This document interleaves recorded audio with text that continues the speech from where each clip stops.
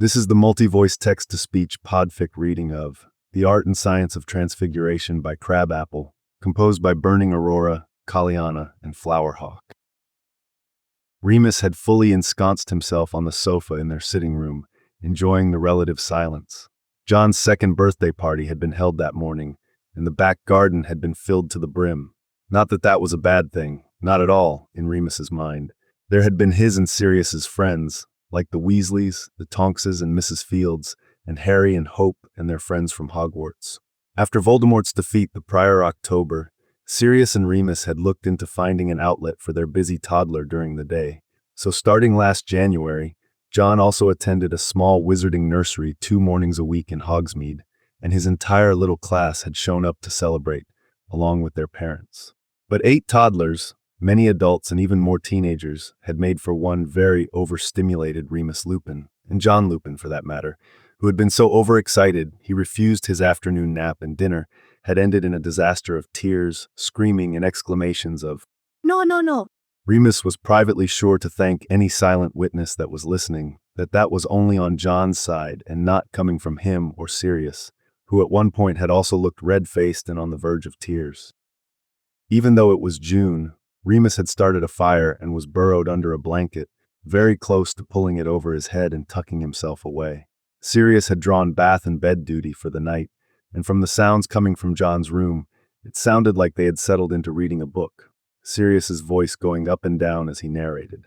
Harry, Hermione, and Ron had set up the wizarding tent out back, and Hope had retreated to her room after a goodbye walk with Neville, who had apparated back to his grandmother's. Still, even with the exhaustion and overstimulation, Remus was beyond grateful for the day. He remembered the small ways he and Hope used to celebrate her birthdays before she had gone off to nursery school. Later than John, Remus too fearful and closely guarded to let her out of his sight for long before that. Usually they had a bakery-bought cake and the couple of small presents he had saved up for, and sometimes Mrs. Fields was their only guest. This year, they also had Voldemort's defeat to celebrate, and the ongoing trials of the living Death Eaters had brought relief, each conviction easing any reservoirs of fear. Harry's graduation party had been just a week before, this time hosted by Andromeda, who had much more room than Remus's small cottage, and it had been as much a party for the other graduates, Hermione, Ron, Neville, and Luna, as it had been for Harry.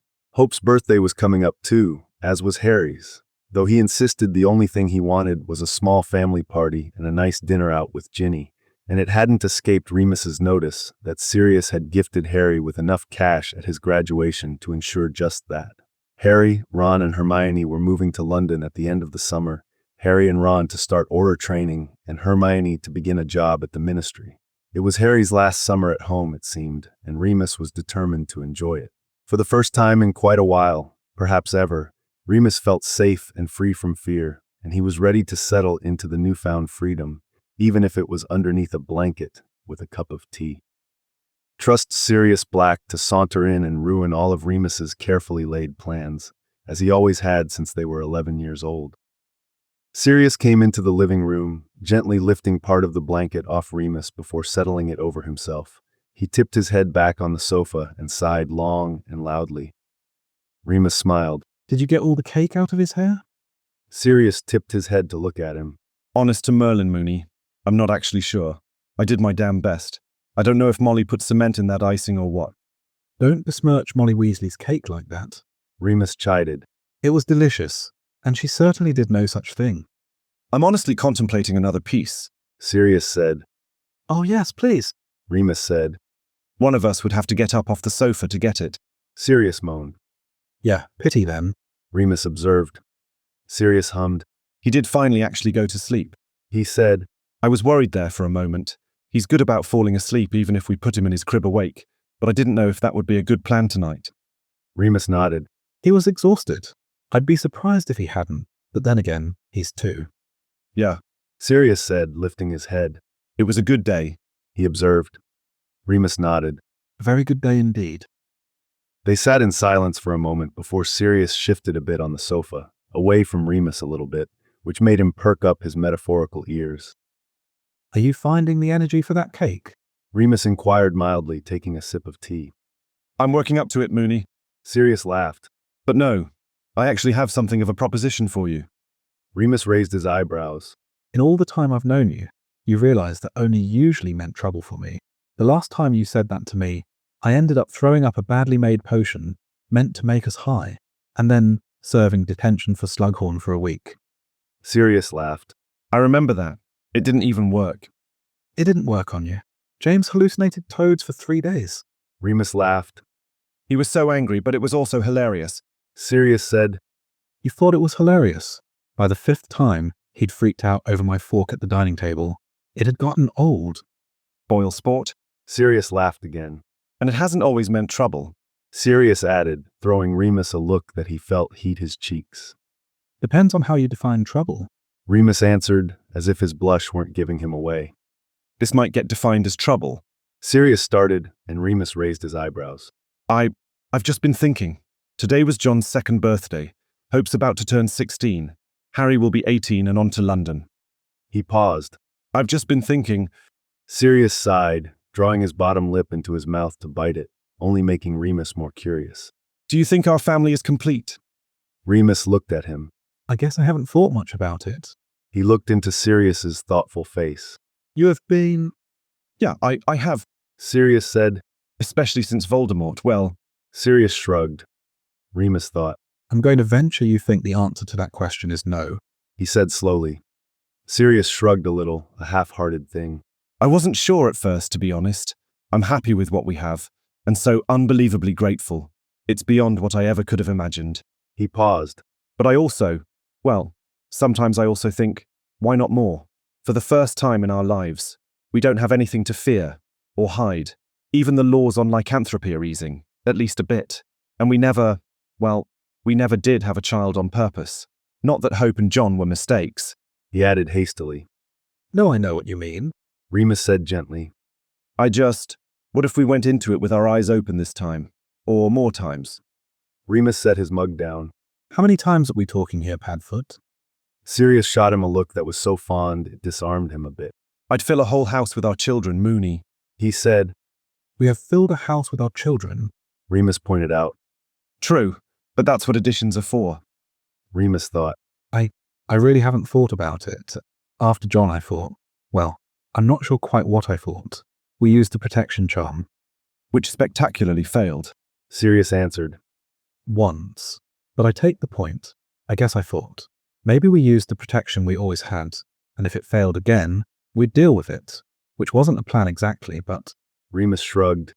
Yeah, you didn't break any condoms out on me, Mooney, even as backup, or to go with the charm. Sirius laughed. Don't think I didn't think about it for a bit there. Remus said, but he also laughed. He sighed. I'll be honest. This has caught me a bit off guard. I don't have an answer. He said slowly. Sirius nodded. I didn't think you would, I thought. Well, I thought it was a conversation we should start to have. I've been thinking about it, and not just because Harry and Hope are growing up. I'm not looking to replace them. Any additions would be additions. And, well... Sirius cleared his throat. You're not getting any younger. All right, now we are moving into unnecessary territory. Remus said dryly. He thought for a second. It'd be me for sure. To Remus's surprise, Sirius's response wasn't flippant at all. It is more common in the magical world. There are ways to magically rearrange anatomy, do different things. I wasn't kidding that this sort of thing happens in pure blood families. He paused. But you seem to be predisposed.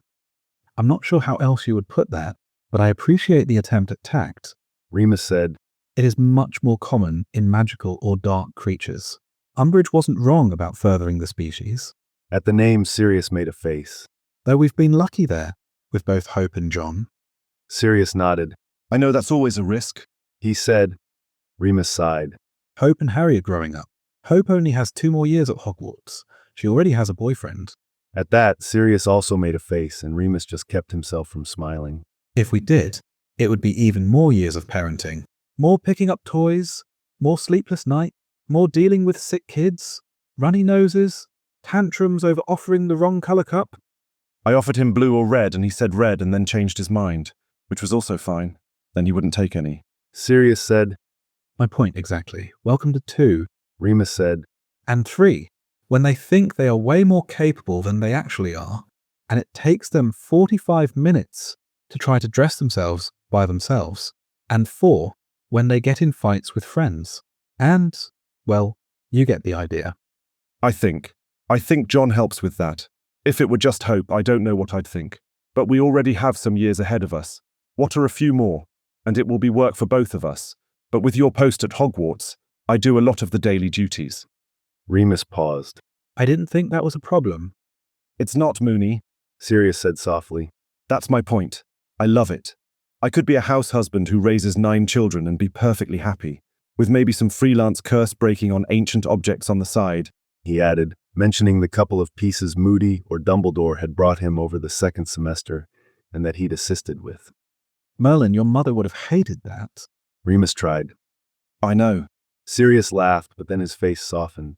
What does my wedding ring say? Remus smiled. Freedom. You told me when you gave it to me that I should feel free to do what I like, and what I love is you, and our children, and our family. You've been thinking about this a lot, haven't you? Remus asked softly. Yes, I have. Sirius said, picking up Remus's hand and holding it in his own. I would love to have more children with you, when we aren't overshadowed with anxiety, or fear, or grief.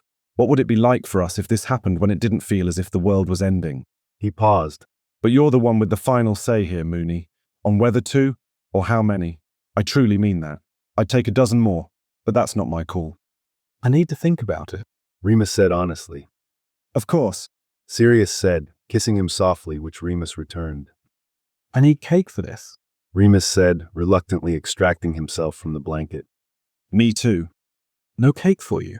Remus said, but he cut 2 pieces anyway, of course. Hope's birthday dawned warm and sunny, and once again the back garden was full. Hope had requested of all things a picnic theme, so blankets and throws were scattered around the garden on the grass, baskets filled to the brim with goodies in most of them. Hope herself circulated among her guests, or shared a blanket with Neville, who had charmed their basket full of cheese, crackers, grapes, olives, and bread. Neville would be starting courses to complete an advanced degree in herbology in the fall, including tutelage under Pomona Sprout, and would be returning to Hogwarts. Remus watched him kiss Hope discreetly on the cheek a couple of times when he thought neither Sirius or Remus was paying attention, and it made Remus smile. Neville had also seemed to have almost bought out a second-hand bookstore, another picnic basket, charmed to be larger on the inside, still overflowing with gently yellowing paperback books.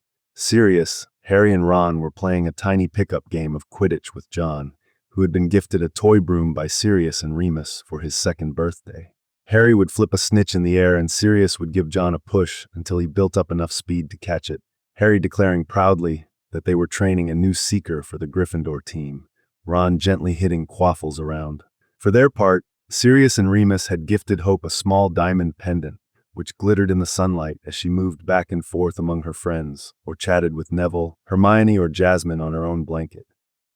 Remus had to admit the theme was a stroke of genius, as it made for a delightful gathering, just social enough to bring laughter and fun to the garden, and low-key enough that the atmosphere was light and casual.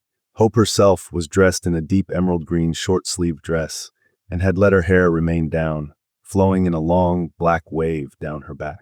She looked beautiful and happy, and Remus could hear her laughter from where he sat on his own blanket, watching her more than paying attention to his conversation with Andromeda. Eventually, Andromeda went silent long enough that Remus noticed, and when he turned to her, she was smiling at him. Sorry, Andy. Remus said sheepishly, allowing her to pour a little wine into his glass. Andromeda shook her head. No need to apologize. She said. She lights up wherever she is. That one, even when she's outside. Remus looked at her sidelong. Yeah, she does. He agreed, sighing. She looked at him. Last year it was Sirius. Is it your year this year? She asked lightly. He laughed. Maybe. But he shook his head, heard the Quidditch group cheer a bit as John caught the snitch again. I just never would have, or could have, thought this was where we'd end up. He said honestly. Life may be unfair, Remus, but it isn't always cruel. She said softly.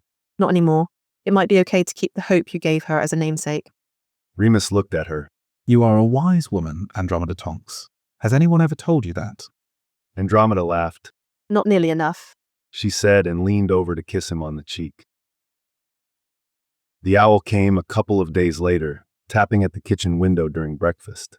Remus let it in and it swooped towards Sirius, who was currently in a half-argument with John, who was protesting his toast being cut into rectangles and not triangles.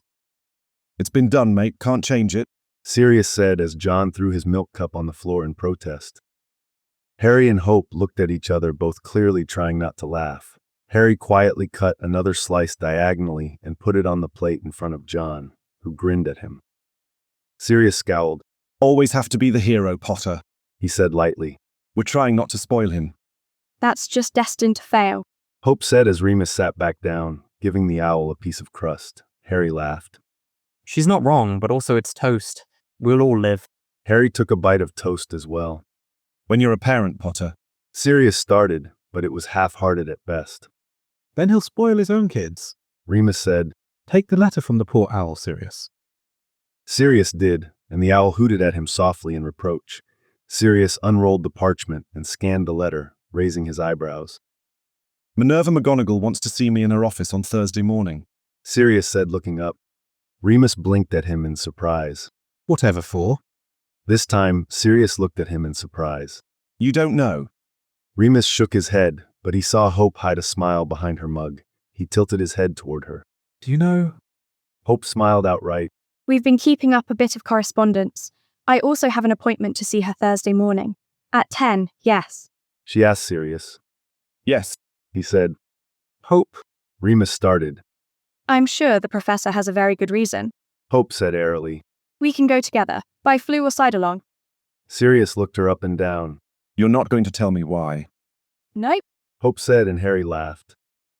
Sirius looked at Remus, who shrugged. I have totally lost control over my own children in my own kitchen, and it's not even 8:30 in the morning. Sirius sighed. Herds. John exclaimed, throwing his fork onto the floor for good measure. That night, as they got ready for bed, Sirius asked again. You really don't know, Moony. Remus half laughed and half sighed. I really don't, Padfoot, and Hope's not telling. He climbed into bed. No, she is not. Sirius huffed, and then Remus did laugh. I'm sure if something were the matter, Minerva would have asked both of us. Remus said, trying to sound reasonable. I've been summoned to McGonagall's office.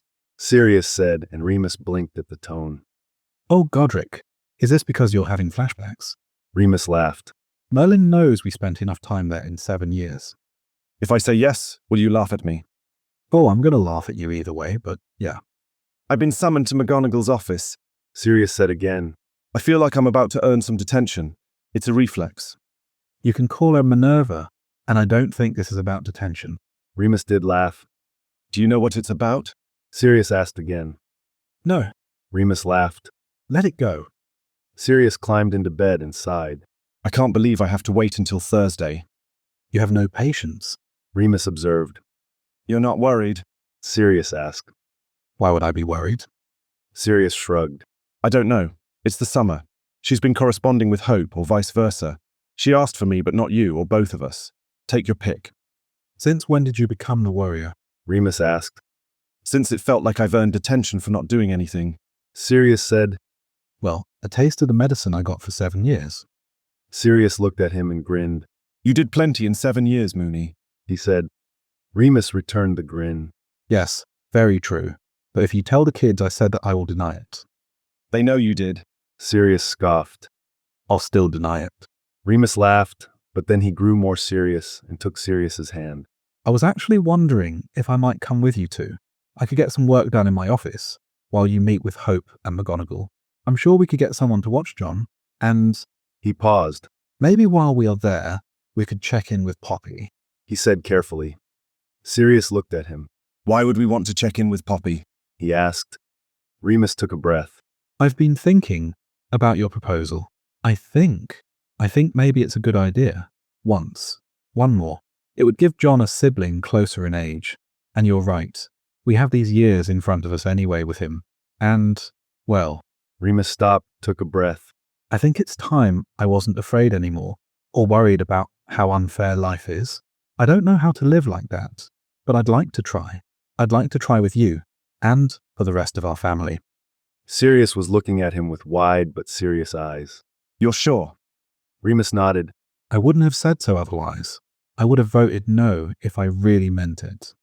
You're not doing it for me. Remus shook his head. No, I'm doing it for us and for the rest of the family. He said, For Hope and Harry for John, so they don't ever get held back because of fear. Mooney. So I thought, well, Poppy could provide some advice. Just talk about the process. We might actually have to try this time. Remus said. Sirius laughed. Trying could be fun. He said, Absolutely. Remus said, kissing him. Thursday morning, Remus, Sirius, and Hope flew into Minerva McGonagall's office at Hogwarts, Harry happily taking on babysitting duty, taking John out to the park. As per plan, Remus said a brief hello to Minerva before heading to his office to work. Hope and Sirius would meet with Minerva. Then Sirius and Remus would meet with Poppy, who had been notified by Remus by Owl. Hope had taken their excuse that Remus needed Sirius's help with a bit of curriculum at face value, and said she would likely have some exploration to do in the library after the meeting, which had only piqued Sirius's interest. After Remus had taken his leave, Sirius found himself in one of the chairs across from McGonagall's, Minerva's, he corrected himself, desk, still half feeling like he was about to be banished to the astronomy tower to hand clean some equipment. Hope looked perfectly comfortable, answering the professor's polite questions about her summer and her birthday with equal politeness. Finally, McGonagall turned to him. Mr. Black, Sirius, if I may. I don't think Hope has disclosed to you why I've asked that we meet today, and I'm sure you are curious. Sirius nodded. Yes, on both counts. He answered. McGonagall exchanged a look with Hope. Ms. Lupin and I have been in discussion about her progress in Transfiguration. As you know, she's quite advanced. Sirius smiled despite himself, and he knew he couldn't keep the pride from his face. Yes, I am well aware of her talents. Indeed, the only student I have ever had as talented in Transfiguration during my tenure here was you. And not to offend you, but Miss Lupin here may start to be able to take that title on her own. Sirius looked over at Hope, who was smiling. I'd relinquish it to her gladly, He said easily. Yes, well, McGonagall said. Ms. Lupin has been inquiring about a line of study, and while there are parameters around it, at this point in her education, I am willing to push the boundaries of it for her, with both your permission and, well, your assistance. I'm afraid I'm not quite following you, Professor. Sirius said. Minerva, please. McGonagall said. To put it frankly, Miss Lupin has been asking about becoming an animagus for a few years now. The youngest legal age to register is, of course, 17, but should she manage to achieve it earlier, and I think with the right instruction she very well may, I am willing to begin to campaign at the Ministry to allow her to begin the process earlier, and therefore register earlier, legally. Sirius blinked. You'd be willing to ask the Ministry to let her start the process and register should she be successful, prior to 17. Indeed, I've already collected the beginning of the paperwork. I have some friends at the Ministry in this department, and I think I can also make a case due to Miss Lupin's extraordinary experience and performance during the Battle of Hogwarts. Sirius turned to Hope. You want to be an animagus? Sirius watched Hope stop herself from rolling her eyes. Only since forever. She said. Well, at least 11. Sirius remembered meeting her in the infirmary, and how she'd expressed that to him almost when first seeing him. He swallowed a bit against the memory. Minerva smiled. I believe she is more than capable, and has been for quite some time, She said. I know a year might not seem like much of a difference, but I believe it's always best to push our gifted students. So you're asking for my permission? Sirius asked. You could also have asked Remus for that. Yes and no. Minerva asked. Yes, I believe Miss Lupin will need parental permission at her age, and either you or Remus could provide that. But I'm also asking for your assistance. Sirius blinked.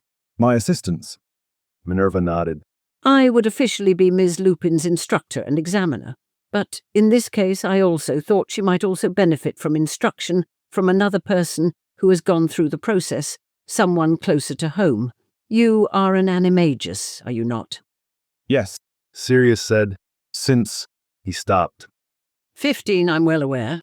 Minerva said wryly. I'm unregistered. Sirius said.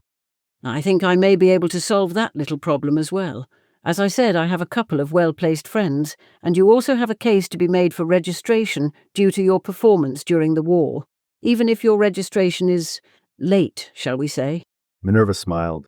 I don't think your registration would really matter when it comes to instructing Ms. Lupin, but it certainly won't hurt. Sirius turned to Hope again. You want my help to become an animagus? Hope nodded, smiling. I want it to be official, of course, so I need Professor McGonagall's help, but really, I want you to teach me. Sirius had swung from thinking he was going to get detention in McGonagall's office to being afraid he was going to burst into tears in it. Hope, I would be thrilled to teach you to become an animagus. He managed. Hope beamed at him. He turned to Minerva again. My methods, though, they were a bit unorthodox. Minerva laughed. I know there's an official process, but as you well know, there are several different ways witches and wizards have achieved this across history. I believe Ms. Lupin will perform best when given a variety of options and opportunities. She will meet with me weekly for official lessons, but unofficially, you and she would be free to set her schedule as you see fit. Sirius nodded. Then yes, of course. To registering, to instructing Hope, all of it, yes. Minerva smiled. Wonderful. I'll start the process with the Ministry for both of you and keep you updated via OWL over the summer. Should I need anything, such as signatures or paperwork? Once the term starts, we can go from there. It may take a few weeks for the paperwork to go through. She trailed off. But, and I did not say this officially, I think you may begin as soon as you like, at least with research. I can probably even get a waiver about the use of underage magic, but you might want to wait for word from me before anything practical, unless you don't mind some angry letters from the Ministry. I'm sure Dumbledore and I would well be able to answer them. Sirius smiled. Understood. He said, Then, if we agree, I think we are done here. Congratulations, Miss Lupin, and my best wishes on your progress toward becoming an animagus. Hope smiled. Thank you, Professor. Hope and Sirius stood and left, though they were barely in the corridor before Sirius grabbed Hope into a fierce hug. You wanted me to teach you to become an animagus. Hope. Hope laughed against his chest. You were so worried about this meeting. You could have told me. I wanted to clear everything with Professor McGonagall first. Hope said. I do want to be official. She laughed again. Plus, it was fun to watch you squirm. She added. Cheeky, you. Sirius said, but he placed a kiss to the top of her head before letting her go. He grinned at her. I'm so excited I don't think I can stand it. He admitted. Professor McGonagall said it would take a while, maybe all year, or not, but a while. Oh, it took us 3 years, but we were... Sirius stopped. Idiots. Hope supplied. Absolutely not. I was going to say young, and doing it on our own, but maybe a little. Hope laughed, a bright, clear thing. I'm going to the library for a bit. Professor McGonagall told me she'd gotten me permission to check out a few texts. I'll meet your dad. Sirius said. Meet in our quarters, maybe in a couple of hours, whenever you get there. Deal. Hope said, turning to go. Hey, my girl. Sirius said softly, and Hope turned back toward him at the sound of his voice. It will be my honor, truly. He said. Hope nodded, smiling. Remus looked up from where he was taking notes on a new textbook on counterhexes when Sirius appeared in his doorway, smile big and bright.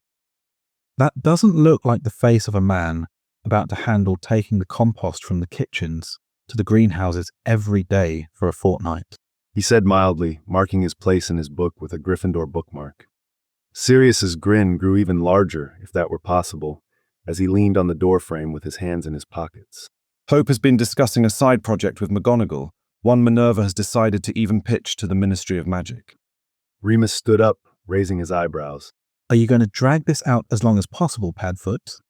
Sirius laughed and swooped in for a kiss when Remus approached. Hope wants to become an animagus, and she and McGonagall have asked me to instruct her. Minerva's going to ask the Ministry to give her permission to start the process, so she can register when she's successful.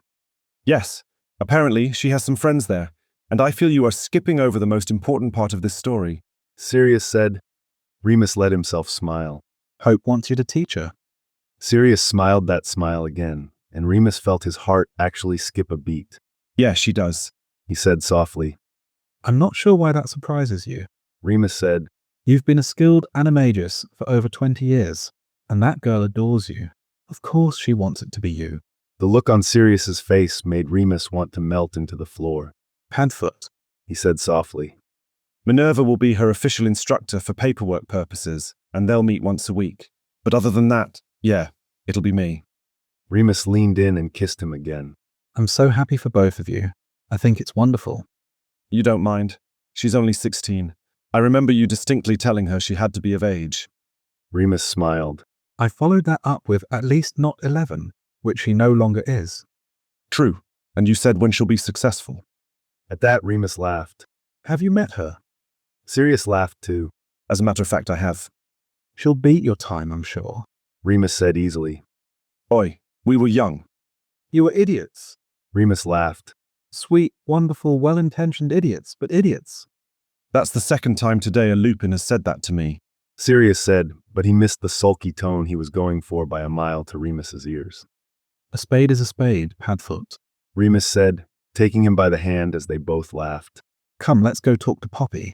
He said, drawing Sirius out of his office. Poppy was stocking the small infirmary pantry she kept her most needed supplies in when Remus and Sirius entered. She looked around the door at them and smiled. Just give me a moment to put these plasters away, and I'll be right with you. You can go ahead and make yourselves comfortable in my office, and I'll be there shortly.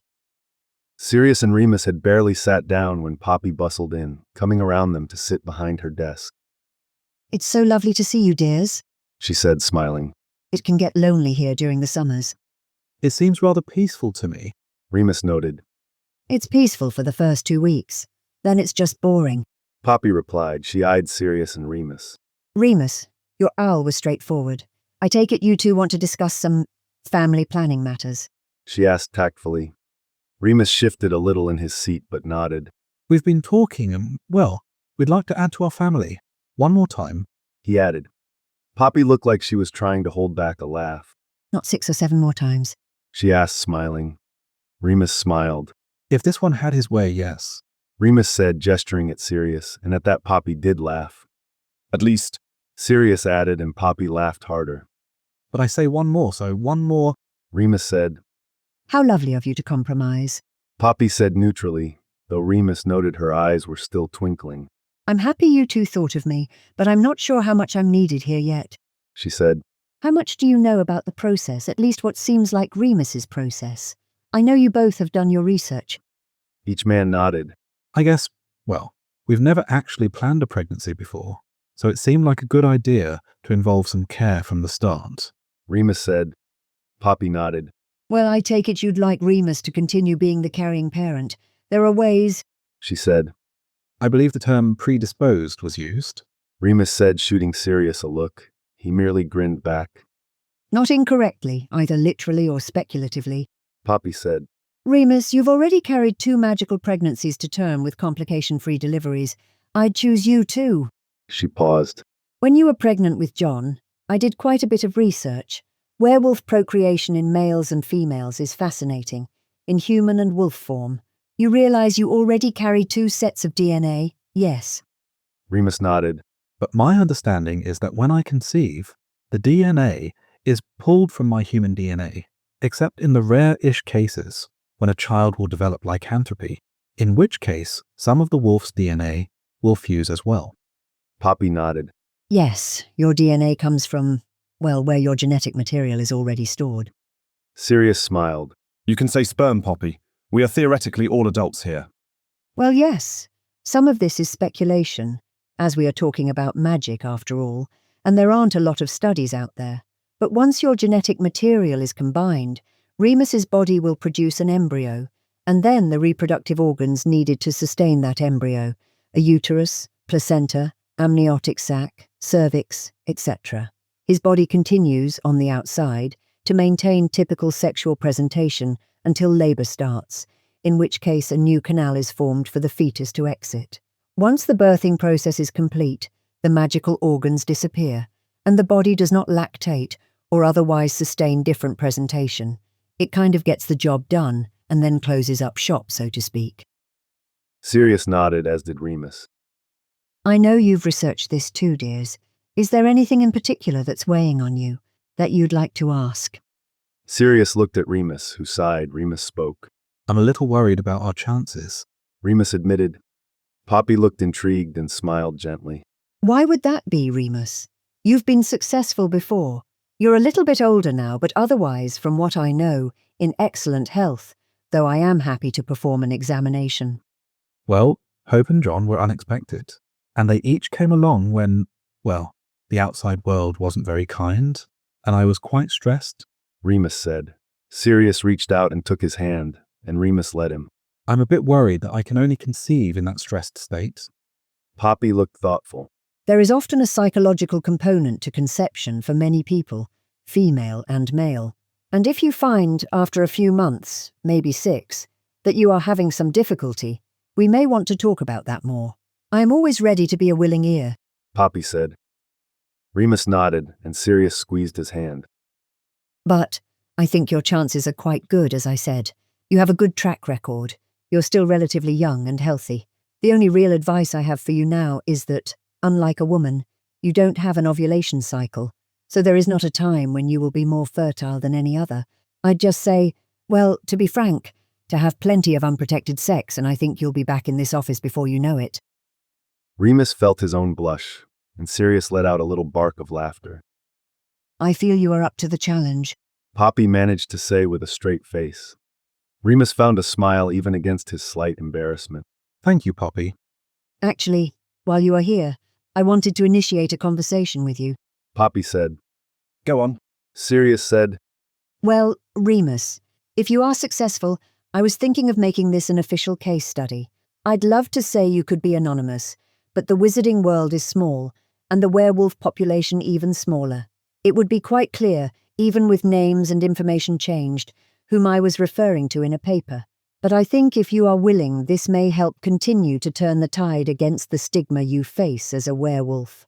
Professor Snape is considering publishing a paper on the wolfsbane potion within the next year, and if I were to do one that covered both your time at Hogwarts and your pregnancies, including any future ones, well, it would be significant. 2 papers may not seem like a lot, but if they hit at about the same time... She trailed off. It might cause a bit of a stir. Remus supplied. And this time, for the right reasons.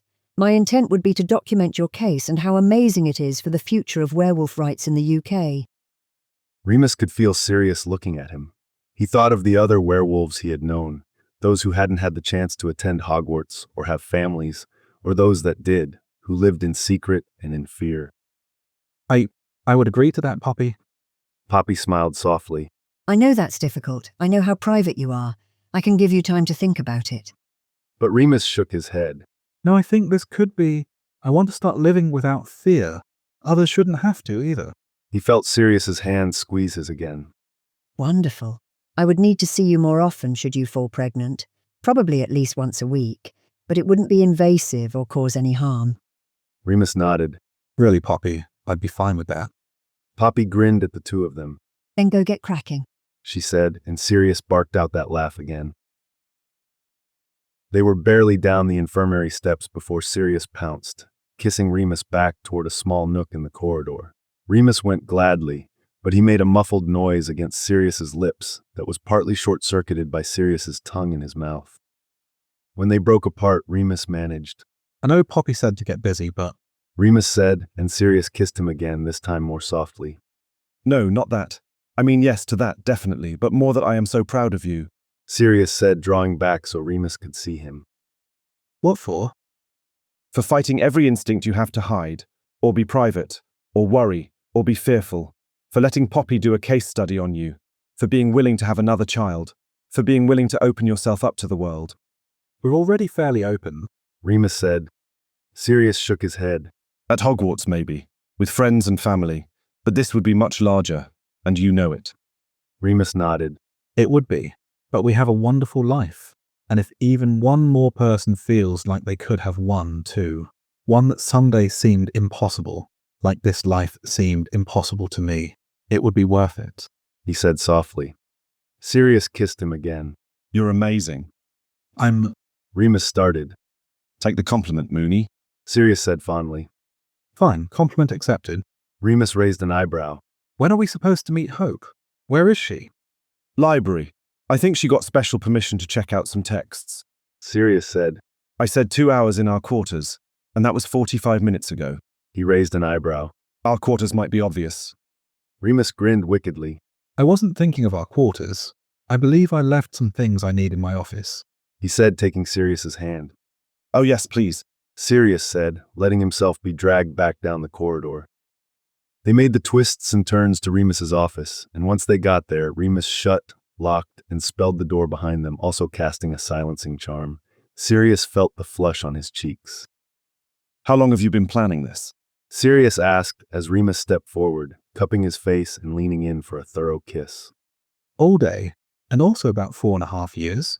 Remus answered, pushing Sirius further into the room. Sirius gaped for a moment, and Remus smiled that slightly predatory smile again. Wait, you've wanted to have sex in your office for almost 5 years and have never mentioned it to me. Why the bloody hell not? There are usually students here. Remus said, aiming for reasonable, but he let his tongue reach out and trace his bottom lip, and he heard Sirius's breath hitch. Who the fuck cares? That's what locks and charms are for. Sirius said, grabbing the front of Remus's shirt. You have got to start telling me about your fantasies, Mooney. He said, leaning in again and making sure to slide his tongue into Remus's mouth, tasting him. Remus pulled back for a breath. Then we are really going to have to talk about my classroom too. He whispered, trailing kisses along Sirius's jaw. Holy fucking Merlin. Sirius managed as Remus hit his earlobe, biting gently. For the love of all that is good and holy. There's not much of anywhere in the castle. I don't want you to fuck me. Remus continued, trailing open-mouthed kisses down Sirius's neck. Sirius leaned his head back for better access. The Great Hall. Sirius managed as Remus popped open another button on his shirt, better to expose his collarbone. On the fucking high table? Remus whispered into said collarbone, biting just slightly. Godric. Sirius managed. Remus continued to open the buttons on Sirius's shirt, kissing as he went, and pulling it out of his jeans. All in good time, Padfoot. He said, For now, I want you to bend me over my desk and fuck me so long and so hard, it'll make the walk back to our quarters uncomfortable. Sirius clutched Remus's arms. Then we better hurry, because just you saying that is about to make me come in my pants like a 16-year-old. Remus stopped kissing the trail of dark hair that led downward, though he did flick the button on Sirius's jeans open before he stood up again, grinning. What part of long and hard did you not understand? He asked. Sirius stared for a second as his brain stopped functioning. Remus grinned wider. Take your pants off and bend over then, Professor. Sirius managed, and this time it was Remus who stared. Sirius leaned in for a long, hot, bruising kiss before pulling away, panting. After he did, Remus made short work of taking off his clothing and doing exactly as he was told. Sirius took one look at Remus, flushed even on his back, bent over the front of his desk, thighs already quaking, and finished the job Remus had started, shucking his shirt, jeans, and pants almost in one go. He muttered the lubrication spell before managing. Good Godric, Mooney. Running a hand down Remus's spine. Remus shivered. Sirius moved forward, parting Remus gently before slipping a finger inside. Remus moaned and then took himself in his fist, not to work himself, Sirius noted, but in a tight hold on the base as if trying to ward off an orgasm. All right, Mooney, he asked, and he knew Remus could hear the grin in his voice. In response, Remus pushed back on his finger and Sirius slipped another inside, gently scissoring them. Remus moaned again and shifted his weight a little, and Sirius saw the muscles in his back flex at the movement. He ran a hand over those muscles, feeling the strength and beauty of them. You are so perfect like this, Sirius said, replacing his hand with kisses along Remus's spine. Sirius. Remus panted, and Sirius withdrew his fingers, earning a whimper from Remus. No need, I've got you, Remus. Sirius whispered, parting Remus and then pushing in until he bottomed out, both of them groaning at the contact. Sirius grabbed hold of Remus's hips, withdrawing almost all the way before pushing in hard, and he heard Remus gasp, but knew it was a sound of pleasure, not pain. Hard enough. Sirius managed through gritted teeth, and Remus shook his head no. You can do better than that. Remus said, so Sirius did, moving slowly but forcefully, almost as hard as he thought he could go, especially with Remus's legs already shaking. Remus had let his arms fall onto the desk, his forehead resting on his forearm. Sirius continued to set up a hard rhythm, making sure to angle himself so that he hit Remus's prostate every time, earning himself a breathy moan from Remus every time he did. Remus was fisting himself in earnest now, and while Sirius wanted to help, His grasp on Remus's hips made it nearly impossible. They continued until Remus finally cried out, spilling over his hand and onto the desk, and Sirius followed with a moan, burying his mouth against Remus's back. Sirius pulled back and out, helping Remus sink to the floor on his shaky legs. They sat on the rug in Remus's office for a few blissed-out minutes, Remus's head on Sirius's shoulder, before Remus cast a cleaning charm wide enough to encompass them, the desk, and whatever contents had managed to stay on it. We've got to. Remus said. Yeah. Sirius answered, gathering their clothes. They redressed in silence, and when they were done, Sirius pressed a long, open-mouthed kiss to Remus's mouth. I'm serious about those fantasies, Remus. Poppy has given us the perfect excuse. Not that we need one. He grinned. Remus grinned back. Noted. His face went serious for a moment. I feel well and truly fucked. He said, And that's a compliment. Sirius grinned. Do I look it? Sirius looked him up and down. Good Godric, yes, and so do I, probably. He admitted. It's a good look on you. Appreciated, but... Sirius stole a glance at the clock that hung above the fireplace. I think if we are fast enough, we can beat Hope and at least shower, dry our hair with charms. He paused. You know, she knows we... Yes, but knowing it and seeing the evidence of it are two different things at 16. Remus answered. Your practical side is back. Sirius answered, unlocking and spelling the door back open. Try me when we are back during term and can nip on down to my classroom. Remus said, stepping through the door. Sirius's mouth went dry at the very thought. They spent August 31st helping Harry move into his new flat in London with Ron, with the help of Arthur and Molly Weasley, Hope, Ginny, and Hermione, who had been installed in her own flat with Cho Chang a few blocks away the day before. Remus had noted that Ron and Hermione weren't living together yet, and he appreciated it, even though he knew he and Sirius and James and Lily had done just that. John had been mostly helping, in a very loose sense of the word, happily unpacking half of Harry's things, which were now scattered across the new sitting room. Sirius and Remus would have left him with Mrs. Fields for the day, but they would be spending the night at the Leaky Cauldron, and then taking the train up to Hogwarts the next day. They had discussed another means of getting to Hogwarts, even if Hope went by train, but during the discussion John had managed to chime in with, Train, I want train. and while neither Remus nor Sirius fancied a trip following him as he weaved in and out of compartments, neither could deny the request either. The small band of them were sitting around the flat, Molly and Arthur taking up the only piece of furniture, a sofa, while they ate pizza and drank butterbeer. Harry had insisted on having a telephone installed, arguing that it made takeaway much easier, and they had already put it to good use. John was listening to one side as he played with one of Harry's snitches, having missed his afternoon nap. Remus half expected Molly to scoop him up any minute. Are you really going to start with the mandrake leaf? Hermione asked Hope, and the identical looks of disgust Hope and Sirius pulled at the same time made Remus laugh. Sirius shuddered a bit. The mandrake leaf. Good Godric. You people keep wondering why it took us so long, but some of that can be accounted for months where those things got spit out, swallowed, chewed into disintegration, or, in one memorable instance, made James lose his voice completely for 2 weeks. That's what happened to James in 4th year. He said it was a cold. Remus exclaimed. You bought that. Hope asked. I tried to be willfully naive about my friends in a lot of instances. Remus rejoined. Sirius looked at Hope. To answer Hermione's question, I think Minerva will want us to try that, yes. But Hope said. Pad's managed without it, so there may be other ways. You did. Hermione asked, intrigued.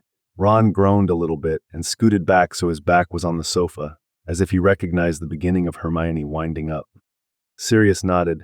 James and I did, though Peter needed to finish the process, which, well, seems pretty appropriate in retrospect. Were there other herbs or plants you used? Hermione asked, and Harry leaned back next to Ron, a bemused look on his face. Ginny patted his thigh as if in sympathy and amusement. Sirius shook his head. There are other herbs and plants that have a similar effect, including, probably not coincidentally, lupines. Remus raised an eyebrow. But having said that, for me it was more of an imaginative exercise. That's not quite the right word, but... But you were maybe tapped more into the theory of transfiguration itself than in the actual physical process. Hermione began. Yes, I'd always relied heavily on visualization in Transfiguration class, and it had seemed to work for me so far, so I kept on that path. But you don't know what your animagus form will take. Hermione said. Right, that's true. But the, flow of Transfiguration magic I can feel and tap into helped me divert that magic into images that proved to be useful, like color, or in my case, I kept getting visions of fur. This is fascinating. Hermione said, a little breathless, and Harry and Ron both laughed a little. She turned to them. It is. She defended, but she was smiling. Remus watched as Molly got up for a moment and scooped John up from the carpet. He giggled at her before settling into her lap with a happy, Maui. Molly smiled and put a kiss on the top of his head. I'm surprised you haven't expressed an interest in becoming an animagus. Remus said to Hermione. I have. But I'd like to get settled into my job a bit. Figure life outside of Hogwarts out a little first. Hermione said. Besides, I enjoy Transfiguration, but it wasn't my strongest subject. Ron and Harry snorted in unison. It wasn't. Hermione said. Whatever you say, dear. Ron said in an almost perfect imitation of Arthur, which earned him looks from both Hermione and Molly that he laughed off. Remus looked at John, who was indeed rapidly falling asleep in Molly's lap. We might want to get going. Put that one down, he said, tilting his head to indicate John. Sirius followed his look and nodded. Hate to break up the party, lads, but congratulations on your new flat. If you don't want to disturb him, he can always come with us to the burrow. Molly said. He's been there before, including overnights on full moons, and you two could get some time for yourselves. We could meet you on the platform in the morning. She offered. Arthur nodded. Sirius and Remus exchanged a look. It's tempting, Molly, Sirius said. but we have already prepped him for a night at the Leaky Cauldron, and he's been quite looking forward to it. Maybe the first person in history who has been. Remus laughed. As if in reply, John stirred and said, Wiki. before letting his eyes close again. Molly laughed quietly so as not to disturb him. Well, you can't say he doesn't know what he wants, She said. No, you cannot. Remus said wryly. Plus, the Leaky Cauldron is setting up a small bed for him, and we are hoping if he likes it there, he'll transition into using a bed instead of a crib at Hogwarts. It's about time he made the transition. Don't rush him to grow up. Molly said. I'd agree with you, except he's been well able to crawl out of his crib for 6 months. Remus laughed. We've just been lazy about it. All right. I see I'll have to give him up for now. Molly said as Sirius stood from the floor, allowing Molly to ease John into his arms. Next full. Remus proposed quietly, and Molly nodded enthusiastically. Though you may have to fight Poppy off with a stick. I know you two usually like to alternate, and she hasn't seen him all summer. I can hold my own in a fight. Molly said, laughing. I don't doubt it. Remus laughed. Arthur inclined his head toward Molly. Maybe we should go too, Molly. Arthur said. Give these young people some time to settle in. Molly looked a bit torn, but she nodded, and they both stood. We're already connected to the flu network, Mum. Ron said. He didn't want a telephone, but he had the flu installed 2 days after we signed the lease.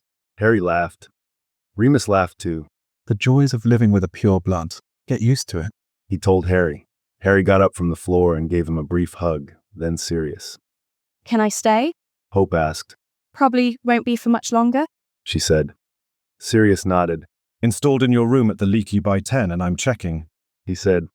These four are going to kick me out way before that. Hope laughed. But noted. Arthur raised his eyebrows. Same goes for you, Ginny. Flew home 10 and I'm checking your room. Ginny blushed slightly but nodded. The four adults moved toward the fireplace, Arthur and Molly to the burrow, and Sirius and Remus, along with John, to the Leaky Cauldron. The last sight Remus saw before he was whisked into the flu network was Harry waving goodbye. They were in their bed at the Leaky Cauldron reading, John snuffling baby noises in his sleep in the bed installed at the foot of theirs. I'm going to go check on Hope in a minute, Sirius said. Remus nodded. I think I heard her come in a few minutes ago, but a promise is a promise. Remus smiled.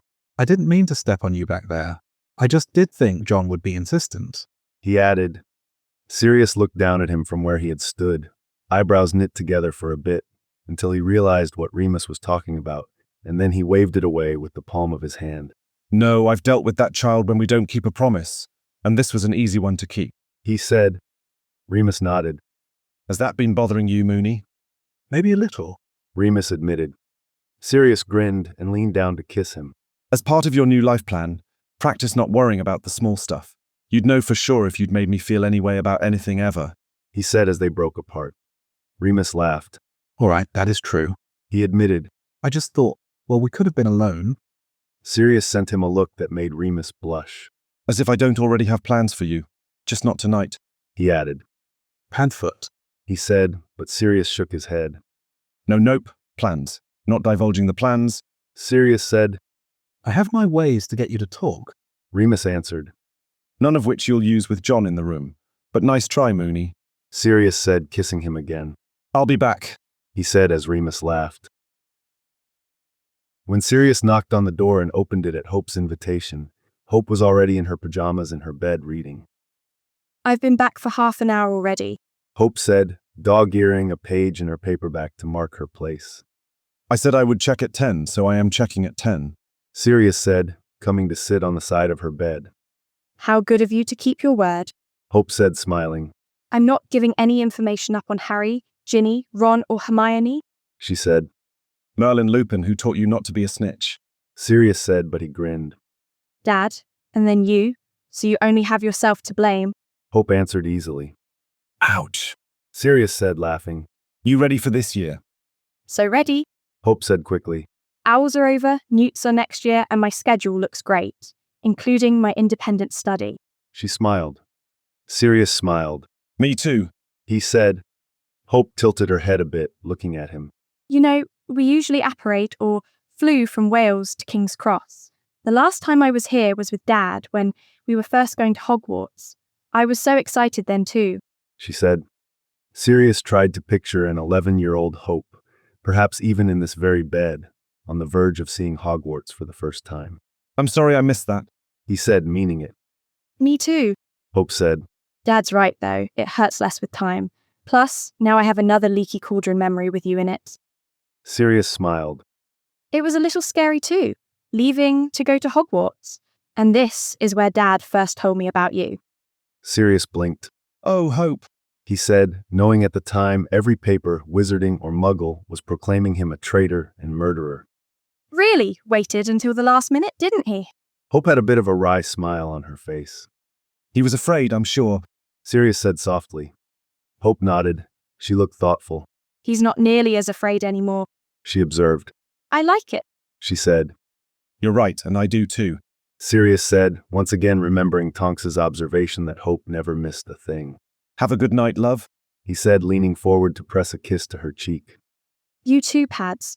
Don't do anything I wouldn't do, she added as Sirius stood up. The cheekiness is legendary, Sirius said, but he laughed, blowing a kiss at her from the doorway, which she caught in her hand. Remus happily followed the throng of students out of the great hall. The opening feast was his favorite of the year, and this year had been no exception. Without the looming war or the threat of Voldemort, the meal had been even more festive, and Remus had noted the sorting had gone on longer, as some students who probably would have come last year but were held back by their fearful parents finally made their Hogwarts debut. He opened the door of their rooms to find Sirius bent over his desk, a small circular item on it. Dumbledore putting you to work already? He asked mildly. Sirius looked up at him and smiled.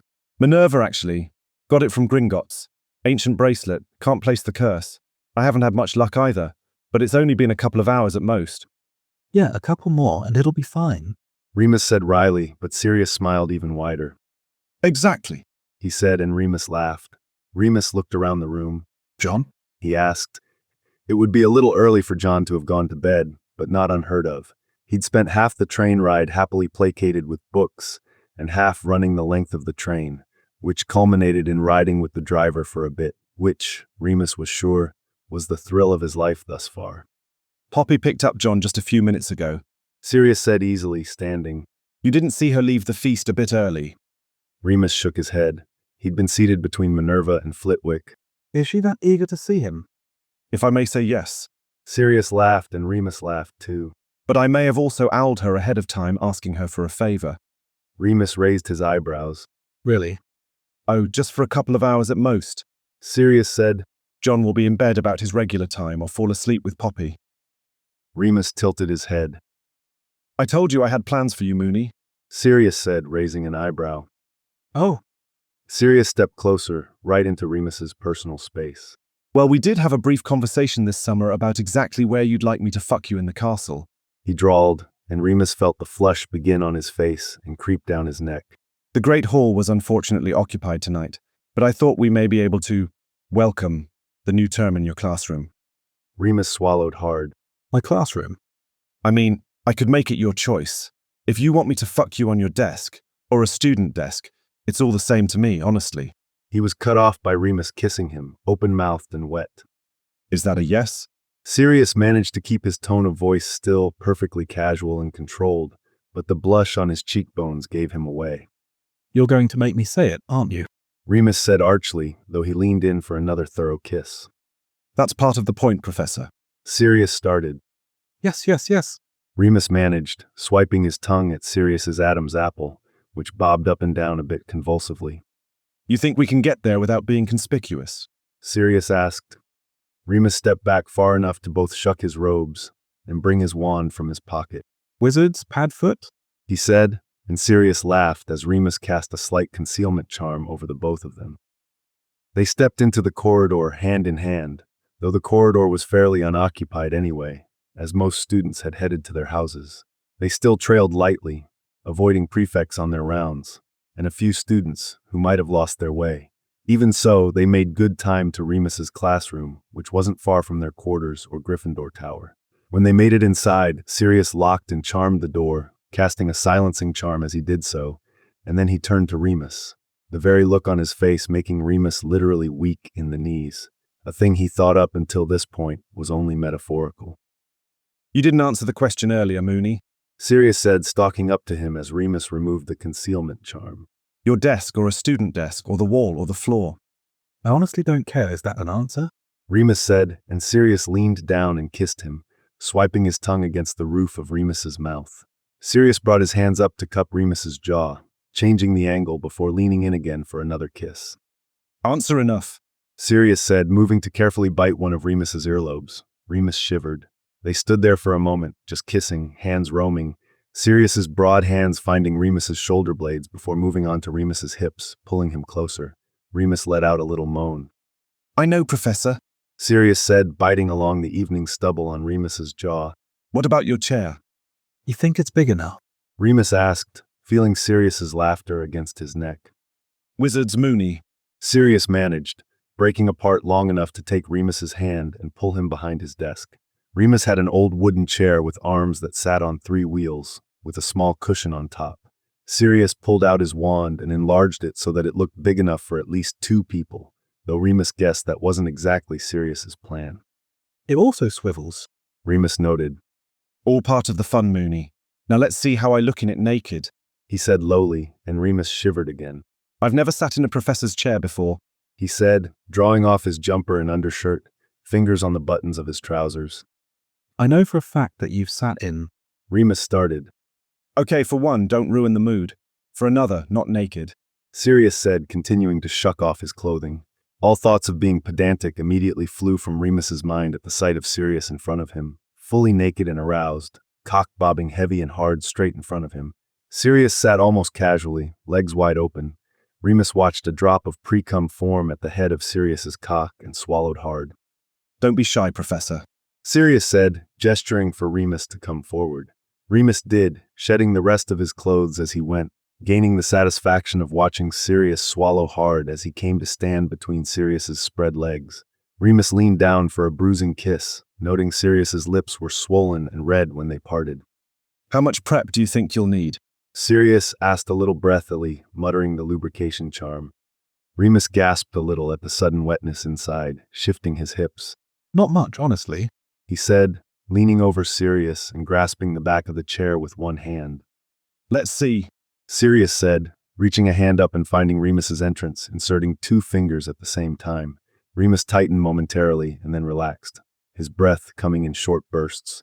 Sirius's fingers set a fast pace, and Remus let his head fall, still bracing himself. Sirius. Remus panted out, reaching a hand down and stroking Sirius once, twice, hearing Sirius groan. It hasn't been much. Sirius started when Remus cut him off. Are you going to argue with the professor? Remus asked, and he heard Sirius gasp below him. No, sir. Sirius said, and Remus positioned himself carefully, slowly changing his position and lowering himself onto Sirius first on his knees, until he unfolded and ended up in Sirius's lap.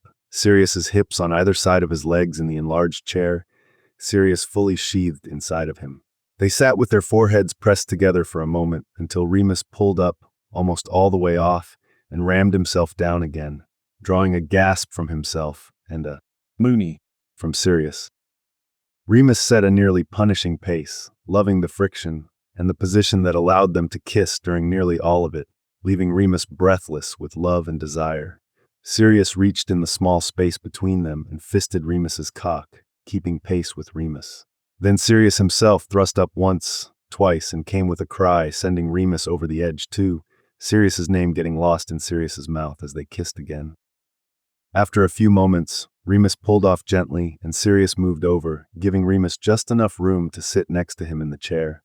Sirius looked as dazed as Remus felt, but he managed a cleaning charm as they sat. Sirius's nose pressed into Remus's neck while Remus looked at the ceiling. I do need to tell you my fantasies more often. Remus noted, feeling Sirius's laugh against his neck as much as he heard it. The day of the September full moon was crisp, but not cold, so Sirius and Hope stationed themselves in a spot on the grounds a little bit away from the castle, one fairly deserted from students, also enjoying the sunny day. Remus was working his way through classes, and true to their word, John was spending both the day and the night at the burrow, while Mooney and Padfoot curled up in their quarters, the flu disconnected for the night. Hope was standing in front of Sirius in anticipation while he reached into the small satchel Neville had given Minerva. Neville had retrieved a mandrake leaf and was keeping a crystal vial in the greenhouse, where it would receive the pure rays of the moon that night, and all month long, should Hope be successful. All right, love, here we go. I know you are determined, but there may be other ways, and very, very few people, even those that go on to be animagi, are successful with this on their first try. It may take a few times. Sirius said. Hope nodded. It wasn't anything both Minerva and Sirius hadn't already said to her in the weeks leading up to this. Sirius nodded back. I suggest you put it under your tongue. It won't block the taste, but it's better than the alternatives at first. You'll need to move it to your cheek to eat. You might not exactly get used to it, but it should get a bit better. Hope nodded again. Pads, can we just... She said, twisting her hand at the wrist in a move this along gesture. Sirius carefully reached out as Hope opened her mouth, and he placed the mandrake leaf inside. He watched her eyes go wide immediately, and he tried to keep from wincing. Oh my God. Hope managed, though it was muffled. I know. Sirius said. There's no shame if you need more time. Hope nodded, but her eyes remained wide. They stared at each other for several minutes of tense silence. There's got to be a better way. Hope managed. I don't know if there is a better way. Sirius said. You, Minerva, and I are all keeping journals of your study, and Minerva was clear she wanted to have you try this way first. She may even have you try a couple of more times, even if this time isn't successful. Pee-wee did this. It took him 3 years. Sirius said. Stop trying to talk, that'll make it worse. Hope nodded, suddenly going deathly pale. Hope, it really is okay if... Sirius started, just as Hope involuntarily vomited, spitting out the mandrake leaf along with part of her lunch. Sirius came up next to her, gently rubbing her back as she remained bent over. It really is fine, love. That's not at all unusual. Please don't be hard on yourself over this. He soothed, rubbing small circles on her back. Eventually, Hope stood up, and Sirius had been afraid she had been crying, but instead she had a look of determination on her face. There has to be a better way, she said again, tilting her chin up. Well, we may have to try again next month, but I don't disagree with you. If there is, you'll be the one to find it, Sirius said, and Hope gave him a small smile. Even for the second week in October, it was unusually warm. Sirius was in the kitchen making breakfast, fussing over tea, while John sat in his high chair, eating his jam and toast and a little bit of scrambled egg. He heard Remus's footsteps approach and started to talk without even turning around as he heard Remus hit the kitchen. I know Minerva and I wanted to give Hope a break with the mandrake leaf, so I'm glad she didn't try it this month. Minerva wants at least one more attempt, and while I don't disagree, necessarily, I'm just not convinced it must be done that way. James and I managed it. On the other hand, it might be good for Hope to have a safe space to fail, if that makes sense. Makes sense to me? Remus said, and Sirius nodded, hearing Remus's feet stop at John's chair. He knew without looking that Remus was leaning down to kiss John's cheek, and he smiled at the thought. You gave John jam, Remus said slowly. Sirius laughed, pouring milk in the tea. I know you think it makes him sticky, but I think sticky is in the literal definition of toddler in the dictionary. Besides which, we'd have a riot on our hands if I didn't. Sirius said, turning around from the counter with 2 mugs of tea in his hands. He stopped still when he caught sight of Remus, who was standing next to John's high chair looking white as a sheet. Mooney. He tried, before Remus turned on his heel and bolted out of the kitchen. Daddy jam, John said, picking up another strip of toast. Indeed. Sirius said, Daddy and jam. He agreed, and John grinned at him. 20 minutes later, John cleaned up and safely deposited in his room with his books, trains, and dog-stuffed animal. Sirius retrieved a flannel from the linen closet. He made his way to his and Remus's ensuite bathroom, finding Remus sitting with his back to the wall across from the toilet, knees up, leaning against the wall with his eyes closed. He opened his eyes upon hearing Sirius, who wet the flannel with cool water before folding it in half and handing it to Remus, who took it and put it on his forehead. Thanks, Remus managed. Sirius sat down next to him. All right, Mooney. Remus looked sideways at him, but otherwise didn't move his head. Yeah, needed a few minutes. Sirius nodded. Don't even say the word, though, Remus said, closing his eyes again for a moment. Which one? The one that starts with a J. Remus replied, swallowing hard. Got it, Sirius said, and they sat in silence for a few minutes until Remus lifted his head from the wall. He looked at Sirius, and Sirius reached out and ran his fingers down Remus's cheek. You think this warrants a visit to Poppy? He asked softly. Remus swallowed again but nodded. Yeah, I think it does. He said softly. You could flu her. She'd probably make time after classes are out. Sirius raised his eyebrows. You think you're going to make it to classes today? Remus nodded, but Sirius noted he still looked pale, and his hands were shaking a little. It's not a mortal sin to take a day off, Remus, Sirius said softly. At that, a ghost of a smile lifted Remus's lips. I'm aware, but well, I'll have to keep going. The world won't stop for me. Sirius sighed. You Lupins, you never stop for anything. Sure don't. Remus agreed, he sighed. Flew Poppy, let me know if she can squeeze us in. I'm sure you can find someone to watch John. Sirius nodded. Jasmine might be willing, or another of Hope's friends. I hear we pay a very good going rate. Sirius said. Remus stood carefully, and Sirius was relieved to note he seemed steady on his feet, though he was still holding the flannel to his forehead. Do you want anything? Tea? Dry toast? Something on your stomach might settle it. Sirius offered. Toast and tea, but maybe I'll take it to go. I don't think I can go back in. Remus stopped. I've got it, Sirius said, standing as well, kissing Remus lightly on the cheek. I'll even magic it to your classroom, he said. My hero, Remus said, and even though his smile was small, Sirius was relieved to see it. Jasmine did come to babysit John, and Sirius met Remus at the bottom of the stairs to the infirmary after his last class let out at 4. Ready, Mooney? Sirius asked. Ready as I'll ever be, Remus answered. There's that Gryffindor courage, Sirius said, and he took Remus's hand as they went up the stairs. Poppy met them at the entrance, smiling.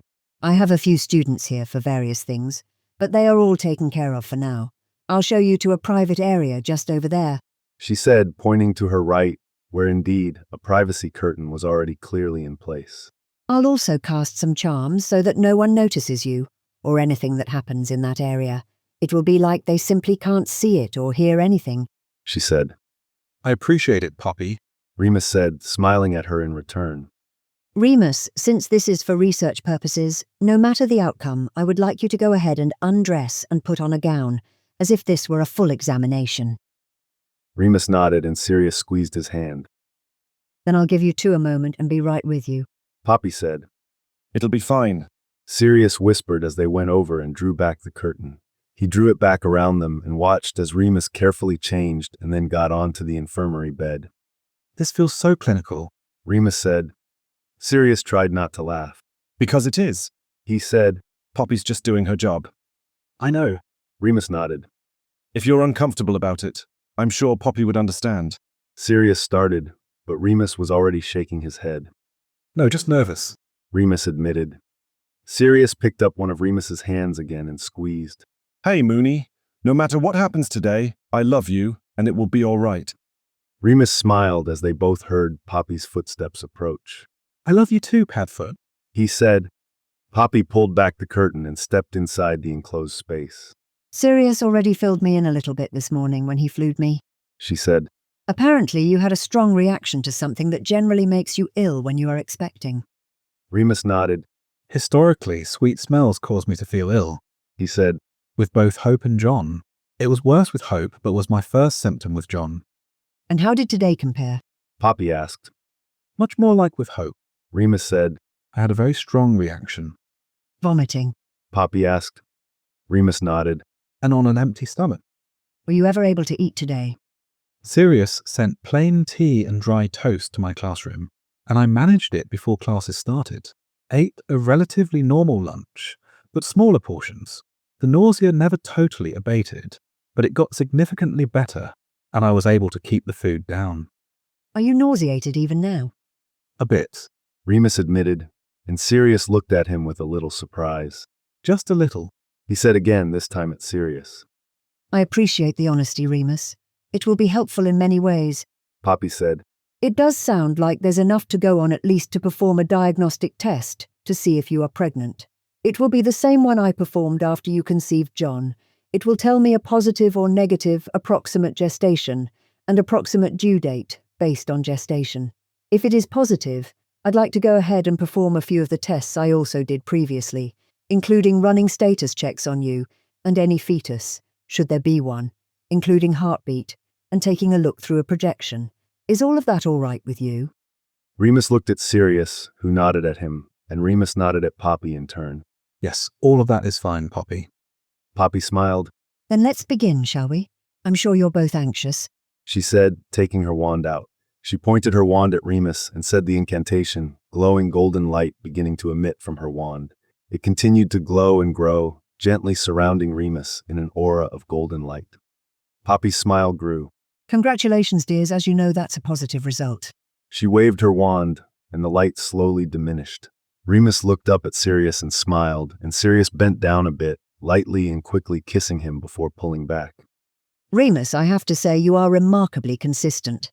It's still quite early days, perhaps about 6 weeks gestation. I'd put conception, well, at around September 1st. You'd be due end of May, about the 25th.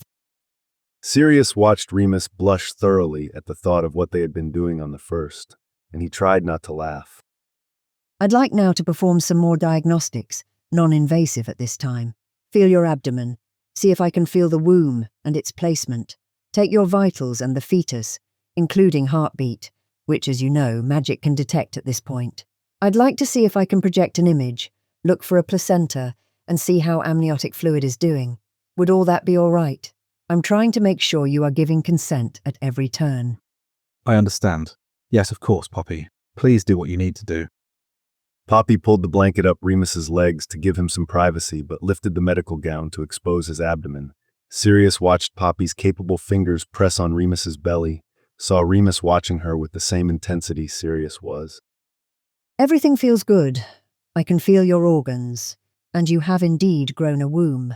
Once again, placement is good and seems solid. The uterus doesn't move underneath my touch, which is excellent. I'd actually like to see if I can get a heartbeat before I do the projections, and perhaps perform your vitals first. Remus nodded as Poppy picked up her wand. She waved it over Remus, leaving his belly exposed. She smiled. Your blood pressure, temperature, and heart rate are all wonderful. Heart rate is a little fast, but that's consistent too. Poppy laughed. Again, you're still a candidate for preeclampsia, but since I'll be seeing you once a week, that will be much easier to monitor.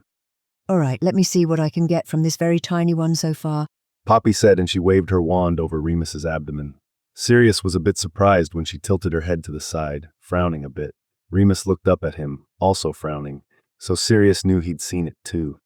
There seems to be, I'm not sure, maybe some feedback. It is a little early. Poppy started. Is there something wrong? Remus asked quickly, but Poppy shook her head. Sirius saw from Remus's face that did nothing to reassure him. No, I don't think so. Poppy said, shaking her head again. Let me try something else. She added, waving her wand again. There was tense silence in their small enclosure before. To Sirius's surprise, Poppy broke into a wide grin. I'm sorry for alarming you two. Poppy said gently, though she was still grinning. I thought perhaps something had gone wrong with the spell, and I was getting an echo or some strange feedback. But you didn't. Remus ventured slowly. I didn't. Poppy said. I actually think a projection will help explain. I will say, though, gentlemen, that when you decide to do something, you don't do it halfway. She added. Remus shot him a confused look, and Sirius shrugged a little, seeing his remaining anxiety reflected in Remus's face. Poppy waved her wand once more toward Remus's belly, and golden light began to coalesce before them, hovering in the air. Sirius squinted, struggling to make out what he was looking at.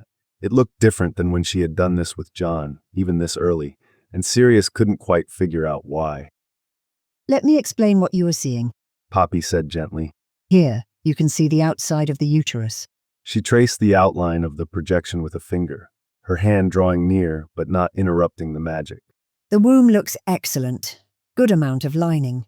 On this side, you can see a placenta and amniotic fluid, both of which look healthy. Poppy outlined the left side of the projection.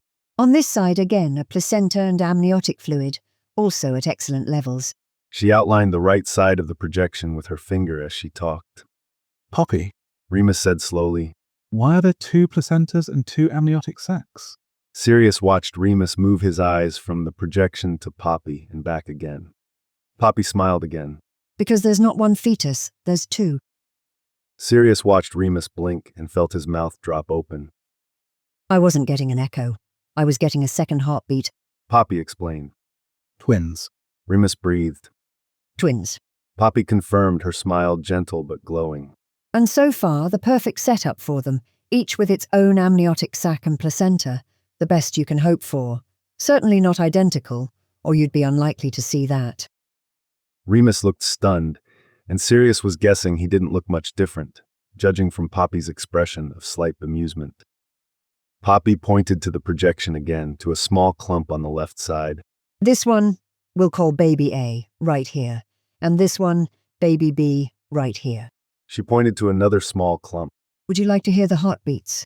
She asked gently. Sirius squeezed Remus's hand, and Remus nodded eagerly. Oh yes, please.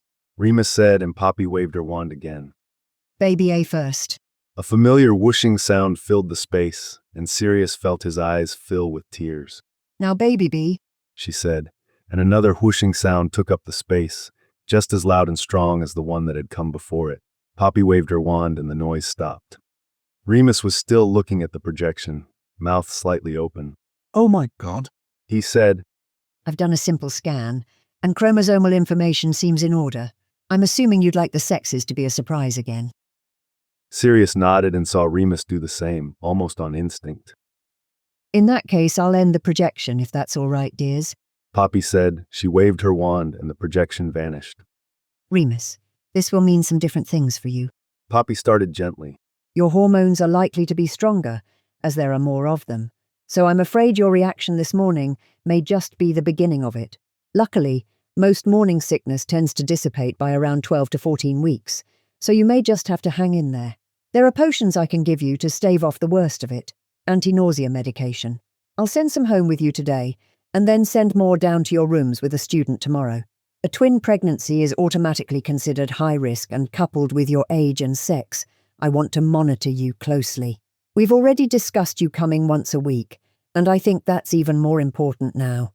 Once you get to your 3rd trimester, I am likely to want to see you twice a week, at minimum. You may also want to prepare that most twin pregnancies will end a little earlier, so while your official due date is the end of May, we may need to be prepared that should you reach any time in May, you'd be successful at carrying to term. You may also start to show earlier too. Just keep that in mind. Poppy looked between Remus and Sirius.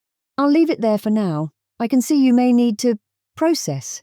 Remus, let's set up a time every week when I can see you, but we can do that by flu or owl, or even if you want to stop by. I'll send a student with some of the anti-nausea potions a little later.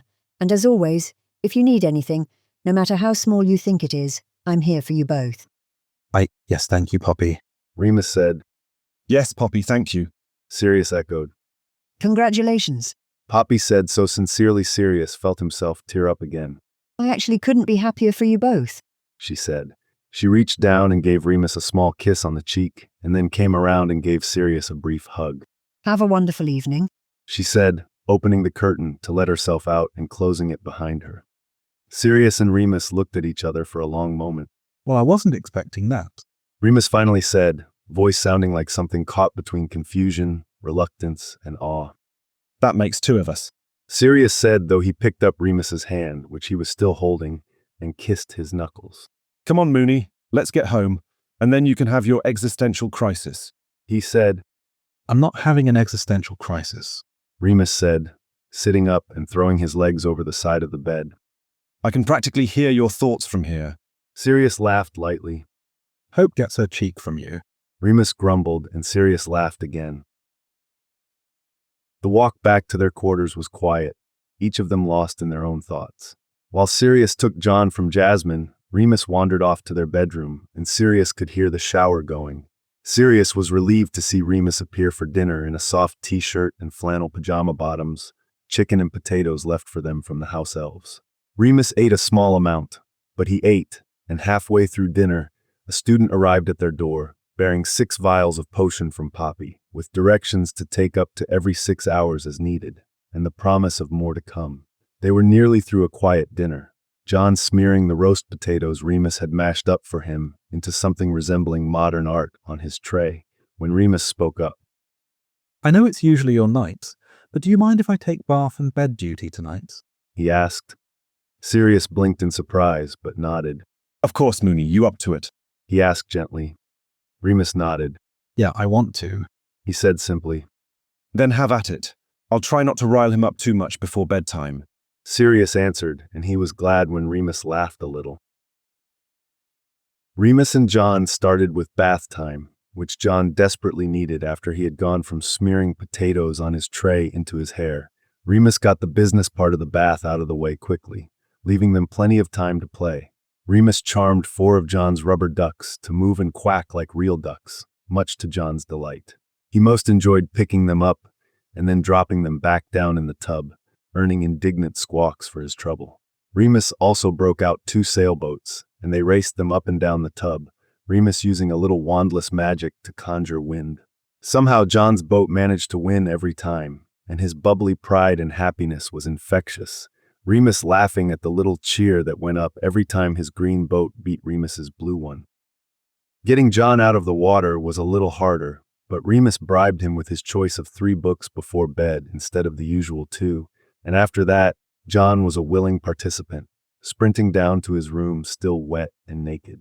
Remus followed with a towel and brush, managing to wrangle John enough to get him dried off, and a brush through his thick black hair, getting him into a nighttime nappy and his footy pajamas, which John preferred even now, declaring to Remus. Toes get cold. Yes, toes do get cold. We do not want you to have cold toes. He said. That would be terrible. Remus agreed. John nodded solemnly and walked over to the bookshelf, picking out the promised 3 books and holding them in a stack to Remus, who was quite impressed by the juggling act John was performing with his pile. Who was express? John requested first, as Remus pulled him into the plush-looking armchair that also rocked, one of Sirius's indulgent investments in John's room since he'd been born. It was an exceedingly comfortable chair, and having spent many times in it falling asleep himself, Remus no longer begrudged the purchase. John settled in Remus's lap, leaning back on his chest as Remus opened the Hogwarts Express in front of them. He read slowly and carefully, while John used his finger to point out items in the familiar pictures, like the trolley or the hidden animals and pets in different compartments. Remus carefully praised him when he did so, and John would present his bright smile at Remus's comments. By the time they were halfway through their second book, Goodnight Moon, an old copy that had been gifted to Hope by Mrs. Fields. John's eyelids were drooping. Still, Remus continued to say goodnight to the great green room and its items until the end, John fully relaxed and breathing deeply against Remus's chest. Remus lowered his head to John's clean lavender-smelling one, keeping a protective arm around his waist. Eventually, he carefully rose, tucking John's legs underneath his second arm before depositing him in his new twin bed, pulling up the duvet with trains on it and making sure the black dog Stuffy was close by. He ran a gentle hand over John's head and then kissed him gently on the cheek, softly saying, I love you, my boy, before turning on the nightlight and leaving the room, quietly closing the door. When he entered their bedroom, Remus found Sirius had also showered and was tucked under their duvet with a huge and what looked like an ancient book in his hands. A little light bedtime reading, Remus inquired, walking over to his side of the bed and slipping under the covers. For one thing, it's about 8:30, and for another, well, no, it's a text on ancient magics, and I'm reading the chapter on transfiguration of non-inanimate objects. Did you know people actually used to try to transfigure animals? That sounds both horribly unethical and messy, Remus noted. Yeah, the notes on it are not pretty. Sirius agreed, closing the book and putting it on his nightstand. He looked Remus up and down. Is it time for your existential crisis? He asked, but his voice was tinged with fondness. It's not an existential crisis. Remus sighed. I'm just surprised. That's putting it mildly. Sirius said. I'm quite surprised myself. Remus blew out a breath, looking up at the ceiling and away from Sirius. I said one more time, one more. He said. Apparently those two things aren't mutually exclusive. Sirius said wryly. Yes, I planned for one more time, not multiple mores. Remus finished. It's twins, not a litter, Remus. Sirius said, and Remus could hear the amusement in his voice. Easy for you to say. Remus huffed, and at that he felt Sirius pick up his hand. You're right, it is. Sirius said, and then Remus did go back to looking at him. Sirius's face was serious, his mouth turned in a bit at the corners. I didn't mean... Remus began. Sirius shook his head. I'm most worried about you here, Mooney. This will be harder on you than before. The potion will hopefully help, Remus said. You actually have to use it for it to work, and even then it might mitigate the symptom, not erase it. I'll use it, Padfoot, believe me. Sirius raised an eyebrow. I will. Remus said again, though Sirius looked skeptical. No powering through, Remus. Sirius said. I don't just power through things.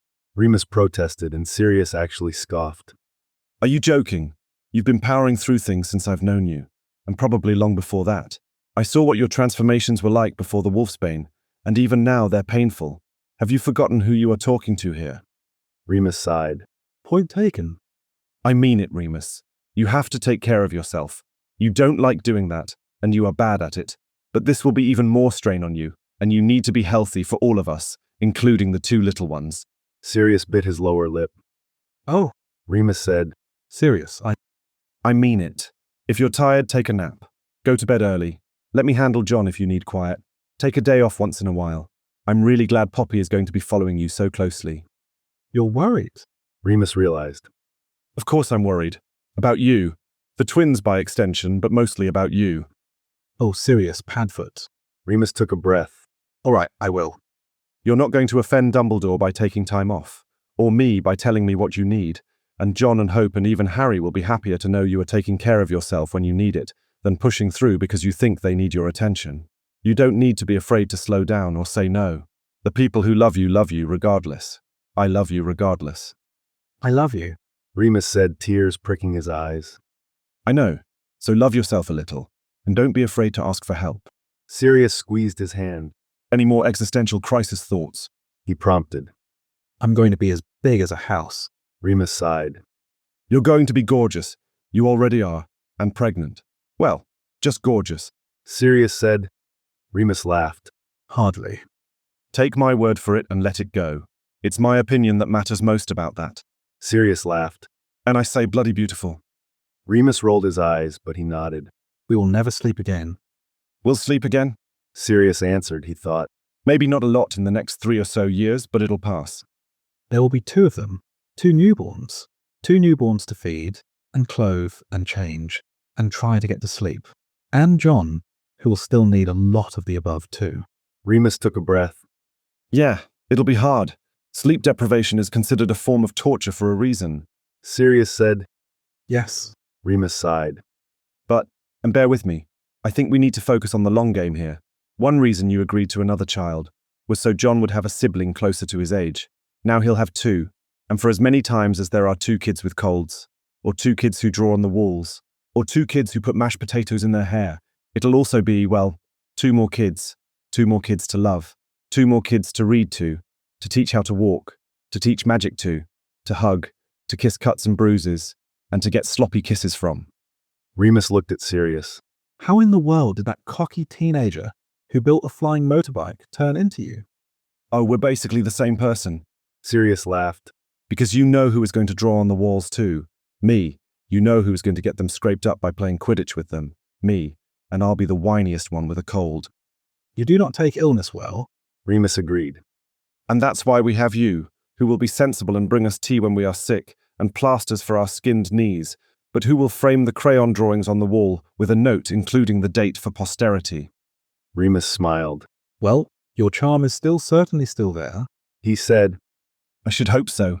Sirius answered. But I also mean it. I know. Remus said.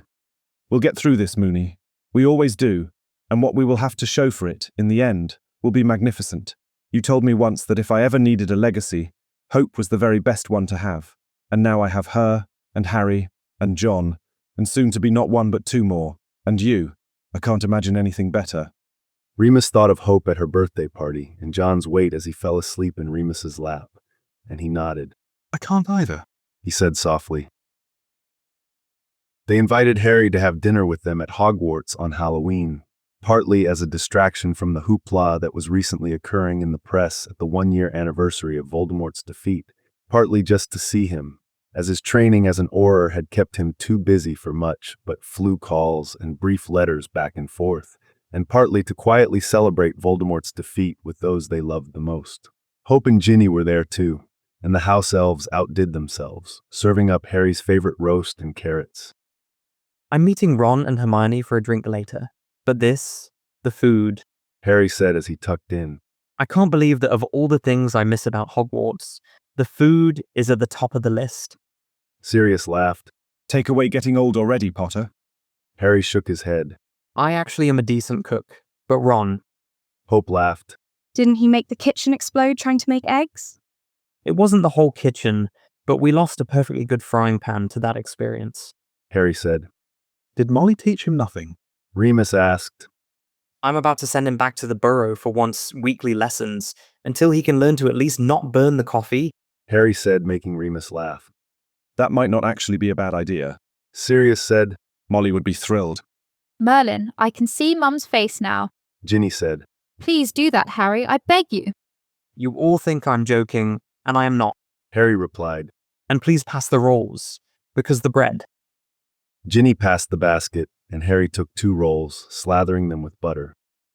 How did you manage to avoid the press? Sirius asked, curious. I didn't see one quote from the infamous boy who lived in any Prophet article the entire week, and I know they had to have tried. Harry answered around a mouthful of bread. Concealment charms and a lot, and I mean a lot, of unanswered owls. I think I made a lot of avian enemies. He said. Plus, there's that one time Hermione trapped Rita Skeeter's animagus form in a jar. So they are less enthusiastic about pursuing you than they used to be. Ginny said. Remus and Sirius looked at each other. Hermione did what now? Sirius asked. You don't know this story. Hope answered. Sirius shook his head. Harry, you want to do the honors? Ginny asked. Sure. Harry nodded, and he launched into the story, occupying them for the rest of the meal. Sirius cleared the plates away as Harry finished. That's wow. I don't know whether to be impressed by Hermione or genuinely afraid. Remus ventured. I find it's a balance. Harry said. I'm sorry, Harry. We haven't really been ordering pudding lately. Sirius started, but he was interrupted by a soft pop in the oven and the overwhelming smell of treacle tart. I think Dobby knows you are here. Hope said easily. He asks about you sometimes when we sneak down. She threw a look at Remus. Well, when we see him around. Harry smiled. How kind of him to send up my favorite. He said, getting up and opening the oven, where the smell of the tart wafted into the room. He reached for a pot holder and took it out himself, inhaling deeply. Sirius looked at Remus, who had turned ashen. He had been taking the anti-nausea potion, but usually in the mornings, which is when he needed it the most, and they had been avoiding as many sweets as possible. Sirius guessed the last time Remus had taken a dose had been this morning, and the look on Remus's face was proving him right. Shall I slice it? Harry asked, and Hope and Ginny nodded. Remus pushed his chair back from the table, and it scraped the floor loudly in the relative quiet. You've all stopped. He stopped, got up, and left the room. Is he okay? Ginny asked, exchanging a concerned look with Harry. Sirius nodded. Nasty thing is going around the 5th years. Hits quickly. Hope that isn't it, but he'll be okay. He said. Go ahead and slice it, Harry. I hate to do it without Remus, but if he's ill... Harry said. It's fine, Sirius said. He leaned down and tapped John on the head. You want some treacle tart, you? John looked at Harry and smiled. Ta, holy. He said. Well, I'll take that as an order. Harry laughed as Sirius took some plates down for the tart. When they were done, Sirius found Remus on their bed, a flannel on his forehead. Remus looked over as Sirius walked in. I took some potion, just waiting for it to kick in. He said. Sirius nodded, gingerly sitting on the bed. Hate to miss the rest of this. It's such a happy day for Harry, for all of us. Hard day too in some ways, but... Sirius waved a hand. I told them something's going around. They're fine. Hope and Harry are playing a game of chess, and Ginny is valiantly trying to keep John from grabbing the pieces and putting them in his mouth. Honestly, I think they'd be fine if you didn't make a reappearance. I want to, though, at least to say goodbye. Sirius nodded. All right, Mooney, but only if you truly feel like you can. He paused. There is another option, he said quietly. You mean we could tell them? Remus said. Sirius nodded. I want to tell them. I do, but maybe not because I've just been violently ill over Harry's favourite pudding. Fair, Sirius said. Remus looked at him. Your birthday is coming up. Party at Harry and Ron's. Sirius said. They offered to host. Remus nodded. Not that I want to steal your thunder. Sirius laughed. I'll be 39. There's no thunder to steal at this point. Maybe not this year, but next year. Remus answered. We will talk about 40 when we have to burn that bridge. Sirius said. Cross that bridge. I meant what I said. Sirius paused. I'd actually really love to tell everyone on my birthday. Happy birthday to me, indeed. Good. A plan has been established. Remus sat up gingerly. I think I can manage, but you may have to put John down. I'll put John down. Sirius said. It's not a weakness to ask. Remus nodded gently. Thanks. Thank you, Sirius said, picking up his hand and kissing it. Remus did manage to see Harry off, as he flew out after walking Ginny back to Gryffindor Tower. He double-checked on plans for Sirius's birthday before departing, hugging Remus, Sirius, and Hope, and giving John a raspberry to the cheek that made John squeal with delight. Sirius noted Hope hung back a little, looking speculatively between Remus and Sirius for a moment, while John played with the chess pieces, pulling them out of the box much to their chagrin, each one scolding him in turn as he gripped them in his fists. Do you need something, love? Sirius asked. I know we are meeting day after tomorrow on the Animagus project. Professor McGonagall wants you to try the mandrake leaf at least one more time, and I think November may be a good month to do it. Hope shook her head. It's not that, but we can talk about it then, Pads. I'll try the mandrake leaf again, not that I'm looking forward to it. She pulled a face. All right, Sirius said easily, noting Hope was now looking Remus up and down. He knew Remus was trying not to squirm a bit under the inspection. Is there something else? He started, but Hope's voice stopped him. So, when are you due? And Sirius saw Remus blink. Excuse me? Remus asked. When are you due? You are pregnant again, aren't you? Hope asked. Sirius and Remus exchanged a look, and Remus raised an eyebrow at Hope. What gave it away? Remus asked, sighing, and Hope smiled in what looked to Sirius like triumph. The pudding. Hope said. You can't stand sweet smells when you're pregnant, or couldn't with me or John. I was denied marmalade for 11 years until I had it at Hogwarts. Yes, that certainly qualifies as child neglect. Sirius said dryly. It's delicious. Hope countered. Can we not? Remus asked, swallowing hard. Aha. Hope pointed at him. The way you bolted at the smell of that tart. Can we not? Remus said again. Hope stopped. Sorry. Forgiven. Remus said. 9 weeks tomorrow. I have an appointment with Poppy at 5. Remus sighed. When were you going to tell us? Hope asked. We just decided tonight, probably at my birthday party. Sirius said. So would another 3 days have killed you? Maybe. Hope answered easily. Well, rest well, Sherlock, because you figured it out. Sirius said. Hope laughed. Did you at least plan it this time? She asked, then paused. You know what? I'm not sure I want to know. We did. Not that that's any of your business. Remus answered. And well, Well, what? Hope said. There's more. How could there be more? twins. Remus said. It's twins this time. Sirius reflected he shouldn't be so satisfied at Hope's clear surprise, but he was. You didn't plan that, did you? She managed. Good Merlin, no. Remus said. That, well, was nature taking its course, I guess. He paused. You okay with this, love? He asked softly. Hope looked like she was thinking. Well, it's clearly your business. Hope said. And I don't want to think about... Got it. Don't want you to go there either. Remus said. Hope smiled and launched herself at Remus, who caught her in a hug. Sirius saw the tears in his eyes and felt them in his own. But John's awesome, and you two are happy. You've been so happy lately, Dad. I just want you to be happy, so... Sirius watched as Remus squeezed her tightly, a few tears falling in her hair. You never cease to surprise and amaze me, love. Remus said softly. Hope let go of Remus and rounded on Sirius. And you... She said, jabbing a finger at him. Godric, why do you always get mad at me about this? Sirius asked, but he laughed. Hope laughed too. I'm not mad at you. I'm just saying, you do your part. Take care of him. You know how he is. He's working on it, and I'm on top of it. Sirius answered. It's covered. Hope nodded, but she reached forward and hugged Sirius too. It had better be. She said. It is. Sirius said softly as Hope let go. Well, okay then. I promised Neville a walk before curfew, if that's okay. Hope said. Remus nodded. Of course, I have an idea, though. He said. Hope tilted her head. I do have an appointment with Poppy tomorrow. She's writing up a case study on me in general, my time as a student at Hogwarts, you and John, and on this pregnancy. I see her once a week. Maybe you'd like to come, Hope, even just this once. It's not invasive, mostly diagnostic spells.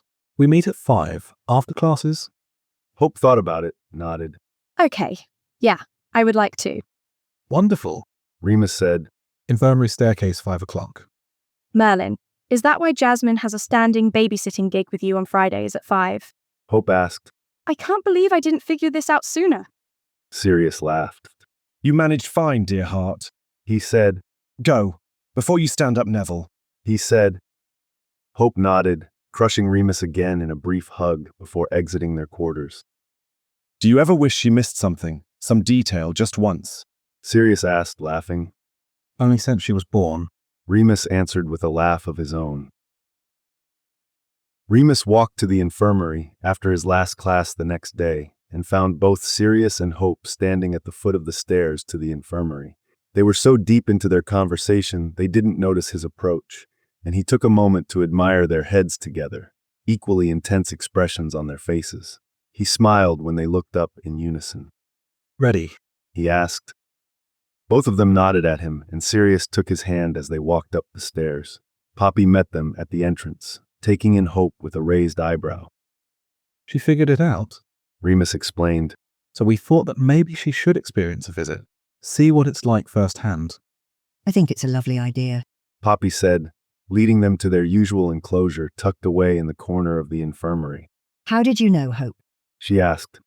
You should have seen the look on his face when the house elves surprised Harry with treacle tart at dinner last night. Hope said. Can we not? Remus asked, and Sirius squeezed his hand. I find that symptom fascinating. Poppy agreed, never taking her attention from Hope. It's been so consistent across all 3 pregnancies. A heightened sense of smell is very common, of course, and every person has different sensitivities. But with the amount of chocolate he eats when he's not pregnant... Hope said. Chocolate is an actual medical remedy for dementors. Remus defended. I don't see dementors around on random Tuesdays. Hope rejoined, and Remus saw Poppy bite her lip to keep from laughing. Poppy pulled back the curtain of the enclosed space, letting Remus and Sirius in. Why don't we let your dad get changed, Hope?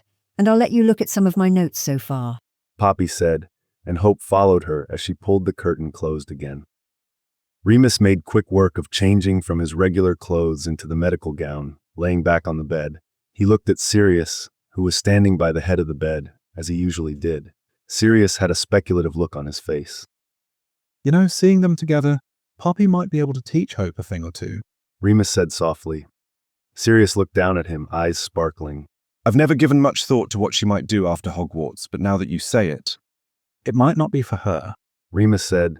Only she could decide that.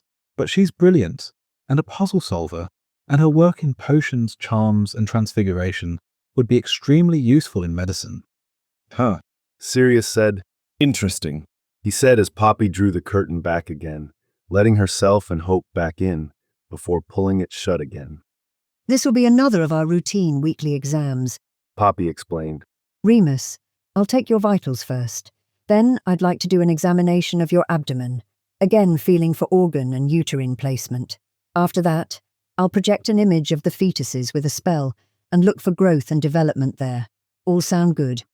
Sounds just fine, Poppy, Remus said as Hope came to stand next to Sirius. Poppy waved her wand over Remus. Hope, I'm looking for temperature, blood pressure, and heart rate. All are in the normal range, though blood pressure is a little high this time. I'll give you a moment to relax, Remus, and take it again.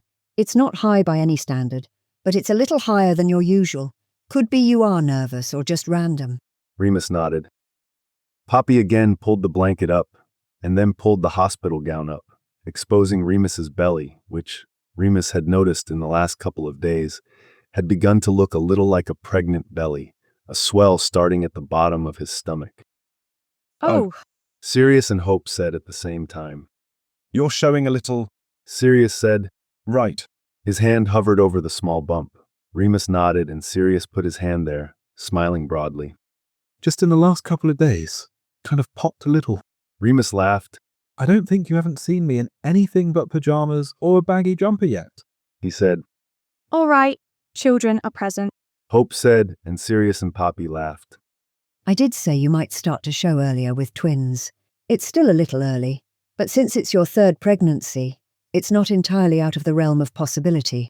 Poppy said, and Remus nodded as Sirius rubbed a small circle once with his palm before removing his hand. Still, I think that's a good sign. Little ones are growing in there.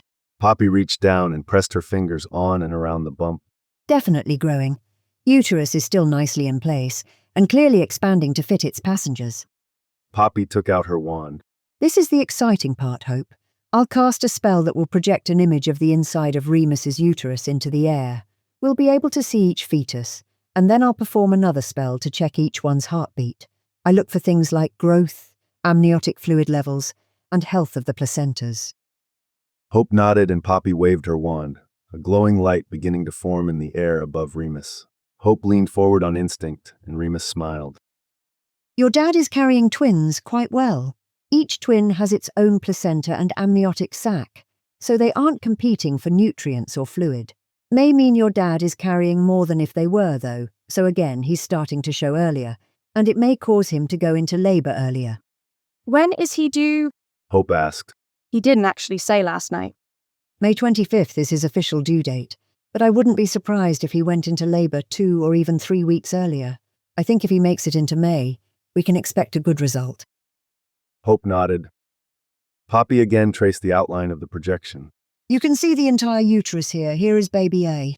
Poppy pointed to the growing clump of cells that was, indeed, beginning to look more like a baby than even the last time Remus and Sirius had seen the projection the week before. Fluid levels and health of the placenta both look good. This is baby B. Poppy said, again outlining with her finger. Again, fluid levels and placenta both look good. Your dads have said they want the sexes to be a surprise. Hope nodded in agreement. Would you like to hear their heartbeats? Poppy asked. Hope nodded and Poppy waved her wand again. Baby A, she said, and the whooshing sound filled the space. Remus watched Hope's face, which had a look close to awe on it. Now baby B. Poppy said, and the next whooshing sound filled the air, and Hope smiled. That's awesome. Hope said, and Sirius and Remus exchanged smiles. It's pretty amazing.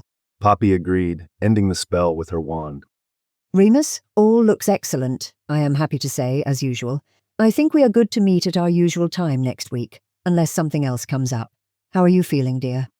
Still experiencing nausea and some vomiting, but the potion has been helpful with that. The fatigue is hard. I've fallen asleep between classes twice this past week, and I usually don't make it past 7 or 8 in the evening. You didn't tell me about the classes. Sirius said softly, trying not to chide Remus in front of Hope. Remus sighed. Mostly because the fatigue is near constant. Sometimes it feels like swimming upstream in molasses. He said, and saw both Sirius and Hope frown. If you need accommodations, Remus, I would be happy to write some out for you in a letter if you would like. Poppy said. I would have to tell Dumbledore and Minerva first. Remus said slowly, and then he caught the identical look on Sirius and Hope's faces. But once we make that decision, it might be helpful. We could decide what would seem reasonable. Poppy nodded. I'd be happy to work that out with you, Remus. And Sirius too, if that's helpful. It is. Sirius said, nodding. Why don't we revisit this next week, then? Poppy asked. I think asking for things like extra planning periods or periodic time off when you can rest and catch your breath may be useful now and in the future. Your body is doing a lot of extra work, and it's just going to continue to do that, and be harder as things go on. I'll be honest with you, Remus. 9 weeks may end up having nothing on 18, 25, 28, or 30. Certainly once you enter your 3rd trimester, you will want to think about what kind of balance you want to strike between work and your health. I worked all the way through with John. Remus said, and he could see Sirius frown even out of the corner of his eye. John was a singleton.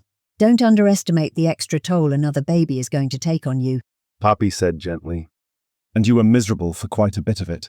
Sirius said quietly. Remus sighed. I'll think about it. We can continue to talk about it as things develop. He said. Poppy nodded.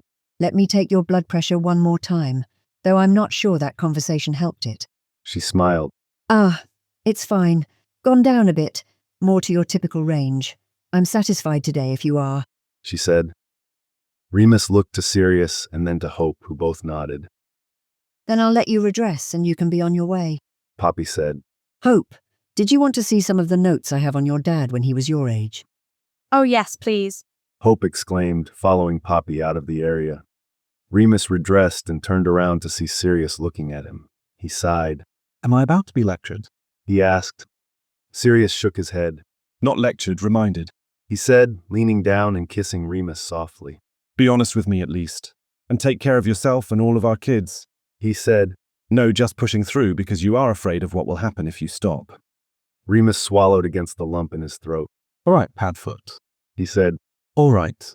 Let's go collect Hope before Poppy reveals even more incriminating information about me. He said, and Sirius smiled. Remus woke the next morning to Sirius lying on his side, regarding him with a soft expression. What time is it? He asked, yawning. 7. Sirius answered.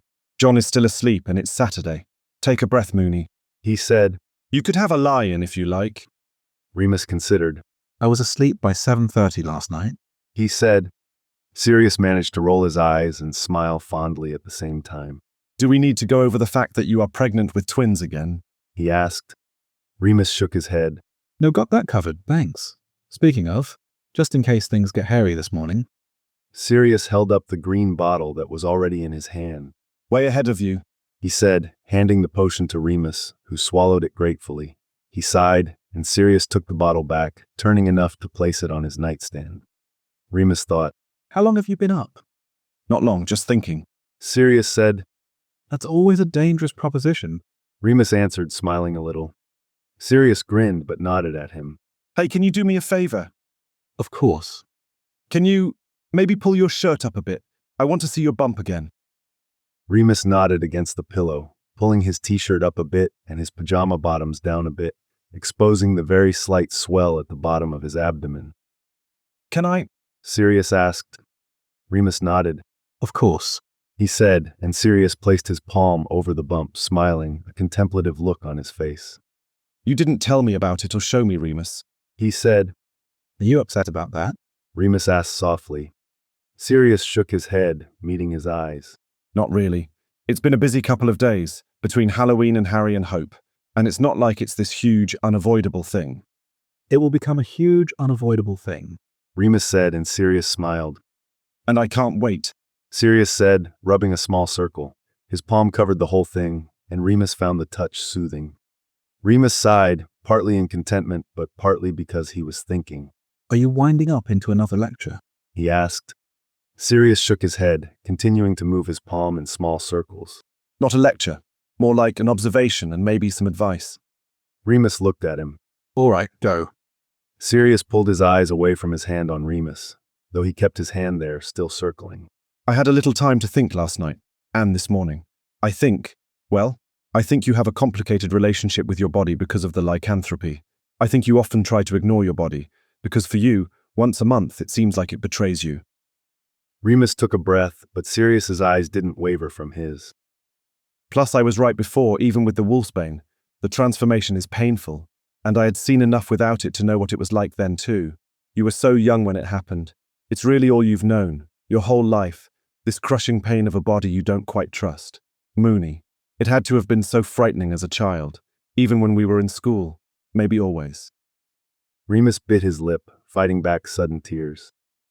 So I was thinking, all of that pain and fear may have blinded you to how extraordinary your body is. The stigma of being a werewolf, well, it kind of blinds you to how extraordinary you are as a person, so I can see why it would blind you physically too. Yesterday made me think about it. You didn't think much of this small change, even though it's the beginning of something wonderful, because your body changes all the time, and most of the time it's in a painful, frightening way. And Remus ventured. And Sirius echoed. Maybe you need to take time to appreciate your body for a change, for how extraordinary it is. Remus, you are carrying 2 new lives in there. That's amazing. Especially as I am a man, just to remind everyone. Remus half joked. Exactly. And it's not the first time you have. You carried and gave birth to Hope. And John. I missed that first one, but I was there for the second, and it was the most extraordinary thing I have ever witnessed. And I have seen some things in my time. Sirius added wryly.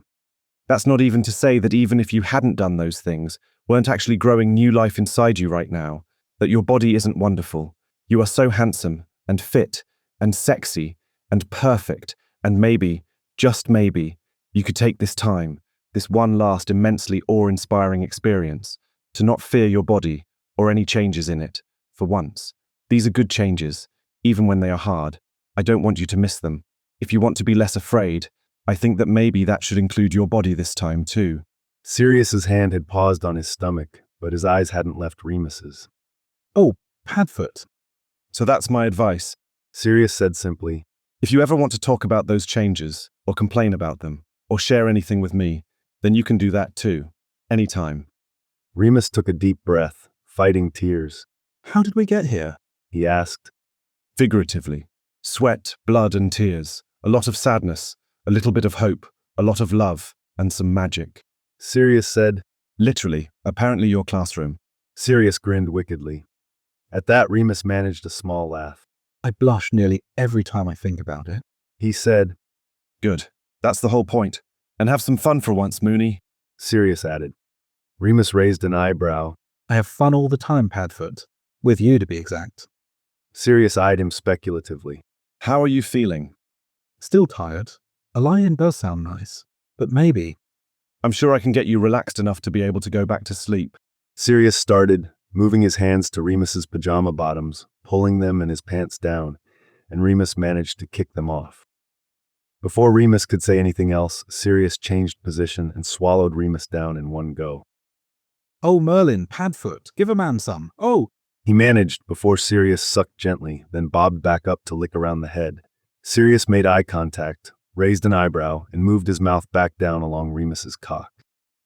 Remus let his hand tangle in Sirius's hair, urging him on, and Sirius set a maddening pace, just fast enough to almost get Remus there before he would slow down just to tease. Remus's chest began heaving, and his toes curled in the sheet at his feet.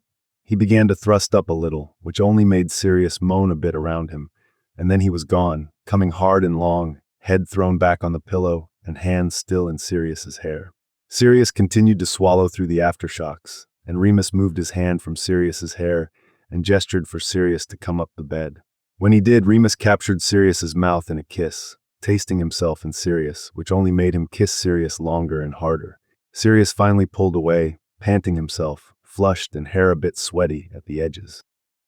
Sirius reached for his own pajama bottoms, but Remus batted his hands away, pulling the bottoms down just far enough to free Sirius's cock, which was hard and heavy and leaking pre-cum.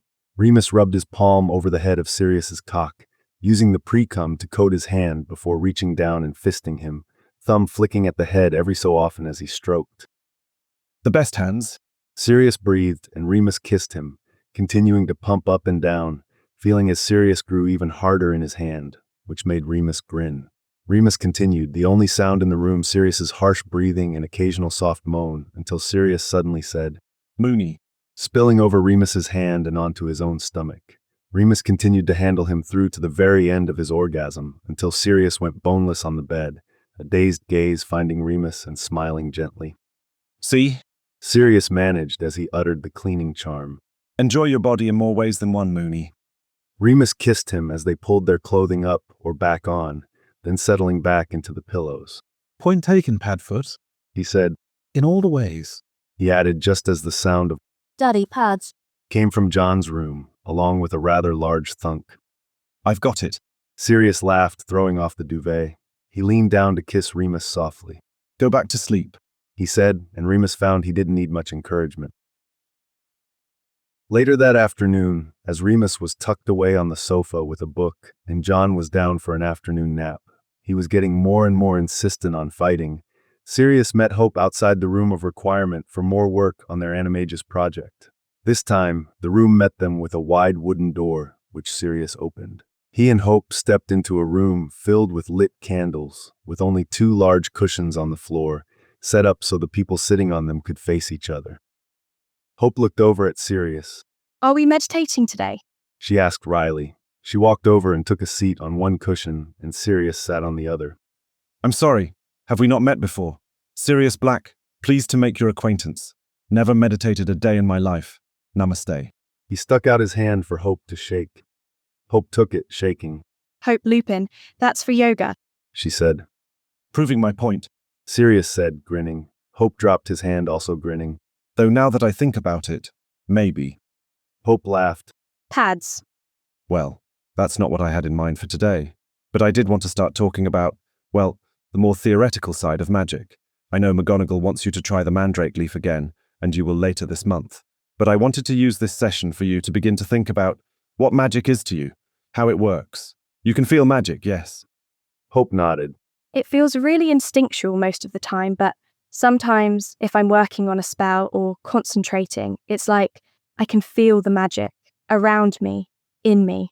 I can feel myself use it. Sirius nodded. "You should. What does it feel like to you?" Hope looked thoughtful. I've never really thought about it. What does it feel like to you or other people? "I think everyone is different, or at least has different metaphors. Your dad tends to use air or wind metaphors." Hope smiled. I've had class with him. He'll talk about things like gusts or breezes. "Yeah, that does not surprise me at all. Have you noticed his hair actually blows when he's performing a powerful spell?" Oh, wow, you're right. Hope said. I hadn't thought about it before, but it does. When he does the Patronus charm, his fringe blows off his face. "Sure does." Sirius smiled. What do you think it feels like? Hope asked. "A lot like water." Sirius said. "What I said at Harry's flat, about diverting magic into being an animagus, I meant that almost literally. For me, at least at first, it was like diverting a rushing river into a certain direction. Depending on what I'm doing, sometimes it feels like a fast river. If it's a simple charm, more of a shallow pool. But usually it's like a river, and I channel parts of it into different areas, different spells, different pools or lakes. So I thought maybe you could start thinking about what magic feels like to you. It could be like me or your dad, or it could be completely different. It's all mostly a metaphor, so maybe think more generally. How does it feel?" If I close my eyes, does this count as meditating? Hope asked, grinning. "I would say no, but I won't tell if you don't." Deal. Hope said, closing her eyes. Sirius watched carefully as her face cleared before a small wrinkle appeared between her eyebrows. It feels like earth, soil. I can almost smell it. Hope took a deep breath. It's strange because herbology is fine, but it's not my favorite class. But this feels solid, deep, home. Keep focusing. If you think about different subjects or spells, what happens? Sirius prompted. It's almost as if, well, it depends. Charms feels like digging a small hole, maybe finding something shiny, gold, or a gem. Valuable, but not very deep. Arithmancy, that's like digging a well, deeper, a tunnel, not a well because there's no water, but it's like I can feel the dirt in my hands. I want to keep digging. The more magic there is, the deeper I can dig, the more soil there is to dig, the more I can find. Until Transfiguration, it feels almost like I can reach in and find the center of the earth. It's fast, I can go fast, and sometimes that means it's like feeling the tectonic plates shift, and sometimes it's so fast, it's like lava, like a volcano ready to explode. Sometimes it does explode, but it's more controlled, like I can do it on purpose, or push the earth together and make mountains. Hope paused, opened her eyes. Is that weird, Pads? That sounded really weird, like dirt, earth. That seems so... Hope trailed off. I think, Sirius said thoughtfully, it's all a metaphor. And think about the first things you said, about magic feeling solid and home. Hope nodded. It's like walking across the back garden in bare feet. I can feel the dirt between my toes, underneath my feet, holding me up. The magic, it's like that. Solid, holding me up. Sirius had a thought and smiled. What? Hope asked. Do you know what memory your dad uses for his Patronus charm? He asked, and Hope shook her head no. Your first steps. They were in the back garden of the cottage in Wales. You suddenly stood up and walked across the grass and dirt to him that spring. Oh. Hope looked thoughtful. Do you think that's related? I wouldn't be surprised. Sirius said. Dirt seems like such a boring answer. Hope grimaced a little. Then you need to go talk to Neville. Sirius said. You also used the word soil, and he could tell you all kinds of beautiful, amazing things grow from the right soil. Oh, yeah. Hope said, smiling a little. And you talked some about some very powerful things, like pushing plates together and making mountains, and exploding volcanoes, even finding gemstones. There's real power in the earth, love. What do you think it means? I think you should think about that question. I will too. We'll try the mandrake leaf again this month, but, well, now I have some other ideas. Does any of this involve me having to dig in dirt, either with a spade or my hands? Hope asked. I don't think Professor Flitwick wants my fingers dirty for piano lessons. She laughed. Sirius laughed too. Not yet, but I'll let you know. He said. Sirius's birthday the next day was a rainy one, rain pelting the windows of Harry and Ron's flat in London. Still, the atmosphere inside was cozy and warm, if a little cramped. People gathered and moved around the sitting room and kitchen freely, snagging Molly Weasley's excellent food from the kitchen table, and digging out sparkling cider, champagne, wine, butterbeers, and water from where they were set up with cooling charms. The Tonks family was in attendance, as were most of the Weasleys. Harry and Ron had Hermione, Neville, Ginny, and Hope for company, and John had been passed around between so many admiring adults that Sirius was worried he was going to develop a complex about needing to be the center of attention. Molly had insisted on a cake, chocolate, though it was tightly wrapped, and Remus, who had taken some anti-nausea potion before they left Hogwarts, was keeping a wide berth. Remus was currently in conversation with Hermione about some new magical creature legislation going on at the Ministry, while Neville and Hope were entertaining John, Neville creating different creatures out of smoke he was conjuring with his wand. Sirius was about to answer Andromeda's question about a particularly nasty Greek dagger he'd just broken a curse on when Harry tapped the glass in order to gain everyone's attention. I wanted to thank everyone for coming to celebrate the 39th birthday of my godfather, Sirius Black. Harry started. At 39, I know Sirius must be contemplating his mortality. Keep it up, Potter, Sirius said, drawing a laugh from the crowd. But he has many, many, many more years ahead of him, and I hope that they are happy, full, joyous ones indeed. Harry raised a glass of champagne. To Sirius, he said in the echoes of To Sirius. fell into place behind his voice. Sirius made eye contact with Remus, who nodded slightly. Thank you, Harry. It's your 39th. I had to make a minor mention of our fondness for you, or at least our tolerance for you. Potter. Sirius paused as the group laughed again. I mean, next year. Harry started. You got me a calendar as a gift this year, Harry. I get it. We all get it. You're very funny. Harry smirked. If I may, as funny as you are, you're also kind and thoughtful, and I wanted to thank you and Ron for hosting my party this year. Thank you to Ron for being a gracious host, to Molly for the wonderful refreshments, and to Harry for old age jokes. Middle age. Harry corrected, again to laughter. Still, I do want to sincerely thank everyone for coming. The friendship and love of everyone in this room means more to me than I can say. Sirius paused. I spent too many years alone, too many mourning the friends I had lost, and too many thinking I would be alone forever, to not be grateful for each and every one of you. As Sirius raised his own glass of champagne, he saw Andromeda blinking rapidly. To the family we choose and who choose us, Sirius said, and all around him he heard the clinking of bottles or glasses as the guests toasted. Sirius turned to Remus, who looked immensely proud, endearingly fond and a little teary. Shall we tell them together? He asked simply. Yes, I think so. Remus said, smiling, coming forward to stand next to Sirius, who took his hand. Tell us what? Harry asked, and Sirius saw hope grinning out of the corner of his eye. Remus looked at him. It's your birthday? He said, still smiling. Sirius laughed a little.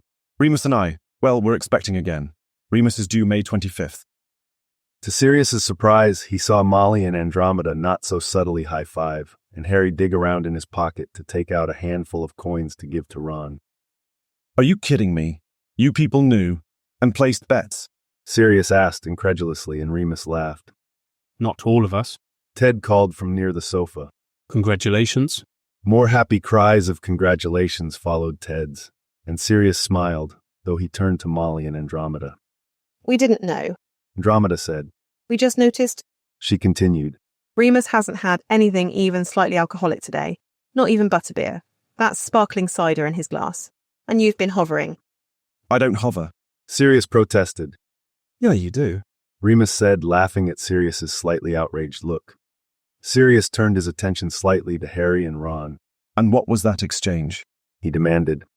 Ron shrugged. Harry told me what happened with the treacle tart. I said I thought it was a sign Remus was pregnant, and he didn't. I was right, he said a little smugly. That's what gave it away to me too. Hope said. You knew. Harry asked. How does everyone always know before me? Not everyone. Hermione said, rolling her eyes. Oh, the cake. Molly exclaimed suddenly.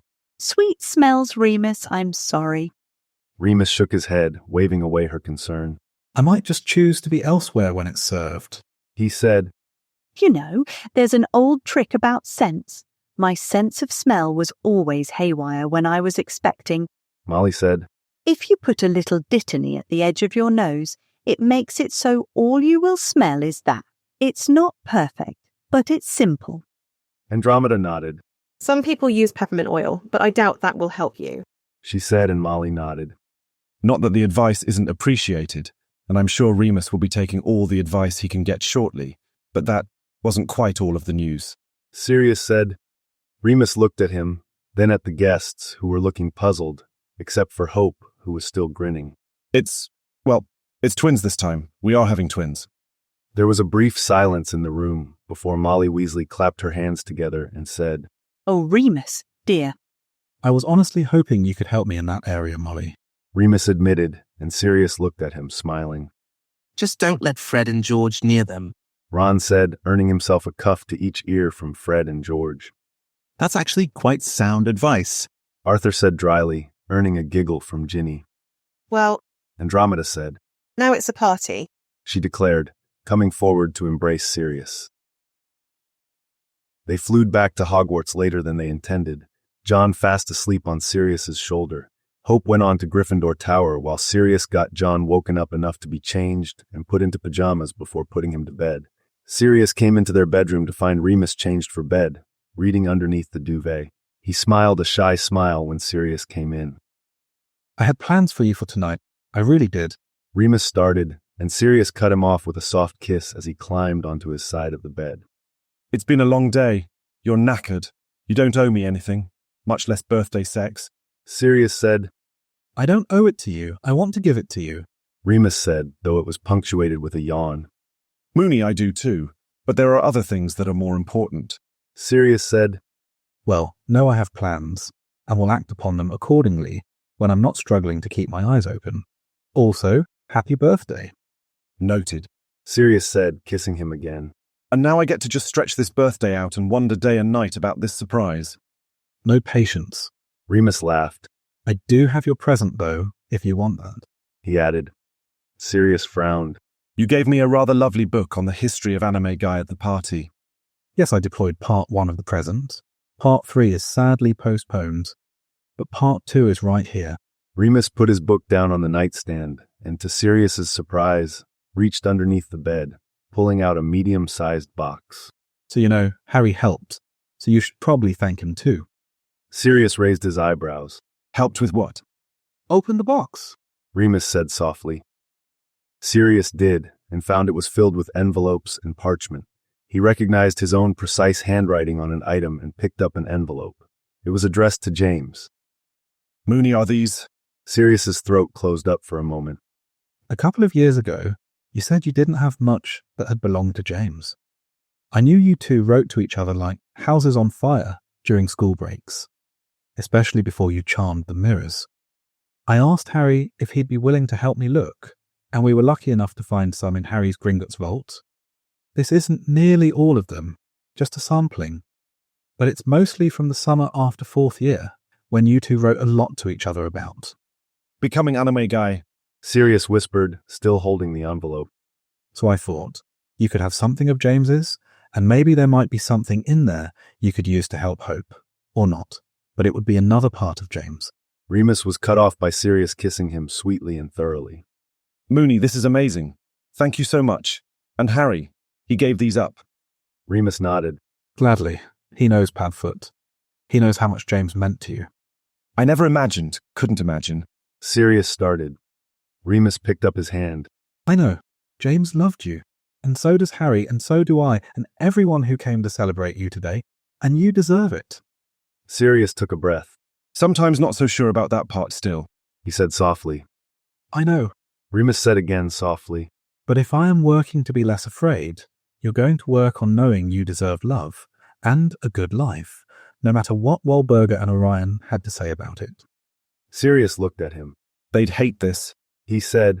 Part of me is so glad they would, but part of me can't believe they'd hate something so wonderful. Well, they were cruel, aristocratic bigots, so who cares what they think? Sirius sighed. True. He squeezed Remus's hand that was holding his. Will it bother you if I... Leave the light on and read a little. No. Not if it bothers you if I roll over and sleep like the dead. Sirius laughed a little, setting the box on his nightstand for a moment. It doesn't. Can I hold you a bit? Remus smiled and leaned in for a kiss. I'd love that. He turned off the lamp on his nightstand and rolled over, Sirius embracing him from behind, one hand gently resting on the small swell of Remus's belly, while he fit the upper arm tucked into Remus's chest. Love you, Mooney, Sirius whispered into Remus's neck. Happy birthday, Padfoot, Remus whispered back. July 8th, 1975. Dear James, Jamie, Jimmy boy, how goes the summer thus far? Do you like the thus far? Mother would be very pleased. She is not very pleased with much lately, not that I want her to be. We are nearing the height of summer here in London town, and I have seen nearly none of it from Grimmauld Place, though Creature has been sure to come in multiple times a day to remind me of being a blood traitor, so there are some positives. I've been thinking more about our little project. I have been spending much of my time deep in thought, not meditating, and I keep seeing things like lakes. I feel like I could swim, and I keep seeing black fur. What could swim and have black fur? I thought about a seal, but those don't have fur. Can we turn into marine creatures? How would that work? Would we need to be around water at all times? Oh, maybe a bear. We'll do more research, etc., etc.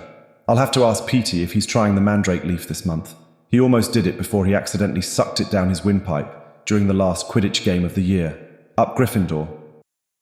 Have you heard from the last member of our stunning quartet? The you-know-what was a couple of days ago. I had a letter from him a few days before. He sounded quite bored. What do they have in Wales anyway? Sheep. Oh, maybe my part of the project will end in a black sheep. Could be wool I am seeing. Do sheep swim? That would be a metaphor come to life, wouldn't it? I feel like Remus would know if sheep can swim. I'll ask. My mother may confiscate this just because I used the words, up Gryffindor, but I will continue to do so. Up Gryffindor, up Gryffindor, up Gryffindor. Keep making all the trouble, Jamie boy, and write to me about it. Your friend, S. Remus happened to meet Jasmine outside of their quarters as they walked up at the same time. He smiled. Thank you for coming in the middle of the day. This shouldn't take too long, and we will still see you Friday. It's not a problem, Professor Lupin. I have a couple of free periods now that I have dropped care of magical creatures from my schedule. Jasmine looked down a little bit, as if she was shy about admitting to dropping a class in front of a professor. There's no shame in dropping a class that no longer interests you, or that you won't need for your career path, not as a sixth year. Remus smiled and Jasmine brightened a bit. Remus opened the door for both of them, and Sirius looked up from where he and John were sitting in front of the small coffee table, each using a variety of markers and crayons. Mooney, Sirius called, waving his paper at Remus. Look, we are working on landscapes today. Mine is of the Forbidden Forest. John, what are you working on? John looked up. Schwood and Lake, He said, and sure enough, his paper was mostly blue scribbles. Lovely, John. Remus praised, walking over to kiss him on the head. John smiled up at him, then went back to coloring. And Jasmine, Sirius said, smiling. To what do we owe the pleasure? Professor Lupin said you two had an errand to run this afternoon, and I had a couple of free periods today. I'll still see you all Friday. Sirius's gaze flickered to Remus, who kept a neutral smile on his face. He shook his head minutely. Yes, an errand. Sirius agreed easily, standing. John, we'll be right back, okay? Jasmine will play with you for a while. John looked over at Jasmine. Jasmine, yay, color. Jasmine grinned down at him. Yeah, let's keep colouring. She said, sitting down on the floor near the coffee table and grabbing parchment and crayons. Shall we? Remus asked, and Sirius followed him out the door. Before they'd barely closed the door, Sirius leaned in, eyebrows pulled together. All right, Mooney. Remus looked up and down the corridor discreetly, which was nearly empty as most students were back in class after the transition time. Then he reached up, cupped the back of Sirius's head, and pulled him in for a kiss. When they broke apart, Sirius was a little breathless. So, all right. Remus laughed a little. All right, Padfoot. Stop fretting. This is phase 2 of your birthday plan, just a few days late. Sirius raised his eyebrows. Middle of the day rendezvous. And you even arranged for childcare. You devil, he said, grinning. Where are we going? Follow me, Remus said, leading the way. It didn't take long in the midday lull, and when he stopped, he heard Sirius laugh lowly a little. How do you know he's not around? Sirius asked, eyeing the door to Filch's office. Well, wouldn't you know? But some students made a terrible mess in the prefect's bathroom. Bubbles and overflowing tubs and broken sinks everywhere. Remus, Sirius breathed. Did you engage in acts of vandalism? I admit to nothing, Remus said, opening the door with his master spell. They slipped in quietly, Remus locking and spelling the door behind him and casting a silencing charm while he was at it. When he was done, Sirius nearly pounced, kissing him fully against the door. I thought, well, you once offered to shag me in Filch's office, and we got distracted by finding the Marauder's map. But maybe this time... In our continuing quest to shag in every part of Hogwarts we can find. Sirius laughed. Remus flushed. Put simply, yes. So let's get going, Padfoot, before we actually get caught. Sirius needed no further encouragement, pulling at Remus's jumper, which Remus let him pull over his head along with his vest. He kissed Remus, long and messy, and Remus leaned into it, kissing back with fervor. Sirius broke away from Remus's mouth to trail kisses along his jaw, behind his ear, and then along his neck. He could feel Remus already hard against his thigh, and he used his hands to pull Remus closer, making Remus gasp. Sirius broke off, gasping a little himself, breathing hard. He pulled a few deep breaths in through his nose, head down, before looking up again to see Remus smiling. You seem awfully smug there, Mooney. he observed before attempting to kiss that smile right off Remus's face. He managed it, as when they broke apart, Remus was gasping a little. Sirius grinned, leaning in for another quick, hot kiss before fumbling with the button on Remus's trousers. He pulled the zip down and heard Remus hiss before pulling down Remus's trousers and pants. Remus helped by kicking them off before leaning hard against the door. All right, Mooney. Sirius asked, gaze flickering between Remus's flushed face and his cock, bobbing hard in front of Sirius. Sirius drew it into his hand, fisting it once, twice, earning a whine from Remus. Padfoot, Remus said, and Sirius sunk to his knees before taking Remus's cock into his mouth. Oh, Remus said, legs falling open a little as Sirius worked him, his head hitting the back of the door with a small thud. Sirius pulled off long enough to put his own finger in his mouth, licking around it slowly once he saw Remus watching him with hooded eyes, pupils blown wide with desire. Sirius then swallowed Remus down again before reaching between Remus's legs with his spit-covered finger. He felt for Remus's entrance and found it, circling it before sinking his finger in, hearing Remus groan above him. Remus's hips bucked in response, and Sirius was ready, humming around Remus and earning another groan. Sirius changed the angle of his finger a bit and bent it, and Remus's head thunked against the door again. Padfoot, coming out breathy and desperate as Sirius worked him with both his mouth and his finger. In a little while he felt Remus tense around his finger as Remus then said, Sirius. But Sirius didn't do anything but continue as Remus came, swallowing around him and continuing to let his finger thrust into Remus.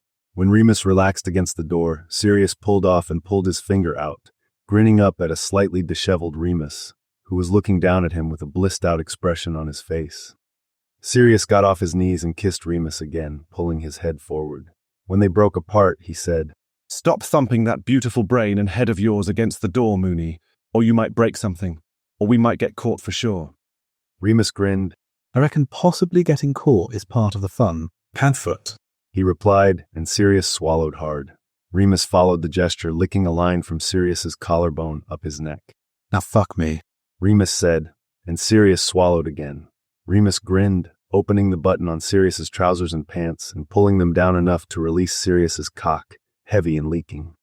Desk floor, Sirius asked, breathless, and Remus placed kisses along his collarbone where he could reach through Sirius's button-down, as Sirius did his best to kick off his clothing. Desk, bend me over, Remus replied, hearing Sirius moan. Sirius did as asked, as they maneuvered over to the desk, Remus leaning forward and saying the lubrication charm. Oh, Godric Mooney, I love your back, Sirius said, pushing 2 fingers inside Remus and feeling Remus push back, slick wetness surrounding Sirius's fingers. Sirius ran a hand up and down Remus's spine, the other hand busy adding a 3rd finger to Remus, who moaned in response, pushing back even harder. Sirius moved his fingers in and out, enjoying the feel of Remus clenching in response. Remus was resting his forehead on his hands where he had crossed his arms, and Sirius could see the muscles of his forearms respond to Sirius's ministrations behind him. Padfoot, please, Remus finally managed, and then Sirius needed no further encouragement, lining himself up and thrusting into Remus, earning a moan from both of them as he bottomed out. Sirius drew almost all the way out and thrust in again in a long stroke, making Remus gasp. He set a slow pace at first, until he felt sweat begin to break out on his neck, and Remus began to push back a little desperately. Then Sirius picked up the pace until both he and Remus were panting, and then he could take it no longer, burying himself in Remus and coming with a cry. He leaned his forehead on Remus's back for a few moments before pulling out gently and uttering the cleaning charm. They found their clothes quietly and redressed before Remus pulled Sirius in for another kiss, messy and all tongue, the way Sirius liked it. Happy birthday, Remus said, grinning, leaning in for another kiss. I love this project, Sirius said, and Remus laughed. Great Hall next, Remus asked. I don't know how we'd manage that, Sirius said as Remus unlocked the door, peeking out and surveying the still quiet corridor. I'm sure I can come up with something, Remus said quietly, and Sirius grinned. The day of the full moon, Sirius and Hope met in the room of requirement. Neville had once again provided Hope with a mandrake leaf, which she produced with a grimace. Under the tongue, Sirius cautioned. And try not to talk. I think that'll make it worse, he said. Hope nodded, opening her mouth and placing the mandrake leaf underneath her tongue. Sirius saw her pale and grimace, but she nodded with determination. That's my girl, he said. If you need anything, Sirius continued. Hope merely nodded, and Sirius nodded back. A little over a week later, Hope came in through the front door of their rooms. Sirius was playing trains with John, who was now completely refusing an afternoon nap. Without a word, Hope went into the kitchen and then emerged holding a mug. Sirius watched her curiously, then understood as she held the cup to her mouth and deliberately spit, the remains of the mandrake leaf emerging. She set the mug on the coffee table with a thunk. There's got to be another way. There is another way, she said, tilting her chin up. New way, John said, pushing a version of the Hogwarts Express along the track. That's right, John. Hope said, reaching out for a high five that John happily gave her. A new way. A new way, Sirius said, nodding. Let's find it, my girl, he said, and Hope smiled. Remus and Sirius were set up in the hospital wing, Poppy smiling down at Remus. Your official 13-week appointment, Remus. You've crossed the first trimester mark. How are you feeling? Still fatigued, though the nausea is abating somewhat. I'm glad to hear that. Hopefully that will continue, Poppy said. I don't think there's much we can do about the fatigue, Remus. And again, I must prepare you that as the pregnancy continues, that might actually go back on the upswing toward the end. We talked about accommodations quite a few weeks ago, but we never finished that conversation. Now may be the time. Sirius fixed Remus with a look and raised an eyebrow. I'm reluctant to ask, Poppy. I did make an appointment to talk to Dumbledore on Monday, but... Sirius crossed his arms and exchanged a look with Poppy. The accommodations can be flexible, Remus, and might need to be, depending on how you continue to feel. But I am happy to document that you may need leniency in your schedule, as you need more rest, or to have someone cover your classes, or offer you more planning periods to rest between instructional periods. There are many options, and I don't think Dumbledore would oppose any of them. I think he'd much rather keep the best Dada professor he's ever had than risk your health, or the health of your children. Poppy said. If you haven't learned by now that Dumbledore knows how to plan a long game, I don't know what to tell you. That surprised a laugh out of Remus. Yes, Poppy, can you draft something? I'll take it with me on Monday. Remus heard Sirius let out a breath and looked up at him. We've talked about this a few times, Sirius said. There's no shame, Moony, he said softly. Remus shook his head. No, there's not. I already feel ready to pop, and we are at 13 weeks, he said. Poppy laughed, lifting the hospital gown to continue the examination. You are continuing to show, but still not greatly. But you definitely have a bump. That's good news for me, an indication of the growth of the fetuses and your body continuing to make the appropriate adjustments. Poppy felt Remus's abdomen. Again, uterus feels like it is stable and in a good position, and your other organs are moving a bit, but nothing unexpected. Poppy waved her wand and Sirius took Remus's hand, squeezing. Remus squeezed back. Your blood pressure is good, as is your heart rate. You've gained an appropriate amount of weight, too. Are you having any new symptoms? My back does ache sometimes, but I think that, too, is only going to get worse. Remus said. It did with Hope and John, and I can't imagine with 2. He sighed. Poppy nodded. Lower back pain is common in pregnancy, and you are right. As these two continue to grow, the more your back will work to compensate for the extra weight. You should also be prepared later in the pregnancy for hip pain as well, as your body begins to adjust for delivery. It will probably change your gait as well. You mean I'm going to look like I'm waddling? Remus said. Sirius and Poppy laughed. I wouldn't put it that way, but, well, it will be challenging. Remus nodded, looking at Sirius, who was still grinning. What? Now is not the time for me to bring up what you were like with John, Sirius said smoothly. No, it is not.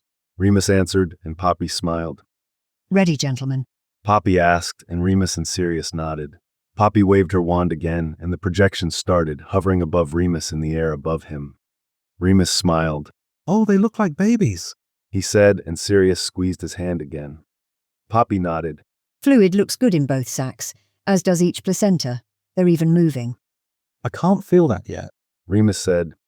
I wouldn't expect you to, Poppy said.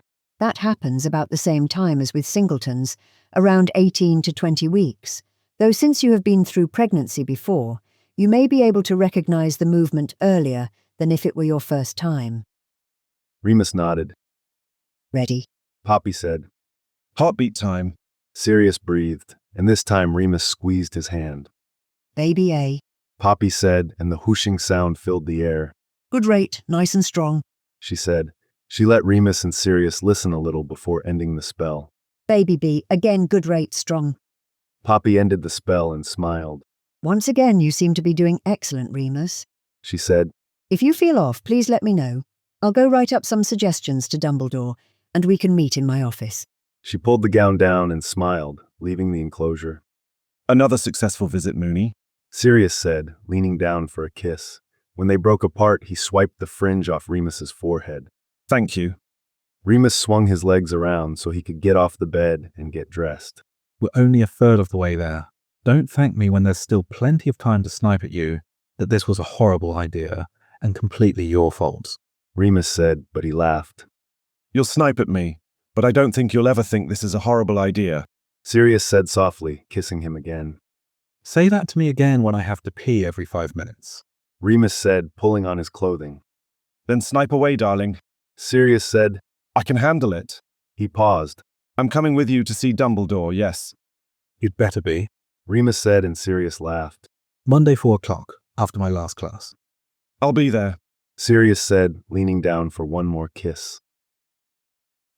Sirius, true to his word, met Remus outside Dumbledore's office Monday afternoon. Did I just see you come out of Minerva's office? Remus asked. You're having a busy afternoon. Sirius smiled. Hope business. That kid is not doing the mandrake leaf again, so I wanted to clear some things with Minerva before I meet with Hope again. Remus nodded. You have plans? A few, Sirius answered. I'm going to make her dig in some dirt. You told her you wouldn't. Remus said, smiling. I told her not yet. Sirius laughed. Oh, she's going to love that. Remus said. I know, and it only kind of makes me want to do it more. Sirius said. You're a terrible, terrible example, Padfoot. Remus answered. And yet you continue to procreate with me even though I enjoy making our children do things they will probably not like. Sounds like you are the problem here, Moony. Remus sighed.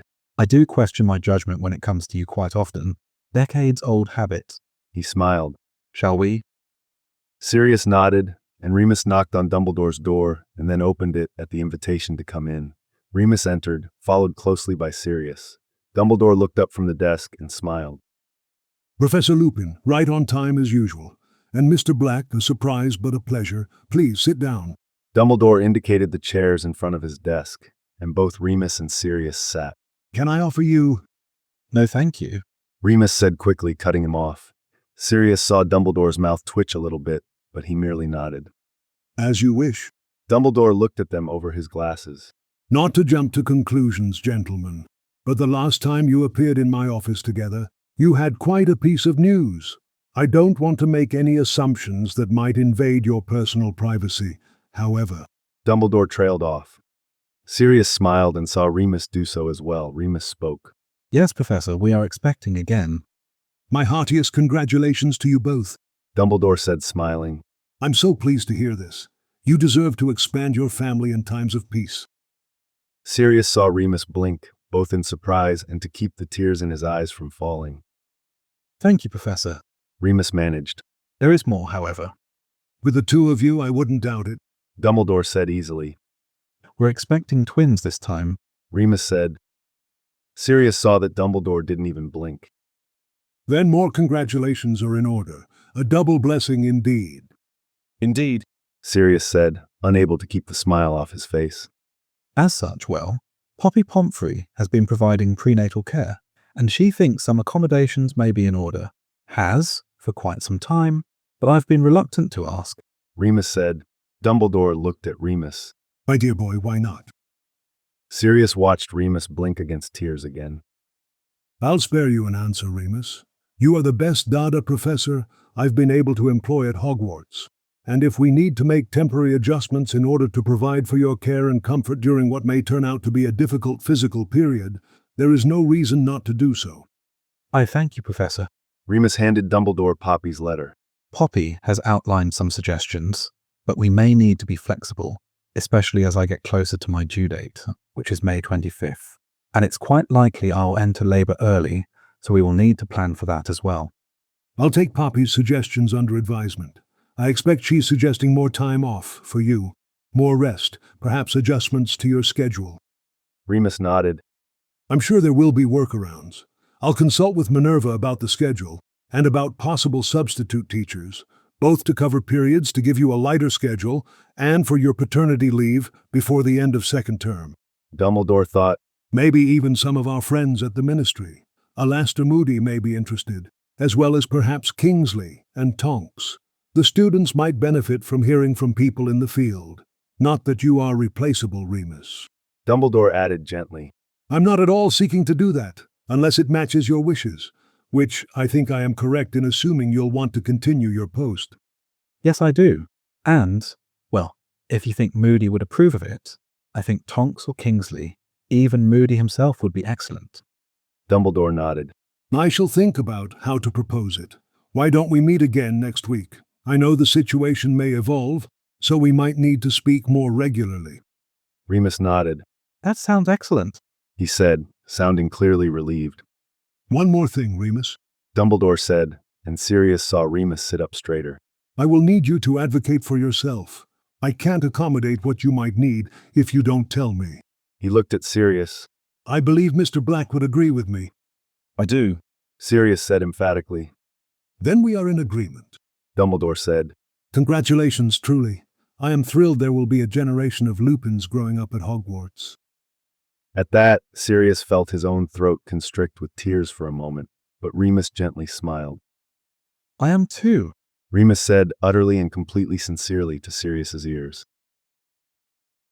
2 days later saw Hope and Sirius bundled up against the new month of December, headed down the Hogwarts grounds. Where are we going? Hope asked as they walked. Somewhere the earth is inherently magical, Sirius said. Hope looked at him sideways.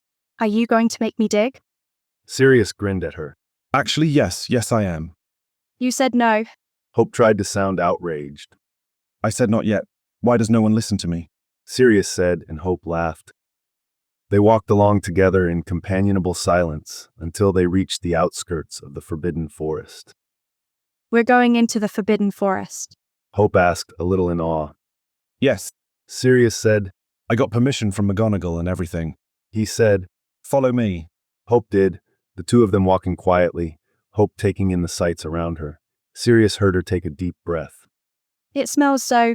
Hope paused. Wonderful. It smells wonderful, she said, which is not what Sirius had been expecting. I've actually spent a lot of time in here, Sirius said. When we were teenagers, this is where we would run with your dad. I probably know it better as the dog, but I still know my way around. I wanted to come before it gets too cold. So I could dig. Sirius nodded. I want some soil samples, and I think it's best if you collect them yourself by hand. Hope looked at him. What are we going to do with them? There are a few possibilities, Sirius answered. Use in potions, in talismans. I think even the act of collecting them could be helpful to the animagus process. Hope nodded. You think it smells wonderful in here? Sirius asked, curious. Hope took another deep breath. Yeah, I mean, I can smell things like decay, but it's all part of a process. It smells like magic, she said. Does that mean anything? It might not, but it's interesting to me. I don't smell much as a human, though as a dog, yeah, I get many more layers. I do feel the magic. Sirius stopped, running his hand down the trunk of a large tree.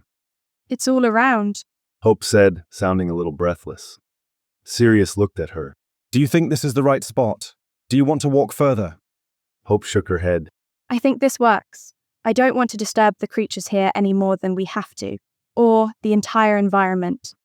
Sirius nodded. He reached into his coat, pulling out several vials. Are you okay with digging? Hope looked at him, a mixture of curiosity and interest on her face. More than okay. I want to. I really want to. That's odd, right? I think it is what it is. Maybe magic? Sirius answered. Hope gently got to her knees, putting her hands to the earth. She had closed her eyes as if she were trying to summon something, or concentrating. Probably both, Sirius decided. The soil hasn't frozen yet, so all you have to do is take a bit of it, Sirius said. Hope nodded, digging her fingers into the soil, and as she did so, even Sirius felt a thrum of magic echo around them. Oh, he said softly, but Hope, completely engaged with what she was doing, dug up a part of the earth, holding it in her hand gently, looking at it. Sirius handed her a vial silently, and she poured some soil into it. They repeated the process until all the vials were full, and Hope had clearly dug a hole in the earth. When she was done, she repacked it with surrounding soil, before taking the last handful and holding it to her nose, inhaling deeply. She placed the last handful back and quietly said, "Thank you." They walked back to the castle silently, each caught up in the experience and their own thoughts. "Do you want to come to dinner?" Sirius asked quietly as they entered the castle. Hope shook her head. "I'm sorry. I kind of need some time. I think something happened back there. Dad won't mind, will he?" "Of course not, love," Sirius said. "And for what it's worth, I think it did too." He embraced her quickly, and she held on for a moment. "I'm proud of you no matter what," Sirius said softly, and he felt Hope nod against him. Sirius watched Remus chew thoughtfully. "Well, something happened," Remus said. "I'm not sure what, but something." Sirius nodded. "I don't know what either. I think it was important, but I didn't want to get too involved. It was definitely her moment." They were having dinner, John in a chair at the table in a seat to boost him up. He was currently attempting to spear peas with his small fork, and though both Remus and Sirius had told him that was a futile effort and showed him how to scoop, he was still trying with intensity, eating one whenever he happened to manage it, which was few and far between. "There's a potion I've been thinking about brewing. Lupines are the main ingredient, which I can get in Diagon Alley, maybe even Hogsmeade. I'll try the apothecary when John is at nursery. It's known for its transformative properties on a smaller scale, mostly medicinal like healing cuts over. It grew out of popularity with the discovery of dittany, but I thought with Hope's connection to, well, you, it couldn't hurt. Poppy cleared it as perfectly safe, as did Minerva." Remus nodded. "It's not gonna hurt." "No, and interestingly, one of its ingredients is a bit of soil." Remus raised his eyebrows at that. "That is interesting. Definitely worth it then, I think." Sirius nodded. "Then I think I have our next step. I have her using the incantation even though we aren't going with the mandrake leaf, which I also thought couldn't hurt." Remus gently reached over to run a hand over John's head, as he had just managed to spear a pea and ate it triumphantly, grinning at his father's.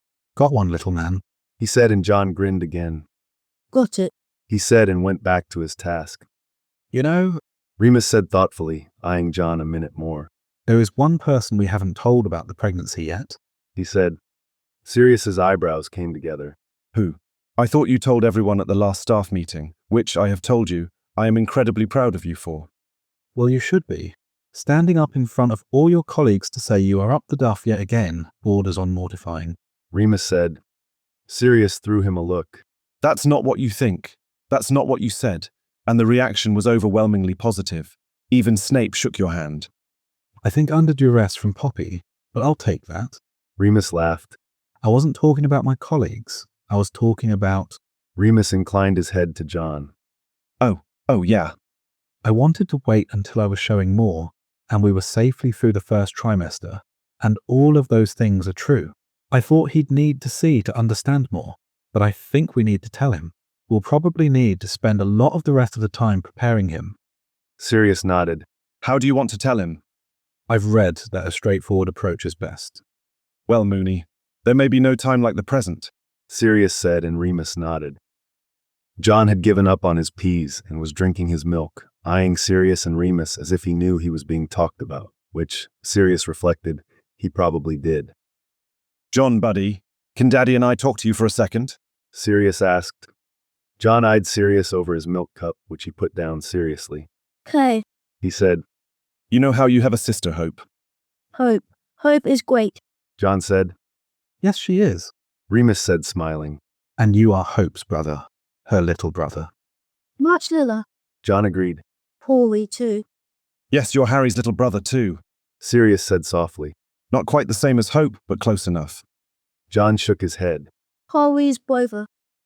The simple declaration took Sirius's breath away for a moment, causing him to think once again how lucky he and Harry had ended up being. "Yes, you are Harry and Hope's little brother," Remus continued. "And soon, John, You're going to be a big brother. John looked at him. Me, the big boy over. Yes, John. Remus answered simply. Daddy has 2 babies in his belly right now, and I'm growing them. When they are done growing, they'll be babies, and part of our family too. They'll be little, and you'll be the big brother. 2? John asked. Sirius heard Remus laugh a little, and so did he. 2? Sirius confirmed. It's called twins, but there will be 2 babies. They'll need lots of things, at least in the beginning, and we will need lots of help with them. And you are already such a big kid and such a good helper. Sirius said. I am a good heaper. John agreed seriously. I clean up and help things. You do clean up your toys, and Ms. Martha always tells me how helpful you are at school. You share with your friends and play with them all the time. John nodded. I like school. Sirius nodded. I know. You're an awesome kid, and you're going to be such a good big brother. He threw a glance at Remus. Do you want to see Daddy's tummy? It's gotten a little bigger, so you can tell there are babies in it. You can't feel them move yet or anything, but they're there. Yeah. John said, and Remus stood, pulling his jumper up a bit and his trousers down a bit so that John could see the growing swell of his belly. John looked at Remus carefully. Do you want to touch my tummy? Remus asked, and John nodded. So Remus came closer and John reached out and put a tiny hand on Remus's stomach. Sirius swallowed a little thickly again. Oh, it's hard. John said. Used to be swishy. At that, Sirius laughed. Tummies usually are squishy. He agreed, as John looked over at him and Remus glared at him. But when there are babies in it, it gets harder to help the babies grow. Oh. John took his hand away and Remus rearranged himself, sitting down again. When they be Hugh, Tamawa. Not until much later, John. Remus answered. Like almost the end of the school year. John seemed to be thinking. Oh, okay. Okay. Sirius echoed. If you have any questions, let us know. But right now the babies are healthy, and Daddy is healthy, and we are very excited you are going to be a big brother. John nodded. We have pudding. Sirius laughed. Yes, the house elves sent shortbread. Yay. John cheered. I'm just going to... Remus said, pointing over his shoulder with his thumb, and Sirius nodded. Remus leaned over and kissed the top of John's head. See you later for bedtime, love. He said before exiting the kitchen. Daddy doesn't like peeling. John asked. Daddy usually loves pudding. Sirius replied. The babies don't, though. That's silly. John declared, as Sirius served him some shortbread. It's very silly. Sirius agreed, also helping himself to shortbread. It was still early a few nights later, and Sirius was reading a novel on the sofa. Remus had been reading with his head in his lap, but had dozed off a little while before, and Sirius had led him, gently carding his fingers through Remus's hair as he slept. So it startled him when the front door opened and Hope came through, coming up to the sitting area to stand in front of Sirius. Remus stirred in his lap, eyes blinking open. Oh, Merlin, Dad, I'm sorry. I didn't think you'd be asleep. I'll just... Hope started before Sirius caught her by the arm to keep her from moving. He'd noticed the tear tracks on Hope's face, and he was concerned. It's all right, my girl. Remus said, blinking as he sat up. What's wrong? To Sirius's surprise, Hope began crying again. Oh, love. Remus said. Do you want some tea? Hope shook her head and sat in one of the armchairs across from them. It's stupid, she said. It's not stupid, not if you're this upset. Sirius said. I really can go. Dad needs his rest, and I can talk to Jasmine and Ginny. Maybe Flu Hermione. Hope babbled. Hope, Remus said firmly. He looked and sounded wide awake now. What's going on? He asked more gently. Hope sighed. I had a big fight with Neville. She said, crying again. Oh. Sirius said, looking over at Remus. They shared a look as Hope drew in a breath. What happened? Remus asked softly. Neville. He wants me to go with him to St. Mungo's on Christmas to meet his parents. Sirius raised his eyebrows. That's pretty big, Hope, he said gently. I know, she said, letting out a soft hiccup. Are you not ready? Do you not want to go? Remus asked gently. Hope shook her head. I do want to go, but I told him that maybe I shouldn't go. She said. Why not? Sirius asked. Because... Hope said, gesturing around her. Because Neville is so. He's kind and patient and caring, and And you? Remus prompted. And I am impulsive and get grumpy or moody, and I snap at him all the time, even when I don't mean to. And sometimes we fight over stupid stuff because I get too angry, even though he really didn't do anything, and he doesn't mind, and he's always so kind about it, and I just don't think I'm good enough. Sharing his parents is a big deal, and what if I'm not good enough for that? Hope finished. Oh, Hope. Remus said. You can't possibly think you're not good enough for Neville.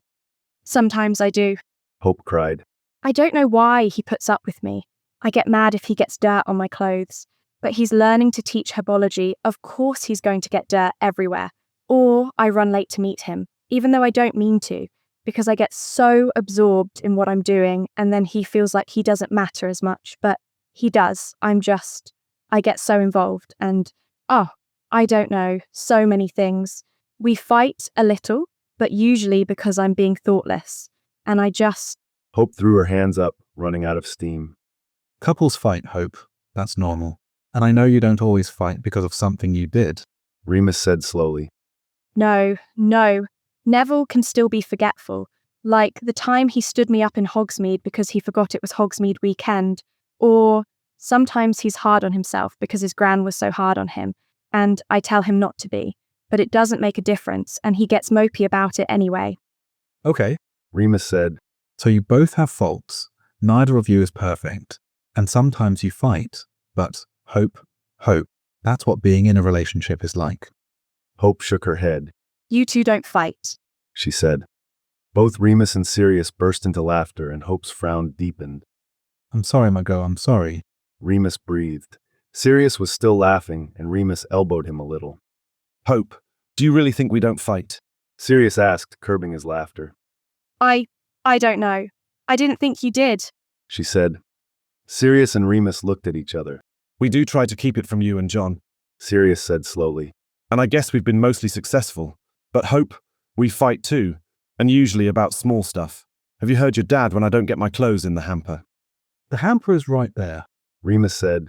And how can you manage everything but your socks? The socks. Well, honestly, if you took better care of yourself and didn't forget to make yourself breakfast half the time, maybe you wouldn't be so concerned about my socks. Sirius countered, eyebrow raised. Remus huffed. Hope looked between the two of them. You fight over socks and breakfast. Yes, Sirius said. And doing the dishes, and whose turn it is to try to get John to use the toilet. And, well, I could go on. And yes, usually it's pretty small stuff. Sometimes that small stuff is based on bigger issues, like your father never outgrowing the fact that he grew up as aristocracy and just expects things to be done for him. Or your father thinking he deserves to suffer because of the stigma of his lycanthropy, so he won't accept the slightest bit of help or outright neglects himself. And when it is about a bigger issue, we both try to cool off and then talk it out when we need to talk. As long as communication is open, that's the important thing. Remus said. Hope considered them. And Remus added, this is after many years of being together and being, well, our age, when we were your age, even Neville's. Sirius nearly laughed again. Hope, you should have seen us. Drove our dorm mates round the twist. I'm surprised James didn't outright murder us. You think you are moody. I was the teenage definition of moody. It was epic, and I wouldn't accept any help because I thought it was charity, or I was being a martyr, not even dittany after the full.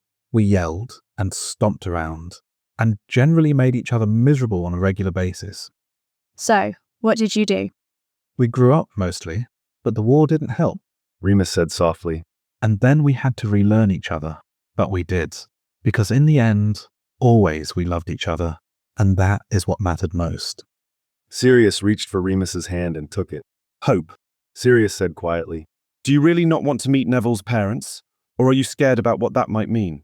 Either answer is all right. Hope looked down. Sometimes I do think I'm not good enough for him, and I know what meeting his parents means. I knew. She stopped. I knew he's loved me for a long time now. He's even said it.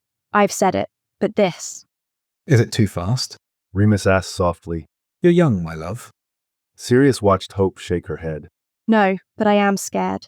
But I also want to go. Then tell him that and see what he says. Only he can really talk about that with you. He's been so patient. Hope said. I'm worried he'll run out. Oh, love. I happen to know that if he really loves you, it won't run out. It hasn't for me. Sirius said. Hope finally looked up at them again. Okay, thank you. See what your friends say. Remus advised.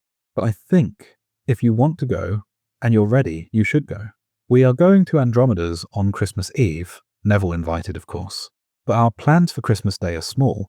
They can include you going with Neville. Thanks, Dad. Hope said, standing up and stepping around the coffee table to enfold Remus in a hug. He held on a bit before she moved to Sirius, who also gave her a kiss on the cheek. Sorry I woke you up, Dad. She said. Remus shook his head. No problem. He said. See you later, my girl. He said as Hope crossed to the door, going through it. Sirius looked over at him. We are in so much trouble. Have you seen how he looks at her? We've been in trouble. Remus said thoughtfully. She's 16. We were 16. Remus said. Don't remind me. Sirius said, he sighed. So much for a light teenage romance. They're really in it. They are. Remus agreed. But of all the boys I could have picked for Hope, he started. If it continues to last. Yeah, Neville Longbottom is a good one. Sirius admitted. He's a good one. He looked over at Remus. I got a good one too. Did you now? Remus said, smiling slowly. I did. Let's put you to bed, Mooney. Sirius said, and he pulled Remus up from the couch and kissed him. Christmas Eve saw Remus, Sirius, John, Hope, and Neville flew through to the Tonks house, where they stepped out of the grate to find a party in full swing. It's the Lupin Blacks. Ted exclaimed, and Andromeda bustled over, taking a bunch of presents from Sirius and giving him a tight hug. You can just call us the Lupins, Sirius said, laughing. Never. Andromeda answered. There's at least one Black in name and 2 more in spirit, she said, letting go of Sirius. Merlin, Andy, how much punch have you had already? Sirius laughed. Remus passed John to Sirius as Andromeda came in to hug him. Not enough. Andromeda answered easily. Remus, you look wonderful, she said. Remus was clearly showing now, his pregnancy obvious even in his Christmas green jumper. How are you feeling? Still tired, but we are in a bit of a good phase right now, he answered. Any movement yet? Remus shook his head. I'm expecting there to be any day now, though. Andromeda nodded, moving on to embracing Hope. And how are you, dear? Well, Andromeda, thank you. Hope said, smiling. How is the Animagus project going? Slowly. Hope said, laughing. I very much doubt that, dear. Andromeda answered. It took that 3 years. For the love of Merlin, Sirius said. You all keep bringing that up, like it's bad. We started when we were 12. Both Andromeda and Hope laughed, and Sirius was struck by the family resemblance. Andromeda pressed a kiss to John's cheek where he was still in Sirius's arms, squirming a bit to be put down. Tell your pads to let you go, love. There's real gingerbread men dancing and trains set up in the library for you. Pads. John said, and Sirius did as requested, watching as John darted his way through the crowd. Neville. Andromeda said, embracing him too. Your gran got here a few minutes ago. I think she's in the kitchen surveying my roast with Molly Weasley. That sounds like her. Neville laughed. I'll just go say hi, he said, heading in that direction, and Hope trailed after him. Remus. A voice called through the party, Tonks, who was sporting apple-red hair for the holiday. I'm so excited to be helping fill in for you some next semester, and I'll be your long-term substitute once those 2 make their debut. She said. She came over and linked arms with Remus. I have to hear about your lesson plans. She began to lead Remus through the party guests to one of the sofas in the large sitting room, snagging them both some apple cider Ted was passing out on a tray. Oh boy, if Tonks wants to talk shop, they'll be there all night, Sirius said, laughing. Andromeda linked arms with him, just as her daughter had done with Remus. More of you for me, then, she said. Come on, Harry, Hermione and Ron are here, and they are placing bets on which team offers Ginny a Quidditch contract first. I want in on the action. Ron says the Chudley Cannons, and he's just dead wrong about that, bless him. Sirius did his best to look aghast.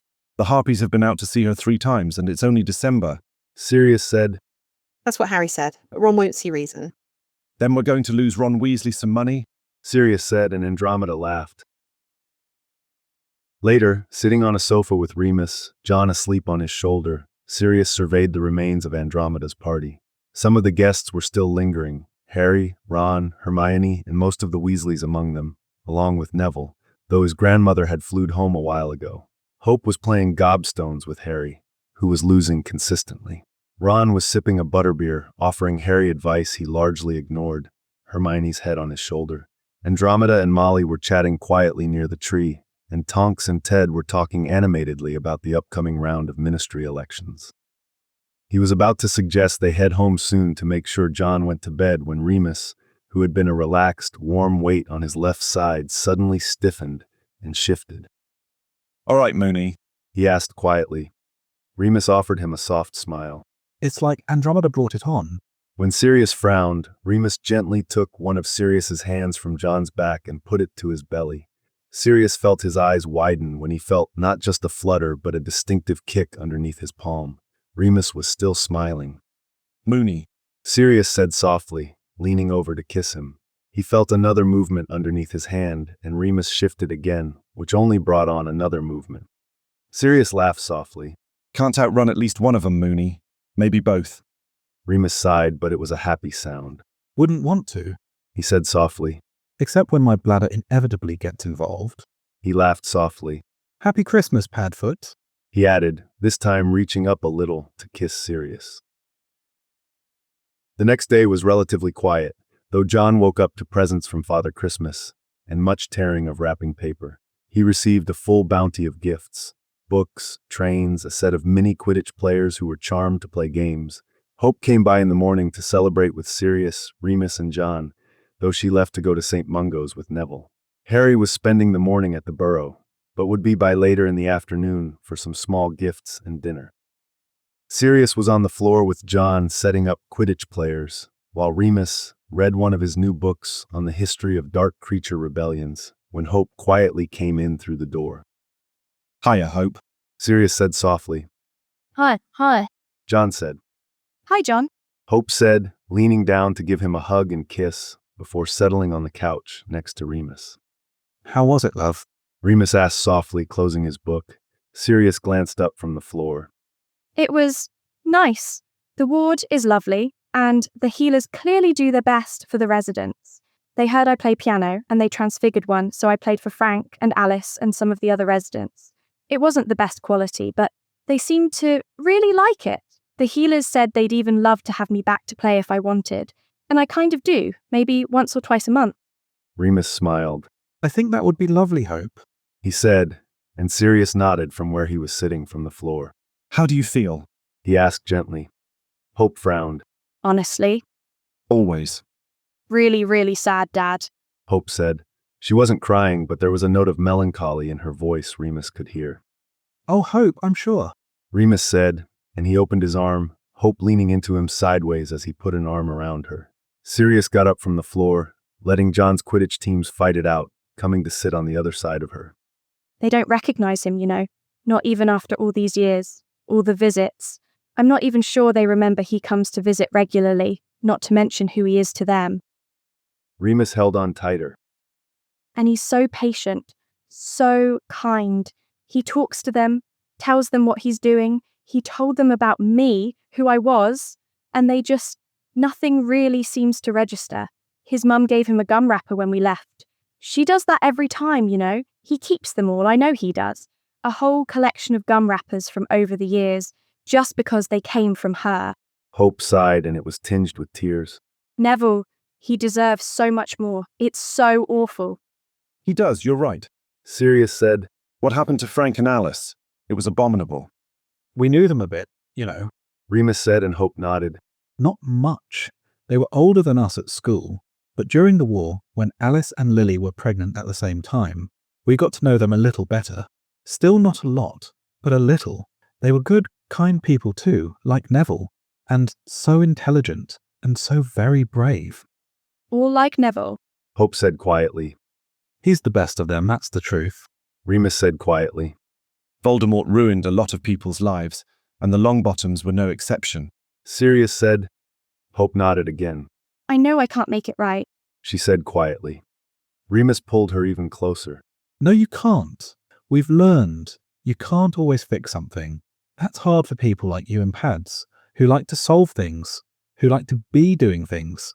Sometimes, understanding where someone is coming from and loving them anyway That's doing more than anything else you could think of. Hope looked up at him. I'm so glad you and Pads made it to the other side. I'm so glad. She said. Sirius found Remus's eyes above Hope's head. Me too, Hope. Sirius said quietly. Every day I'm so glad for this life. It's such a gift. Remus felt his tears fall onto Hope's head, and he let them.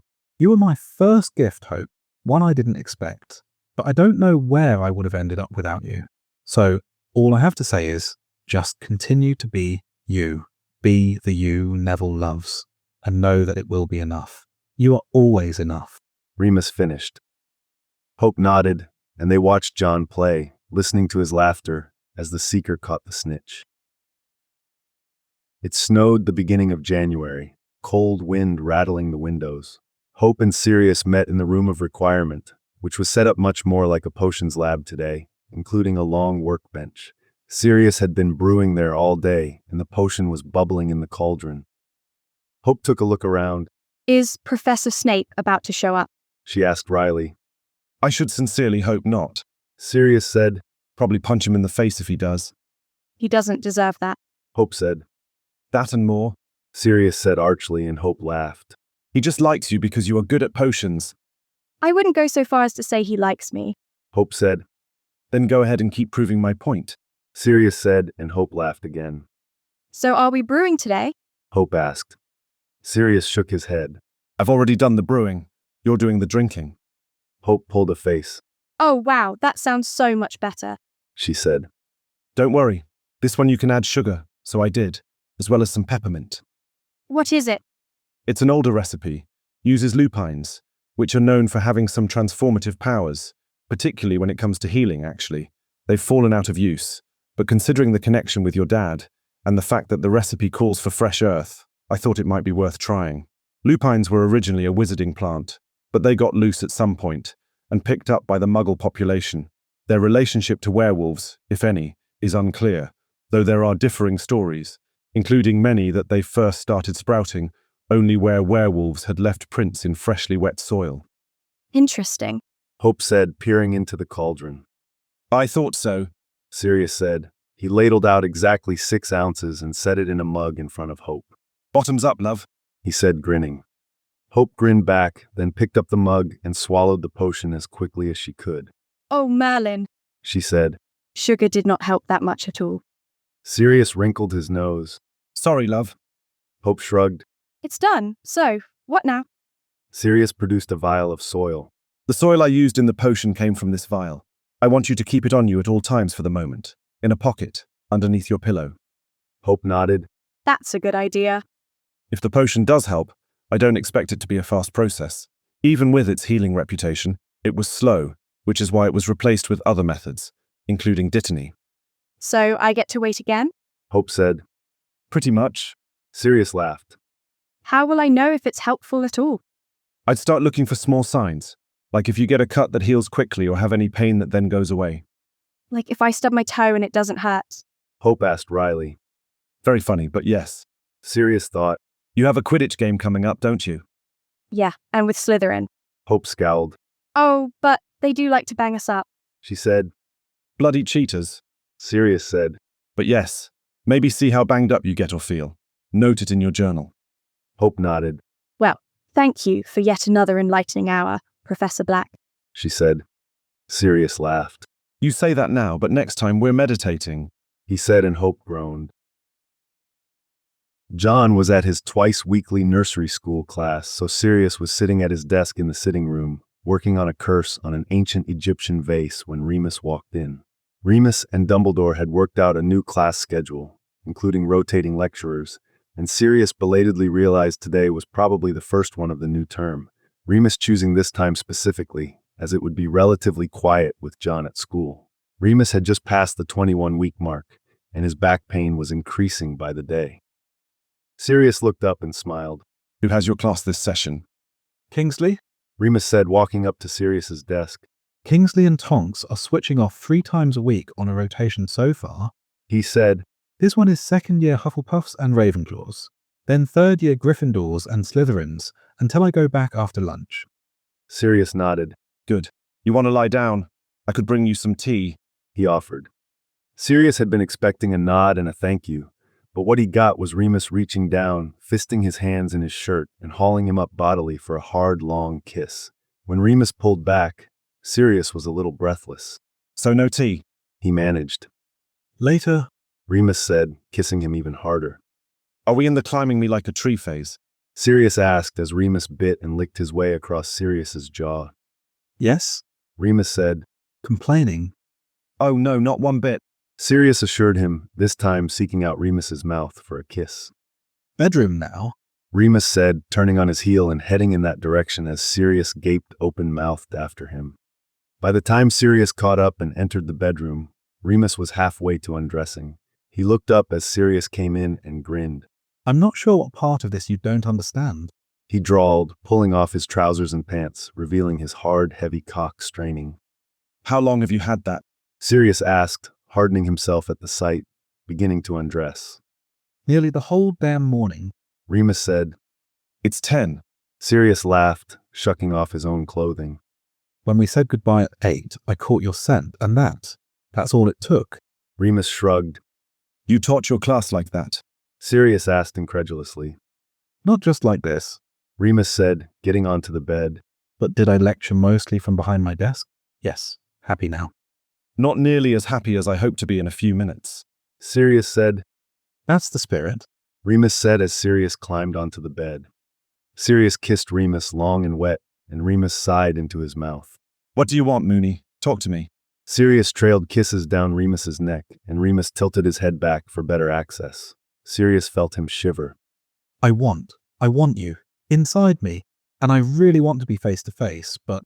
He blushed a little before his hands found his swollen belly, rubbing it slightly. I'm already so big. You're beautiful, Sirius said. He found Remus's jaw again and then kissed him, putting his own hands on Remus's belly, rubbing there. Quiet. Sleeping, I think. Remus said.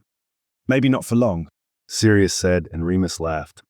Sirius pulled back, looking at his hands on Remus's swollen stomach. Merlin, so beautiful and sexy. I don't think I'll ever think differently. Give it a few weeks, Remus said. Never. Sirius said, kissing Remus again, and then scooting back on the bed so he could press hot, open-mouthed kisses to Remus's belly. He made sure to spend his time there, licking, kissing, and sucking slightly, until Remus began to squirm underneath him, panting slightly. Padfoot. Sirius looked up. I think we could still manage face to face. Not as close, but if you are on your back. Remus nodded, flushed. Sirius kissed him, all tongue and heat, before Remus laid back, moaning a bit, as Sirius took Remus's cock and fisted it, pumping up and down a few times. Remus's hips bucked off the bed at the touch as he thrust into Sirius's hand. Padfoot, I wasn't kidding about. Remus started. I know, my love. I have you, Mooney. Sirius said, moving his hand from Remus's cock to grip him by the hips. He cast the lubrication spell and Remus squirmed again. Sirius kept one hand on Remus's hip and then used the other to push a finger inside Remus, whose legs had fallen open. Remus pushed back, hips moving restlessly, even with Sirius's hand on his hip. Sirius pushed another finger in and used his grip on Remus's hip to pull him forward. Sirius curled his fingers and Remus cried out. I can't. Padfoot. Remus panted, and Sirius no longer needed any direction, settling himself between Remus's legs and pushing in slowly. Remus sighed in pleasure as Sirius bottomed out, and Sirius groaned. Remus had been right. The position was awkward with his belly, but that only seemed hotter to Sirius, who moaned himself at the thought of being sheathed inside of Remus at the same time his swollen, taut belly was underneath him. Mooney.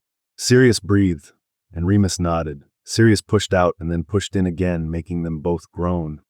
Harder. Remus whispered, and Sirius complied, snapping his hips fast and hard, as Remus got a leg around his waist. Sirius managed to get a hand between them, and started pumping Remus up and down, causing Remus to throw his head back on the pillow, exposing the long line of his throat. Sirius swallowed hard at the sight and angled his thrusts slightly until Remus was crying out with every thrust. Remus came relatively quickly, spilling over Sirius's hand, and to Sirius's fascination his belly, a sight that made Sirius come all on his own as he pushed in one last time, emptying into Remus. They both breathed for a moment before Sirius pulled out and performed the cleaning charm, falling onto the bed on his back beside Remus. I like this new schedule, Remus said, making Sirius laugh. Sirius turned to him. Now maybe some tea and nap. He said, brushing Remus's hair off his forehead. Lemon. You've got it. Sirius said, standing up on slightly shaky legs. He noticed Remus watching him go and quirked an eyebrow. I like the view, Remus said and shrugged, laughing, Sirius laughing with him. Poppy opened the curtain, beaming at Remus. 24 weeks, Remus. You've hit the 6-month mark. How are you feeling? Remus smiled. Nausea and vomiting have finally abated fully, even without the use of the potion, thank Godric. He said, Back pain is nearly constant, though, as are other pains, generally feeling a bit uncomfortable. He looked up at Sirius, who was at his usual station by the head of the bed. That's all to be expected, I'm afraid. Poppy said, Movement. Lots of it already. Remus answered. Someone likes to roll, and someone likes to kick, but I'm not sure who is who. He said. Poppy laughed. That's good, though, Remus. Indicates good growth and development. Any other symptoms? Remus stole a look at Sirius and then blushed. Poppy tilted her head. Remus cleared his throat. My sex drive? He started. Let me guess, has increased. Poppy said. Remus nodded gratefully. That's also quite common, and hormonally based. I would say there's no reason not to indulge, as long as you feel like it. You're healthy, and the pregnancy is only high risk because you are having multiples. No complications so far. It might even relieve stress. Poppy smiled. I'll note it for the record, but you do what you like, when you like. Shall we? She said, pulling up the gown and palpitating Remus's belly. Both babies already seem to be head down, though that could change, and I'm not particularly worried about position for delivery at this point. As Poppy spoke, Remus felt a kick on the left side. Poppy laughed. You weren't wrong about the movement, she said. Remus shook his head. Hope was like that, always moving. John seemed quieter. Still lots of movement, but not this. Constant. He said. He looked up at Sirius. Plus, someone, or both someones, seemed to like Sirius's voice. Oh. Poppy said. Do they recognize his voice? I think so. Remus said. I think he's imagining it so far. Sirius said, but as he did, there was another kick, and Poppy laughed again, especially when she saw Remus's rueful smile. It's not at all uncommon for fetuses to recognize different voices in the womb, Poppy said. They really might be responding to you, Sirius. Do you talk to them directly? I keep asking him to, but he thinks it's a little silly. Remus laughed. It might feel that way at first, but I encourage you to, Sirius. Poppy said. It'll be good for bonding, not that you have any problem with that. She noted, moving her hands from Remus. Fluid feels good from what I can feel on the outside, but let's see what we can see, she said. She waved her wand and the golden projection came into view. Good fluid levels on the inside, too, she said. Godric, they are moving, Sirius said, leaning forward, looking at each baby on the projection. Can you feel all of that? He asked Remus. Not all of it, but a lot of it. Remus answered, and Poppy nodded. Fluid and tissue will absorb some of it, but if they are this active already, I suggest you two prepare yourselves. For the next 4 months, or the next 18 years? Sirius asked. Both. Poppy answered. Also, I know you want to keep the sexes a surprise, and I want to respect your wishes. With John it was easier, because I saw you and scanned you less often, but with these two, well, the farther along we get, the more obvious it might become on a scan. I know you want to see everything, but I also want to warn you, you may end up seeing everything. Remus and Sirius looked at each other. I think we will do our best to avoid it, but if something happens then, well, we won't hold it against you, Poppy. Remus said. We'll hold it against them and tease them mercilessly. Sirius added, and Poppy laughed. Well, thank you for being gracious, she said evenly. Heartbeats. Please, Sirius said, gripping Remus's hand. Baby A, Poppy said, and the whooshing sound filled the air. Baby B, Poppy said, and another sound filled the air. Remus saw his smile reflected on Sirius's face. One sounds faster than the other, Sirius noted. Very observant, Sirius. There could be many reasons for that, including gender. Both heartbeats are well within the normal beat per minute range for fetuses at this gestational period, so it's nothing to be concerned about at this point. And you, Remus? Poppy waved her wand. Temperature, heart rate and blood pressure are all also within normal limits. I think you could stand to gain a couple of more pounds now that the nausea has ended. Remus nodded, but Poppy looked at Sirius. I suggest calorie-dense foods and several small snacks or meals throughout the day, heavy on protein and fat. I leave that to you, Sirius, especially as we wait for Remus's appetite to continue to pick up. Sirius nodded. Understood, Poppy. Poppy pulled down the gown and smiled. There's actually one more thing I had been wanting to talk to you about, but it's not related to the pregnancy. Sort of something to run by you since you were here. Okay. Remus said slowly, looking towards Sirius. You know Hope has been visiting the long-term care ward at St. Mungo's with Neville. They've gone a few times since Christmas. She plays the piano and interacts with the patients, including Frank and Alice. I have friends and colleagues all over the hospital, and you may not be surprised to hear, but she's already made quite a stir. In a good way? Remus asked. Of course in a good way. Poppy said. Her musical skills are more than impressive, but my friends are also interested in a couple of other things. For one, her kindness and patience with the residents. For another, her quick, brilliant mind. A new orderly had mixed up the medications one day, and Hope noticed and had it properly sorted before the Mediwitch even got there. And word of her is spreading even outside the long-term care unit. She came across a child who had wandered off from paediatrics with a broken nose. She returned him, broken nose fixed flawlessly. People are already talking about who the brilliant young witch is, and I wouldn't be surprised if several departments either hope she wanders in or start to outright invite her. I just thought you should know. Poppy said. I think Hope tries to be modest with you all. Remus nodded. Thank you, Poppy. We appreciate it. I can't say either of us don't always welcome good news about that young woman. And Sirius nodded his agreement. Of course. Out of curiosity, do you know what career she talked about with Minerva last year? Sirius shook his head.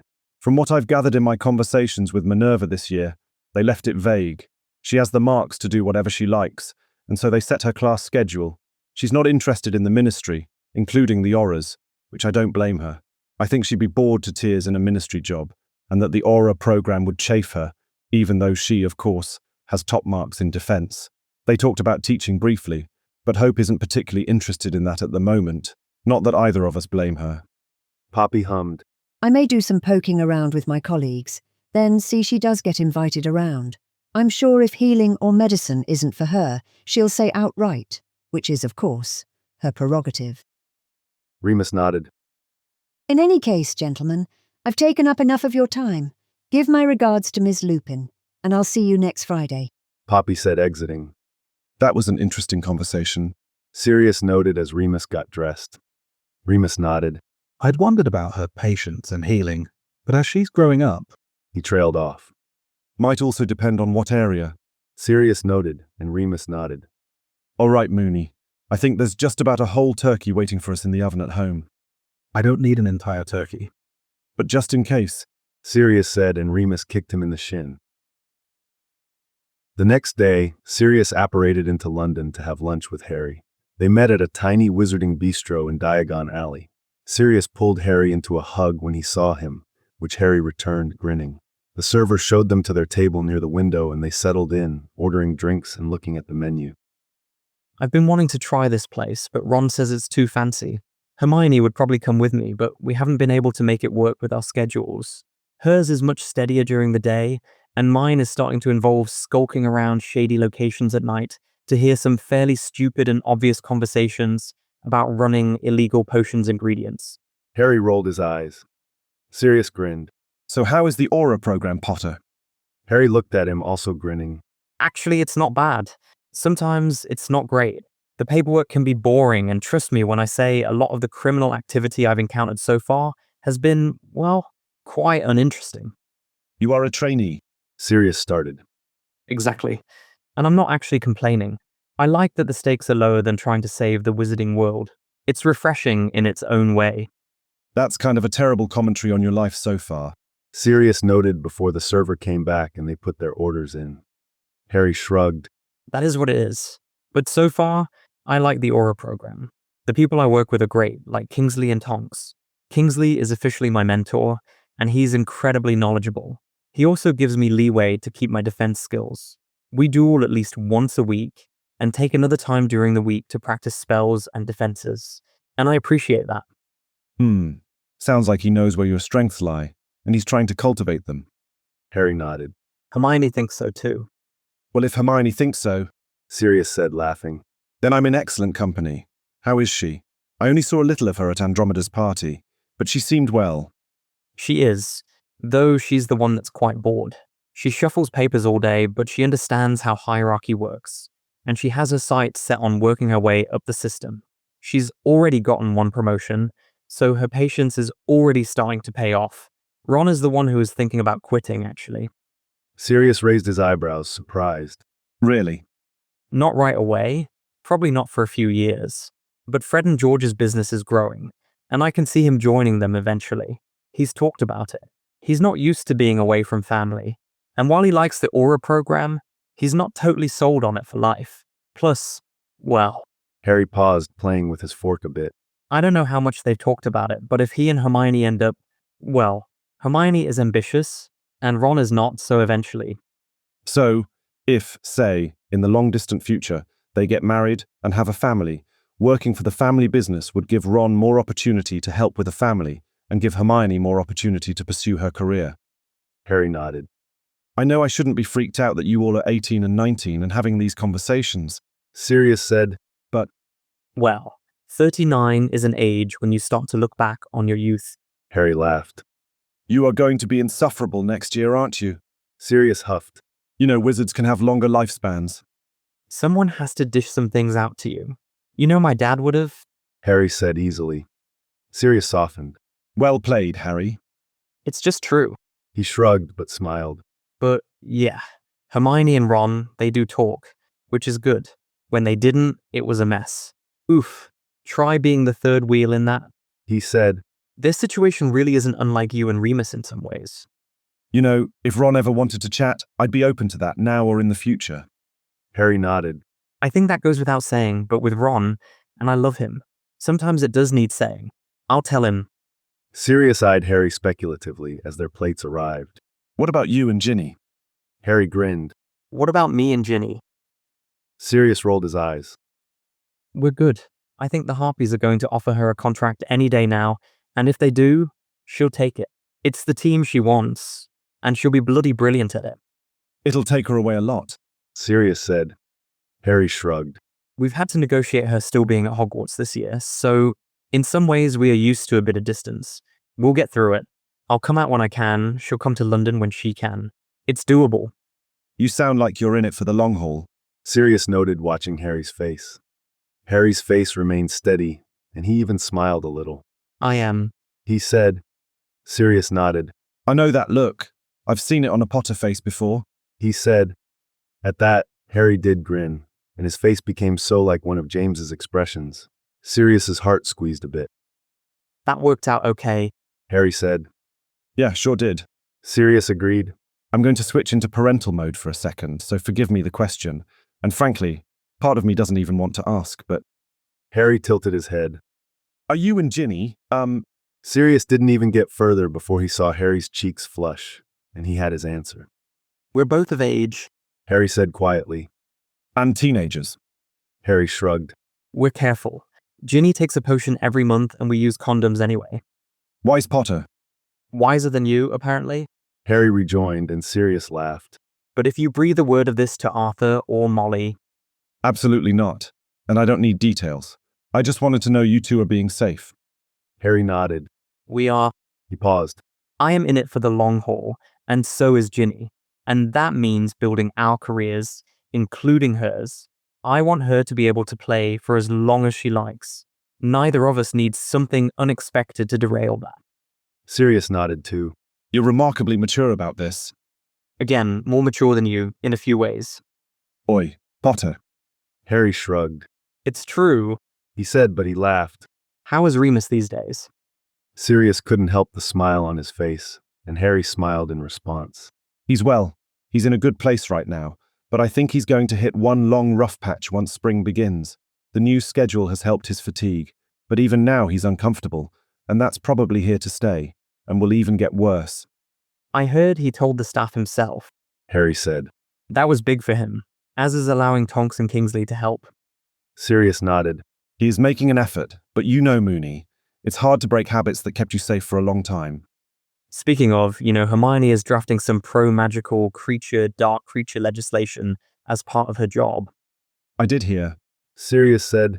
She wrote to Remus for some advice, and he's been reading drafts of it. It's good stuff. Not nearly enough, of course, but definite movement in the right direction. Harry nodded. And how are you? He asked. Sirius thought. I'm really happy. Harry smiled at him. I mostly take care of John and Remus. I do some side work in curse breaking, and that's interesting. Working with Hope on becoming an animagus has been wonderful.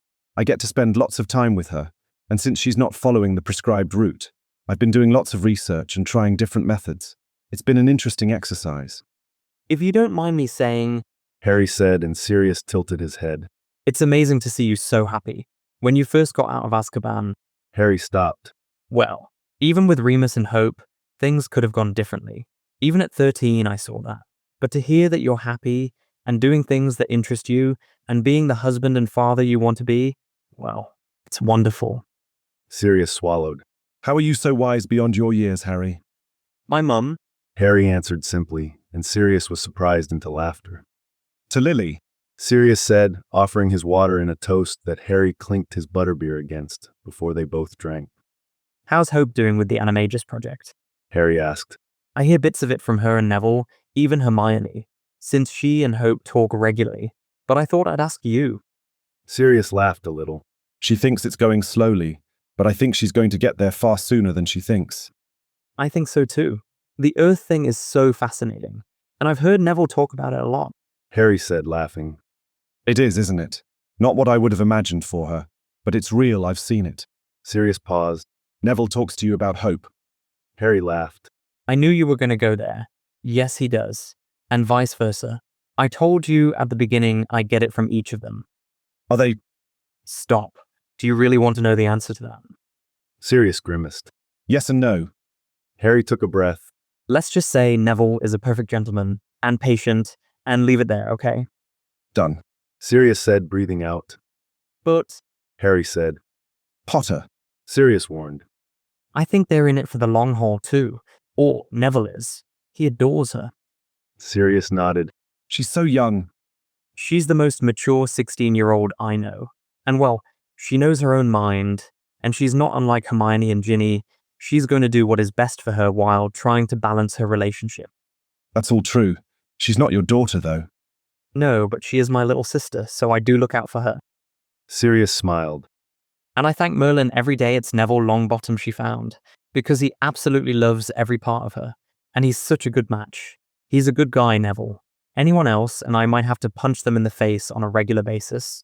Harry added. Sirius laughed. Remus and I think that too. Did you know she thought she wasn't good enough for him? I heard a bit about that from both of them. I know she got scared, but it was absolute rubbish. She's beautiful and brilliant, and anyone would be lucky to have her. Neville knows that. And like I said, he adores her. He thinks she hung the moon, which again is good, or I might have to take some action. You really are protective of her, aren't you? Sirius asked. What part of little sister do you not understand? Well, I never had one, so... Sirius said. Thanks to you, I do. And as I said, my little sister is beautiful and brilliant and funny and amazing, and I would have to go to drastic measures if anyone ever tried to hurt her. I've killed Voldemort. I can handle some pinhead teenager. Harry laughed, and Sirius did too. I'm so glad you're in our corner, Harry. Sirius said. All your corners. Harry added. You're my family. He said simply, and Sirius smiled. February dawned cold but dry, and the room of requirement seemed to be making up for it, with several fireplaces lit around the room, as well as lit candles floating in the air. 2 large cushions were on the floor, set up in the same configuration as they had been a few months prior. We really are meditating. Hope laughed as she entered. Yeah, a bit. Sirius said, taking a spot on one of the cushions, Hope across from him. How do you think the potion worked? Actually, I have some feedback about that. Hope said, and Sirius raised his eyebrows. You know, I took that bad hit during the Quidditch match. She started. I did. Sirius nearly growled. I was pretty banged up. Had a good-sized bruise on my shoulder after the game. Slytherin cheaters. Sirius muttered, and Hope smiled. Calm down, Father, we won the game. and hurt my little girl, I can be grumpy about that. I'm going to ignore the little part. Hope said. Anyway, I had a good-sized bruise right after the game. I didn't see Pomfrey because there wasn't much she could do anyway, and I wanted to see if the potion would do anything. By the time I changed for bed, the bruise was gone, as was any soreness or tenderness in the area. Oh, that is interesting. Sirius said. And it's continuing.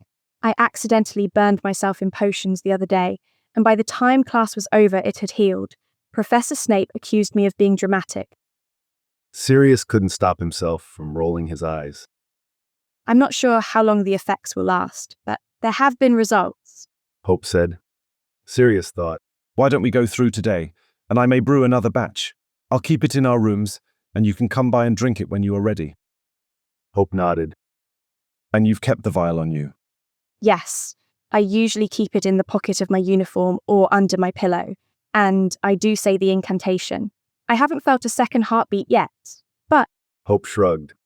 You might and you might not. So far your journey has been unconventional. Sirius said. So what are we doing today? You said it. Meditating, sort of. Hope laughed. I told you, when we were experimenting, I would concentrate on the flow of what transfiguration magic felt like to me, and that brought up images for me, so I thought we could try that for you. All right. Hope nodded. I'm going to close my eyes. Yes. First tap into the magic. What do you feel? Hope was silent for a moment. Soil, earth.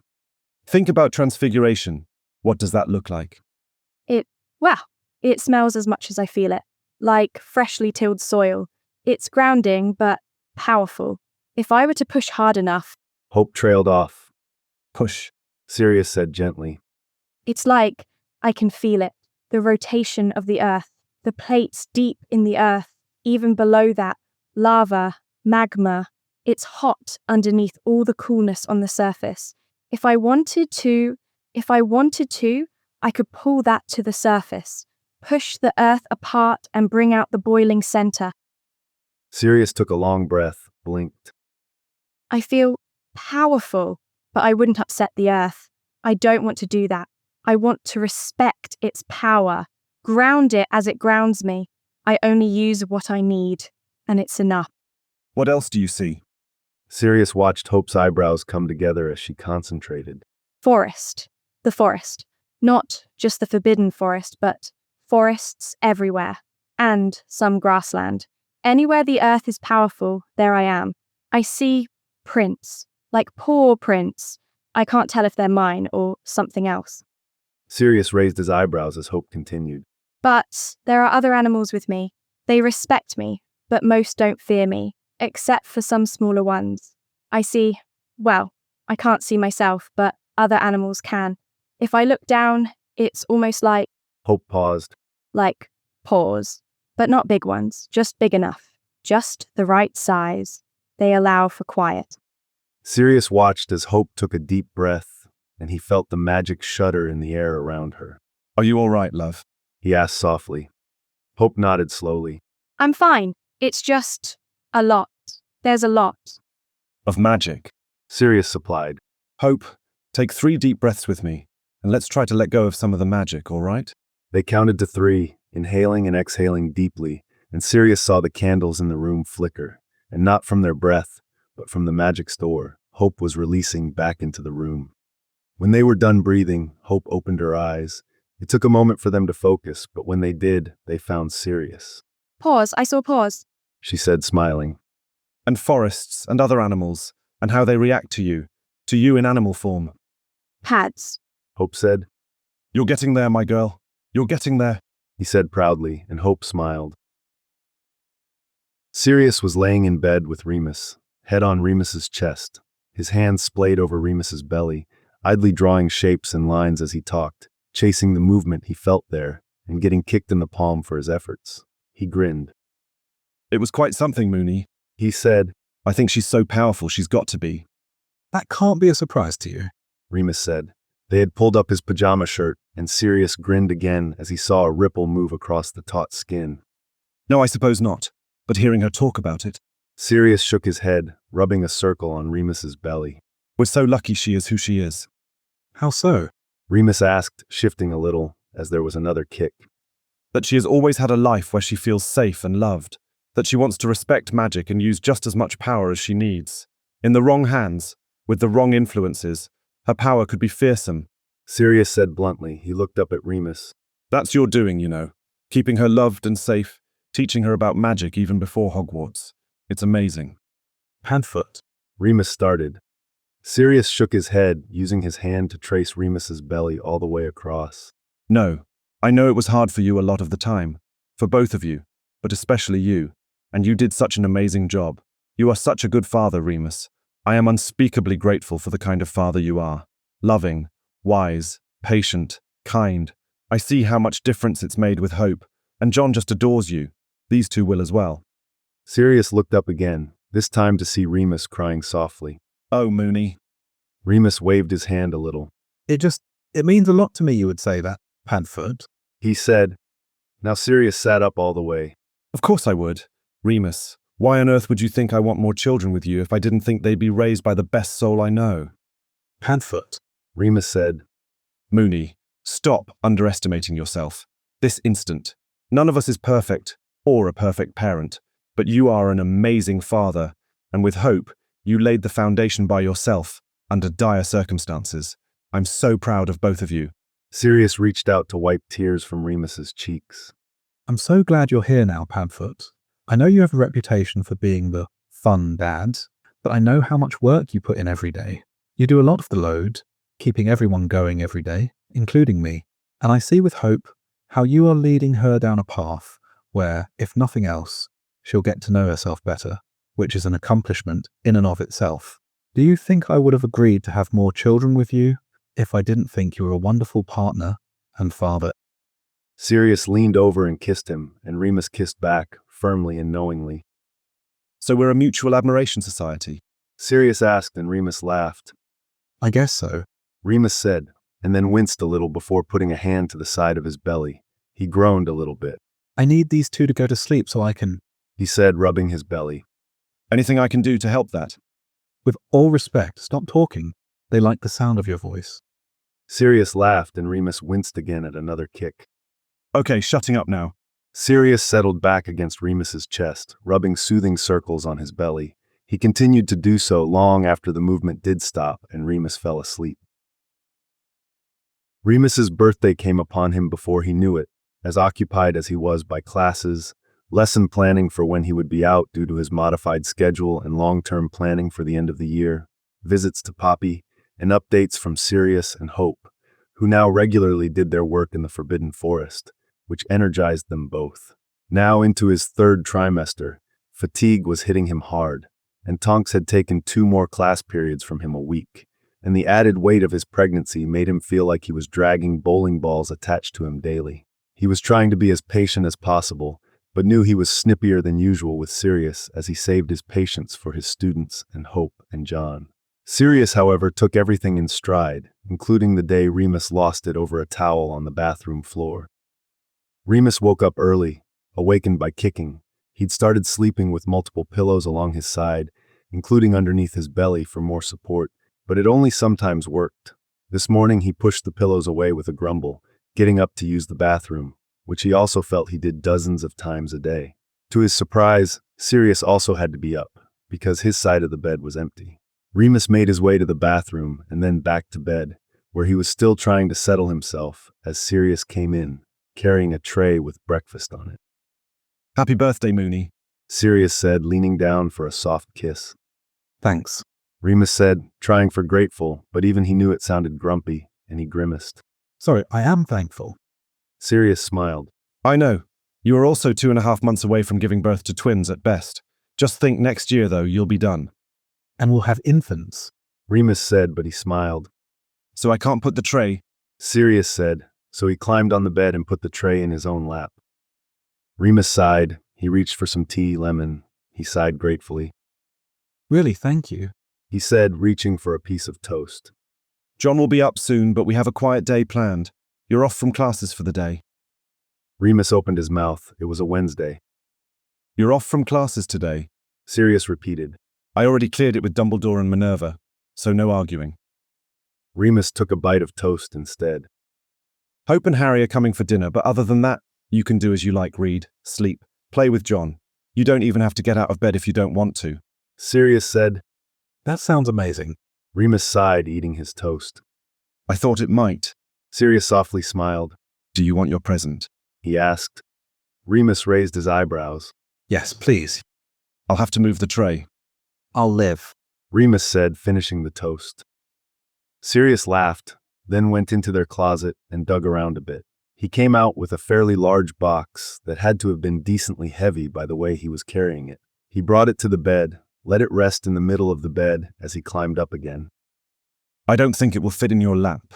He started and cut off with a laugh at Remus's look. Just open it, Mooney. Remus carefully pulled at the tape holding the wrapping paper together and saw Sirius roll his eyes.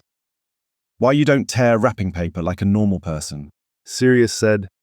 Because my mum taught me better manners than that. Remus answered, slowly unwrapping the present. He opened the box, which was thankfully held together by just one single piece of tape. He looked inside, and his eyes widened. Oh. He breathed, pulling out a typewriter. I know this isn't the most updated Muggle technology. Sirius began. Don't they have combustions? Computers. Remus corrected, laughing. But I know you know how to use one of these. I've seen you do it. Your mum had one. That she did? Remus said. And with all the work you've been doing, well, I thought this would at least be faster than all the handwriting you have to do. There is also the kind of Muggle paper you put in it in the closet, and something called corrective liquid. Hermione helped me get it all. Remus smiled. This is at the same time the most thoughtful and the most Sirius Black answer to my handwriting needs I have ever seen. Does that mean you like it? Sirius asked. I love it. Remus said, kissing him, watching the grin spread across Sirius's face. Remus kissed him again for good measure. I also think it might have other uses too. Remus said, and Sirius tilted his head. I've been thinking, well, the textbooks on defense are a little dated, and even the new set I got a couple of years ago needs some updates, especially in the magical creatures and dark creatures sections. I've been thinking about writing my own book, mostly a textbook, but it would include my own research on magical creatures, including werewolves. If Snape publishes on Wolfsbane and Poppy does her case study, if I were to find a publisher for a new comprehensive defense text, well, along with Hermione's work at the Ministry, we could keep things progressing. Remus felt his blush on his cheeks. Mooney, that's the most brilliant thing I've ever heard. You should absolutely write your own text on defense. Why haven't you told me about this before? It was just an idea. Remus started, cut off when Sirius surged forward and kissed him. It's brilliant. Sirius said again. It'll take some time, especially if I'm teaching and raising a family too. You can do it, Remus. I know you can. Sirius said firmly. I want to tell my story, and that of people like me. No more fear, no more hiding. Remus said. A textbook, if I could get it in use at Hogwarts. Even any of the other schools could. He was cut off again from another kiss from Sirius. Mooney, it's an amazing idea, and I think you are brilliant, and I will do everything I can to support you doing it. Thank you. Remus said, kissing him back. It's not a computer, but the typewriter will be a definite improvement. Good.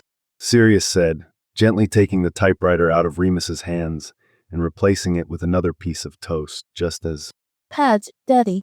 Rang out, and the sound of small feet running in the hallway carried to their bedroom. John appeared in the doorway to their bedroom, grinning. Happy birthday, Daddy. He shouted. Remus laughed. Thank you, John. He said. Was it good, like we practiced? John turned to Sirius. It was terrific, just like we practiced. Sirius said proudly, smiling.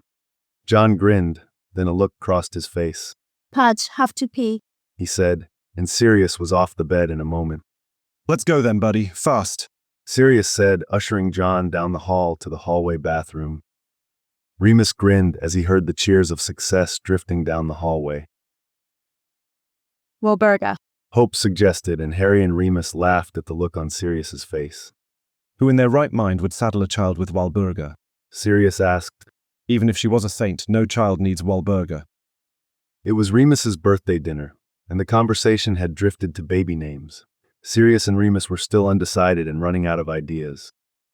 You're still against stars and constellations? Harry asked.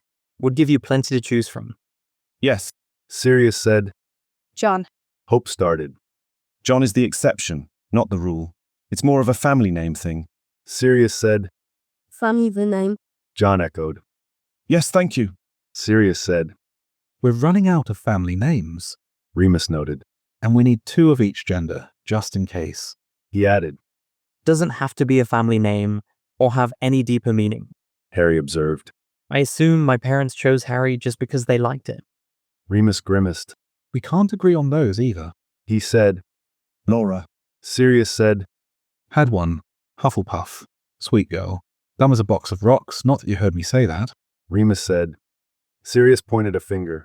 That's why we can't agree on that either. He vetoes most names because he had a student or tutoring client with that name, and apparently he liked none of them. I have liked plenty of students. Remus protested. Name one whose name you'd use on one of our children. Sirius countered. Harry. Remus offered, and Hope and Harry laughed. My point exactly. Sirius said. So we're at an impasse? Remus sighed. Well, not to be the bearer of bad news, but you're going to have to figure it out pretty soon. Harry noted. Or you could just go with baby A and baby B and call it a day. Hope said dryly. Just for that, you 2 can fork over your presents to appease me. Remus said, laughing. He was surprised when Harry and Hope looked at each other, and Harry pulled an envelope from his back pocket. It was kind of a joint thing. Harry said, and Hope nodded. Remus looked over at Sirius, who shrugged. Remus opened the envelope and pulled out a single piece of paper. He read it, and all the signatures at the bottom, and his eyes filled involuntarily with tears. We mean it. Hope said. All of us. Remus read again. Dear Dad, Remus, Professor Lupin, etc. We, the undersigned, are offering our services in any way we can to support the Lupin family. You may call on us for babysitting, or a cup of tea, or someone to whisk you away for a butterbeer. Whatever you need, whenever you need, no questions asked. Owl, flu, telephone call, showing up on our doorstep, Patronuses, and any and all forms of communication are accepted. We love you, and we look forward to continuing to love you every day in the future. Signed, Hope, Harry, Neville, Ginny, Hermione, Ron, Molly, Arthur, Andromeda, Ted, Tonks, Patty Fields, and Poppy. Remus started. This is too much. He handed the paper over to a curious Sirius, who read it with wide eyes. No, we think it's just the start. Harry said softly. We love you, and we love our family, and we want you to be taken care of. End of story. Hope said. Sirius looked over at Remus. End of story. He echoed and smiled. They didn't have to do that. Remus said later as he got into bed. Remus, Mooney, they want to do it. Let them. Sirius climbed up on his side of the bed. It's not charity when people love you. Remus sighed. It's in your self-improvement plan, and they know it. Sirius smiled gently. Remus shook his head. You're not alone anymore, Mooney. You haven't been for a long time. You've gotten better about letting me in, so let other people in too. Everyone who signed that letter cares about you or loves you. Accept it. You're awesome. Sirius grinned. Remus found himself smiling in return.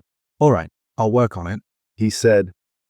Sirius leaned over and kissed him, gently at first, then probing, darting his tongue out, and Remus opened his mouth, letting Sirius explore and deepen the kiss. When Sirius pulled back, he was looking at Remus's face in speculation. How are you feeling? Sirius asked. Emotionally, a little overwhelmed. Physically, a little tired, but fine. And more than a little interested in what you could be suggesting, he said, and Sirius grinned, leaning in for another kiss, this time long and a little messy, and Remus heard himself sigh into Sirius's mouth. Sirius pulled away, placing kisses along Remus's jaw. You sure? Sirius Orion Black, I swear to Merlin. If you try to back out now. Remus started, growling a bit. He felt Sirius's smile against the sensitive spot underneath his ear, and he grasped the front of Sirius's pajama shirt. You're sure? Sirius said, pulling back. He took off Remus's shirt, then his own, and began trailing kisses down Remus's chest. He spent a little time at each nipple until Remus squirmed a bit underneath him and let out a gasp, sensitive and incredibly turned on. Remus pulled him up for another scalding kiss and felt his cock strain against his pants and pajamas. Sirius. Remus managed, beginning to pull on his pajama bottoms, the friction between the cloth and his cock beginning to be uncomfortable. Sirius reached down and pulled at the waistbands, but it took some maneuvering to get everything off, and Remus ended up nearly falling off the bed during one particularly precarious moment. Sirius was clearly trying not to laugh, his eyes dancing, so Remus burst into laughter first, Sirius following. That could have been smoother, Remus said. With this, I'm not so sure, Sirius said, splaying his hands across Remus's swollen belly, and Remus gasped to see his hands there, just above his hard, leaking cock. Sirius kissed him again, hard and long, before taking off his own pajama bottoms and pants, throwing them to the floor. Remus took the opportunity to surge forward, sucking and biting along the line of Sirius's white throat. Godric, Mooney. Sirius gasped, and Remus flicked first one nipple, then the other, before moving down to fist Sirius's cock. Remus cast the silencing charm as he pumped Sirius, who had thrown his head back further, an open invitation, as Remus saw it, to kiss down his neck again. He could feel his own cock leaking, and he shivered. Hands, hands! Sirius was muttering, and Remus grinned, licking a stripe across Sirius's prominent collarbone, kissing the dip between each side. You'll need to control yourself some, love, because I want you coming inside of me, and not over my hand. He whispered into the soft spot between Sirius's neck and shoulder, biting a bit before soothing the bite with a lick and open-mouthed kiss. Sirius gasped and then moaned. Remus removed his hand from Sirius's cock, and Sirius whined a bit at the loss of contact, before leaning forward and cupping Remus's head, pulling him in for a long, deep, filthy kiss. When Sirius broke away, Remus felt a little dizzy from lack of air. What do you think? Sirius asked, hands roving Remus's body, distracting him. Hands and knees on your side. Remus nodded at the last suggestion as Sirius found his cock, using the pre-cum to slick his hand. The feel of Sirius's palm on the head made Remus swallow hard. Side. He managed. He rolled slowly until his back was to Sirius, who uttered the lubrication charm. Remus felt the wetness and felt himself open some just because of the charm, and he shifted in anticipation. Padfoot. He managed, and then he felt Sirius's fingers circle him, and then push in as Sirius pushed a gust of hot air onto the nape of his neck in a sigh. Remus pushed back immediately, searching for more. More of anything, more friction, more Sirius. More. He breathed, and Sirius kissed his neck, adding another finger, but Remus felt himself shaking his head, felt the trembling in his thighs. More you, Remus said. Padfoot. Remus felt Sirius's fingers withdraw and then felt Sirius, and he drew a deep breath as Sirius entered him, slowly at first, then quickly, until his hips were flush against Remus. Remus sighed with relief, adjusting to the stretch, and Sirius placed kisses along the length of Remus's neck. Beautiful, so beautiful like this, Sirius was saying against his skin. Mooney, you have no idea, so gorgeous. His hand found Remus's cock, and Remus cried out at the feeling of Sirius inside him, around him. You're so full of me. My children in my hand, full of my cock, he said, and Remus dropped his head, moaning into the pillow. Sirius began to move, slow, languid thrusts at first that caused Remus to automatically push back, seeking more. He didn't stop talking, though, continuing. Godric, so gorgeous. Your whole body, it's glowing, and when you get aroused hard for me, and your cock, it starts to rub on your belly, and Merlin, that look, that combination, it. Sirius snapped his hips, driving his cock in harder, making Remus groan from his chest. Sirius pumped him harder too, and Remus began to see white spots in his vision. It's so fucking hot. You are so beautiful pregnant. But that combination, knowing you want me at the same time you wanted me so badly, you are pulled tight around my children. Merlin. Sirius said, his cock sliding faster inside of Remus, who was biting his lips so hard he could taste blood. It's because I love you, Remus managed, and he was surprised when Sirius came at that, pulsing inside of him, suddenly dropping his head to Remus's shoulder. You love me, Sirius said. Love you. Remus said as Sirius recovered enough to keep pumping him. Then always, he said, coming with a cry before collapsing further into the bed.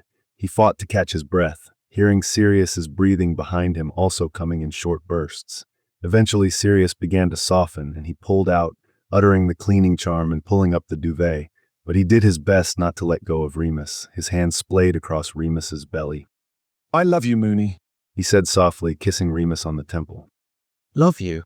Remus managed before his own eyelids grew heavy, and he let himself fall asleep, wrapped up in warmth and Sirius. April was relatively warm, but still crisp, as Sirius and Hope made their way to the forbidden forest. Hope was carrying her vial of soil in her hand now, and she'd had 2 more doses of the lupine potion. Her visualizations were getting stronger.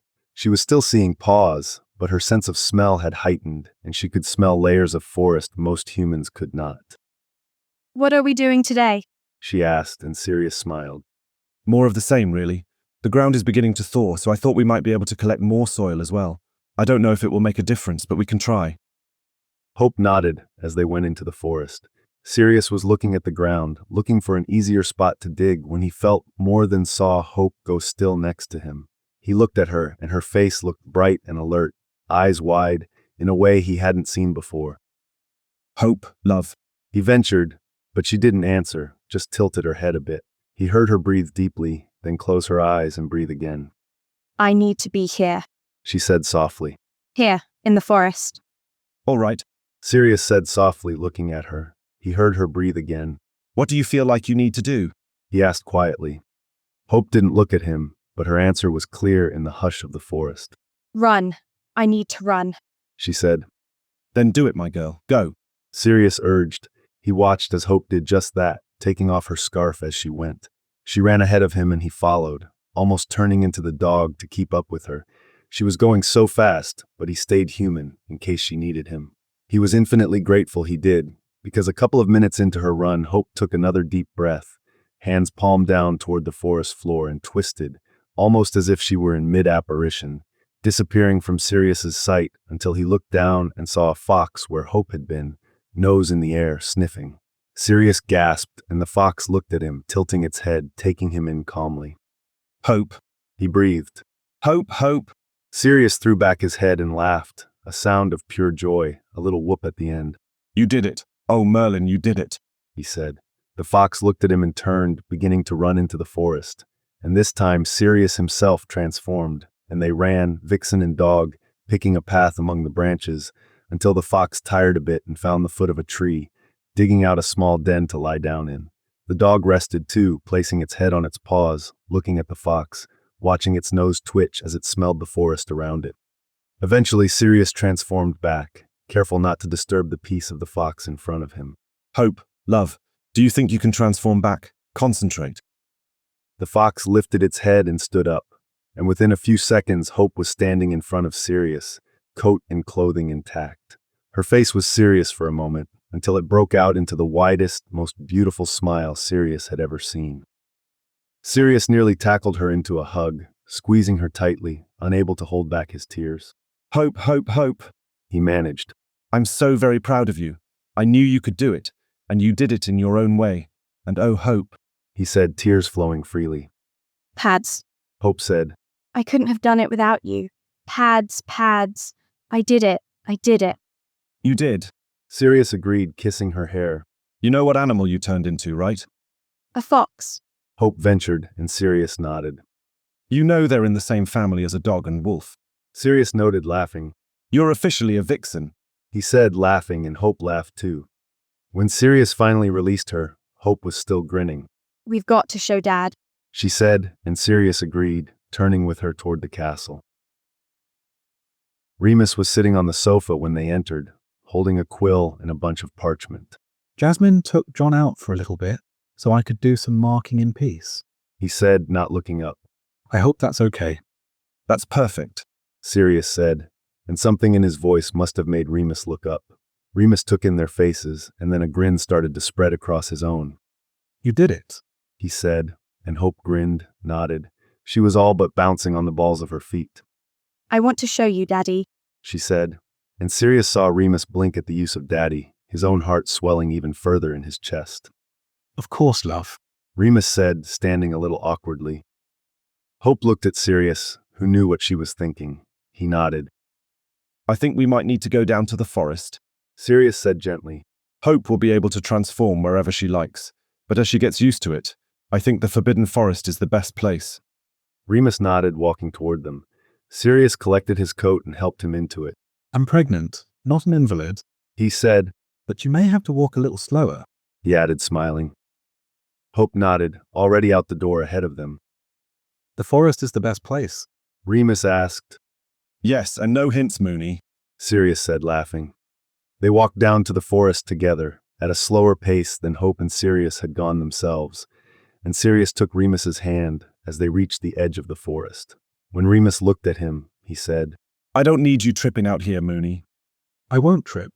Remus said. Can you see your feet right now? Sirius countered. Remus glared and caught Hope's grin out of the corner of his eye.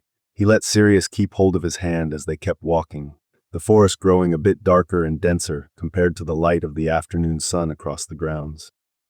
Hope stopped and looked at Sirius. Now. Any time that feels right to you, he answered. Do you need to run? Hope shook her head. But I might want to after, though. That's fine, love. If we stay put, can you make your way back? Oh, yes, I'll know the way, and I'll be able to smell you, she said. Sirius saw Remus's eyebrows furrow at their conversation, but he otherwise remained silent, keeping his questions to himself. Here we go, then, Hope said, taking a deep breath.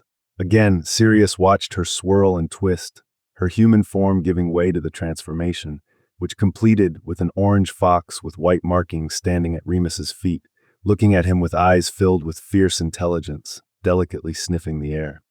Oh. Remus said, mouth open, blinking back tears. Hope, a fox? You're a fox. You did it. My girl, I am so proud of you. The fox tilted its head at Remus, then spared a glance at Sirius, and then ran, swift feet making quick work of running through the forest, gracefully avoiding roots and soon disappearing from their sight. Remus looked at Sirius, who was letting his own tears fall again. Oh, that girl, he said. That beautiful, amazing young woman. She did it. She did it. Of course she did. And she did it with you. Remus said, reaching up and brushing some of Sirius's tears away, laughing through his own tears. She did it with you. Remus repeated, kissing Sirius softly. They stood there quietly holding hands until the fox wandered back from its path through the forest, and Hope transformed again, standing in front of Remus. She all but threw herself into his arms, and he caught her, holding her tight. My brilliant, beautiful girl, he said. I could not be prouder of you. I love you so much. When she released him, Hope was smiling. A few days later, Hope and Sirius found themselves in Minerva McGonagall's office again, and she was smiling at them. Having witnessed the transformation myself more than once, and having overseen the process, along with all 3 of our journals, I feel confident in filing the required paperwork to register Hope Lupin as an official animagus. Hope grinned. Thank you, Professor. Ms. Lupin, thank you. Your path may have seemed unusual, but I believe your and Mr. Black's research on the subject may open more doors than before. The lupine potion in particular was an interesting development, and though it may be suited especially for you, it may also have broader implications in the field of animagi and transfiguration in general. I'm actually quite eager to do more research into it myself. Thank you. Hope said again.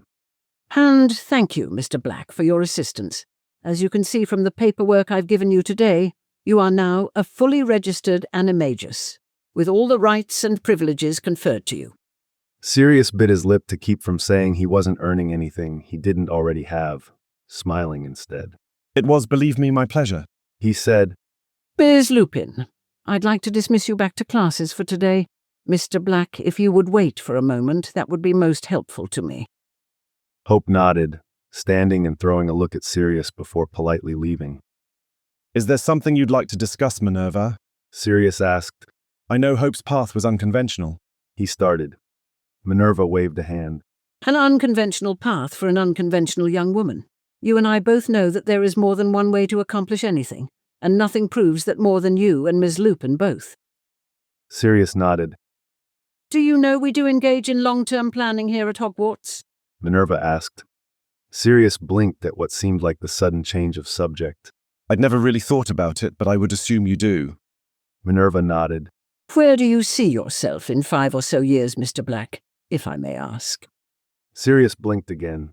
Well, Hope will be graduated, and John in primary school. The new ones too, I suppose, by that point. Right now, we're kind of taking things day by day, Sirius said slowly. and I'm happy raising my family. Of course, Minerva said easily. you do have your hands quite full and will for some time. Still, I think as your children age, you may want to think about how to continue to keep yourself occupied. What are you really getting at, if I may ask? Minerva smiled. Dumbledore is thinking of retiring in the next 5 or so years, give or take. And when he does, I'll be taking over the role of headmistress. Sirius looked at her, nodding. Of course.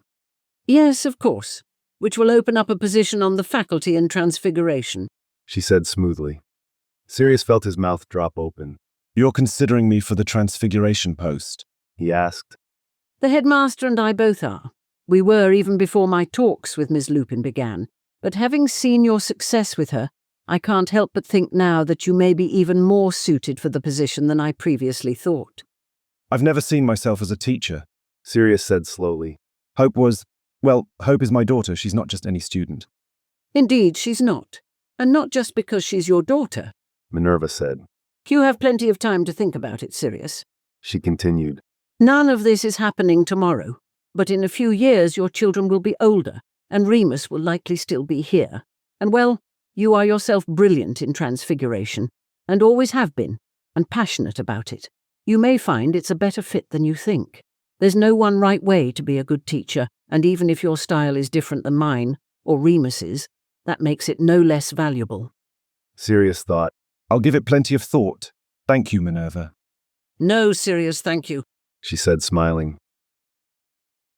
When Sirius told Remus that night at dinner, Remus looked at him and, to Sirius's surprise, grinned. What? Sirius asked. I know you were all in on the Animagus project for Hope, and it was wonderful for both of you, and your relationship. He said. But did it not ever occur to you, in all of these months, that Dumbledore and Minerva were testing your chops as an instructor? No. Sirius said. It did to you. Remus nodded, still grinning. Why didn't you tell me? He asked. I thought you'd eventually figure it out on your own, but you never got there. Remus said, laughing. What do you think? Sirius asked. Honestly, Moony. Honestly? Sirius nodded. I agree with Dumbledore. It will be lovely to have a generation of Lupin Blacks growing up here at Hogwarts, and even more so if each of their fathers is a professor. You think I can do the job? More than... Remus said. And what's more, I think you'd like the challenge. Some of it will drive you mental, but I think overall you'd do well. Really? Remus laughed. For Merlin's sake, Snape manages it, and half the student body wishes he'd quit. But here we are. You can't tell me you can't out-teach Snape. Touché, Moony, Sirius said, laughing. John laughed too. Tucha. He said. My sentiments exactly, Remus said, smiling. They were in their quarters after lunch on the second Saturday in May, settling into the living room after a light lunch. Remus was still largely and uncomfortably pregnant, less than 10 days out from his due date. Poppy was happy he was managing to let them cook as long as possible, but Remus was more than ready to be done, and it showed, as nearly every movement he made spoke of his uncomfortableness. Sirius thought it had rather become a state of being, and Remus was now holding himself together through sheer will, keeping a grip onto his deep well of patience by a thread. You could go lay down if you like, Moony, Sirius suggested softly as he and John set up trains and train tracks on the sitting room floor. Remus shook his head. My back is hurting. He sighed. And the couch is actually more comfortable for that, he said, wedging a pillow behind him and slumping down a little. Sirius nodded, knowing better than to argue, when there was a knock, and Hope came through the door. Hope, John exclaimed, reaching for her. Hope laughed and leaned down, giving him a hug and kiss and sitting on the floor next to him, helping him put together train track pieces. Hope, Sirius repeated, leaning over to land a kiss on her cheek. Remus smiled at her from the couch, and Hope smiled back. You look really uncomfortable, Dad. She noted, and Sirius winced a little. Thank you for stating the obvious, love. Remus said softly but a bit wryly. He shifted again, moving the pillow behind him. What brings you in today? Sirius asked. I need a reason to visit my family. Sirius looked at her. No, but it's you, so you usually have one. What's up? Hope laid more track, but she didn't look up. Sirius looked at Remus, who was also trying to exchange a glance with him. Well, you know, I've been going to St. Mungo's with Neville more often this semester. she said slowly. Sirius and Remus both nodded. I've gotten to know some of the staff in lots of departments. Some of it is quite fascinating. Hope paused. I know the people in the spell reversal department the best. They still work with Neville's parents sometimes, but the damage there was so long ago and so extensive. Hope's voice went soft. Well, there's not a lot that can be done for them, but for others, they do all kinds of things, and they've shown me some of their work, and it's really interesting. They've offered me an internship over the summer, just a couple of days a week. I could flew in from Wales, see the kinds of things they do. They don't often offer them to people my age, but I've shown such an interest and, they think, an aptitude for the work. There's lots of transfiguration involved, actually. They are willing to take me on to see if I continue to have any interest. They can get a waiver for underage use of magic, but since I won't be of age until July, I need parental permission since they'd want me to start when Hogwarts lets out. Remus shifted a bit again, looked at Sirius, then at Hope. Are you interested, love? Do you want to do it? Hope looked up then, her eyes soft, but she tilted her chin up. I do. Like I said, it's not for Neville or his parents. But the work is interesting, and I'd like to see more of how it works up close. Sirius nodded. Then I think you should, he said simply, and Remus nodded his agreement. We would certainly give you our permission, Hope. Remus said softly. This might turn out well for you, or it might just be something you do for a summer and find it doesn't suit you, but I think it would be wonderful for you to try, and you'll learn something no matter what. At that, Hope smiled. Did you really think we'd say no? Sirius asked. No, not really. Hope said. You two are always so supportive, but this work is delicate. I thought maybe you might think I'm too young. I think you can do anything you put your mind to if you want to, Sirius said as Remus shifted a bit. And you will be of age in July? Remus noted. Our permission is technically a formality. Maybe for St. Mungo's, but not for me. Hope said. I want you to approve. Sirius watched Remus's eyes fill with tears. We'll always approve of you, love. Sirius said. You have a brilliant mind and a huge heart, and that combination will take you far in life. Sirius saw Remus smile at her. Hope smiled at them, pushing John's train past her a little as it came her way. She looked up at Remus. Are you sure you're okay, Dad? She asked. You've shifted like 5 times since I came in. Remus sighed. It's my back. I can't get comfortable. Usually I can after a while, but not today. Hope looked over at Sirius, who caught her eye. Since about when, Moony? He asked casually. Remus shrugged again. Just a couple of hours. Since about 11. The couch is usually the best for this, but nothing that usually works is. And the kitchen chair was murder. He caught the look Hope and Sirius were exchanging. What? He asked. Does that not sound a little like, well, back labor to you, Moony? Sirius said, and Hope nodded quietly, sending smoke rising from John's train with a tap of her wand, causing him to laugh. Remus went pale. I hadn't thought about it, honestly, he admitted. Maybe it's worth a visit to Poppy, Sirius suggested quietly. I can stay with John. Hope volunteered. If it's nothing, you'll be back. If it is, flew me or send me a note. If I need help, I can always get in touch with Andromeda or Molly. Sirius nodded, getting to his feet and then helping Remus stand. They both bent to land kisses on top of John's head, who giggled. Hope, can you flew Poppy too? Tell her we are coming. Of course. Hope said. She stood too, embracing first Sirius, then Remus gently. Good luck, she said. Thank you, my girl, Remus said, and Sirius helped him out the door. Poppy met them at the door to the hospital wing. She smiled when she saw Remus. Hope did flew ahead, she said. Fortunately, it's been a slow day, and I'm actually empty at the moment. She locked and spelled the door behind them. Any students that need me will be rerouted to Madame Hooch, who is also trained in first aid. This could be nothing, Poppy, Remus said as Poppy led them to their now familiar corner of the infirmary. Remus, you are due in less than 10 days with twins. I can't believe you made it this far. I doubt this is nothing, she said, but she smiled. Still, we'll see. Go ahead and get changed, and I'll be with you in a moment. Sirius helped Remus change, watching him closely. What's going on, Moony? He asked quietly, as Remus managed to get on the infirmary bed and settle himself. You weren't like this with John. Sirius heard Remus take a deep breath, and he took Sirius's hand. I'm scared, he admitted. Oh, Remus, Remus shook his head. It's different with twins. More chances for complications. With John, I'd been through it before with Hope. This seems different somehow. Sirius leaned down and pressed a kiss to Remus's forehead. We'll get through it, Mooney. We always do. Even if it becomes complicated, we're in this together. I promise. I'm not going anywhere. Remus nodded as Poppy pulled back the curtain.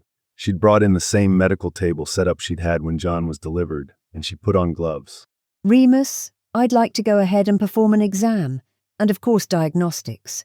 From Hope's description, your uncomfortableness does sound like it could be back labour, and I'm glad you came in. I know you often like to labour at home, but with the study, as well as the twin pregnancy, I want to monitor you closely from the first opportunity. Remus nodded again, this time at Poppy. Lift your legs, dear, and let me have a look. Poppy prodded gently, and Remus did so underneath the privacy sheet. I do think labour has started, as you do have a magical canal formed, Remus. She said gently. I'm going to check for dilation now, so take a deep breath for me. Remus did, and then slowly let it back out. Sirius squeezed his hand. Poppy touched his legs again, and Remus lowered them. About 4 centimetres dilated, and 50% effaced. Not nearly as far along as you were when you came in with John, but that's a good thing from my view. Poppy said. Still, I think we can assume things are well underway. Poppy lifted the medical gown, exposing Remus's belly. Her capable fingers palpitated all around, pausing as Remus shifted on the bed. Oh, that's a contraction there, isn't it? She asked. Are you feeling that in your back? Yes, though now that I think about it, I can feel the band moving outward, starting to tighten around my lower stomach too. Remus said. Poppy nodded. Again, not as hard as when you first appeared with John, but quite strong. That's some more of the monitoring I will do this time. Set up a quill and parchment to monitor the timing and intensity of your contractions. Peaks will be contractions, valleys the time in between. The higher the peak, the stronger the contraction. Remus and Sirius nodded. Still, Poppy said. Both babies are head down, in a good position for delivery. You know I can perform a surgical delivery if necessary, even here at Hogwarts, but you are an excellent candidate for natural delivery with each twin. Fluid feels good from the outside. Let's check the inside, shall we? Poppy waved her wand, and the familiar projection floated in the air. Sirius took a moment to appreciate just how much that projection had changed since he'd first seen it. 2 full-fledged looking babies now in each sack. Fluid and cord placement are both good. Again, heads are down, in a good position for delivery. Poppy waved her wand, and the whooshing sound filled the air. Baby A, she said, and Remus smiled. Baby B, she said, and more whooshing filled the air. Poppy waved her wand. I'll also monitor fetal heart rate with a self-writing quill and parchment this time as well. I'm looking for any fluctuations, but so far both heartbeats are in the proper range and very strong. Now, Remus dear, Poppy said, waving her wand. Your heart rate is also good, as is your temperature and blood pressure. I want to be mindful of your blood pressure, so I'm going to set a spell. If it goes off, it means your blood pressure has gone up higher than I would like. Poppy paused, taking in Remus's face, and then she smiled gently. Remus, this extra monitoring is not because I think anything is going to go wrong. It's so that we can simply be as prepared as possible. Remus nodded, swallowing. Also, Remus, there are potions. Poppy started. Remus shook his head. No. Remus, Sirius said. Even if just to help a bit, you don't need to be proud. Remus shook his head. It's not that. I just feel, really elementally, that I need to be in my body. I need to feel my body. It's important to me. He looked at Sirius. You asked me to try not to be afraid of my body, and I don't want to be anymore. But that means I also need to feel it. He said.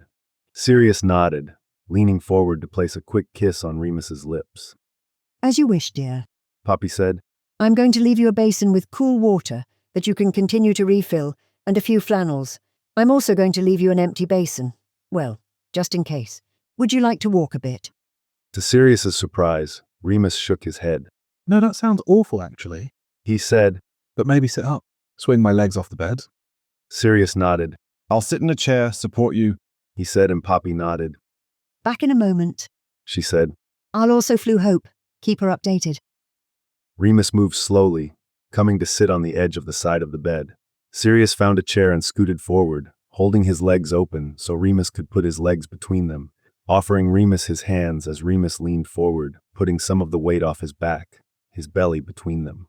Poppy had just reappeared with both basins and put the one with the water and the flannels on the table next to Sirius when Remus made a noise and actually leaned back. Poppy was fast, though, getting the empty basin underneath Remus's mouth as he leaned forward again and lost his lunch. When he was done, Sirius wet one of the flannels she had brought and wiped Remus's mouth gently, handing the flannel to Poppy. He then took his wand and gently tapped Remus's jaw, uttering a tooth-cleaning charm that left the area smelling vaguely like baking soda. Good reflexes, Poppy, Sirius said softly. She smiled at him. Lots of practice, She said, I'll bring another empty basin just in case, but that's probably the worst of it. I'm sorry, Remus said, taking a breath. Sirius and Poppy both shook their heads. It's common, dear. Poppy said, giving him a reassuring smile before bustling out again. No sorries in this process, Remus, Sirius said, leaning forward to kiss Remus's forehead. I wanted to say how proud I am of you for advocating for yourself back there about pain relief. You do what you need to and tell me and Poppy what you need. And if you change your mind, that's okay too.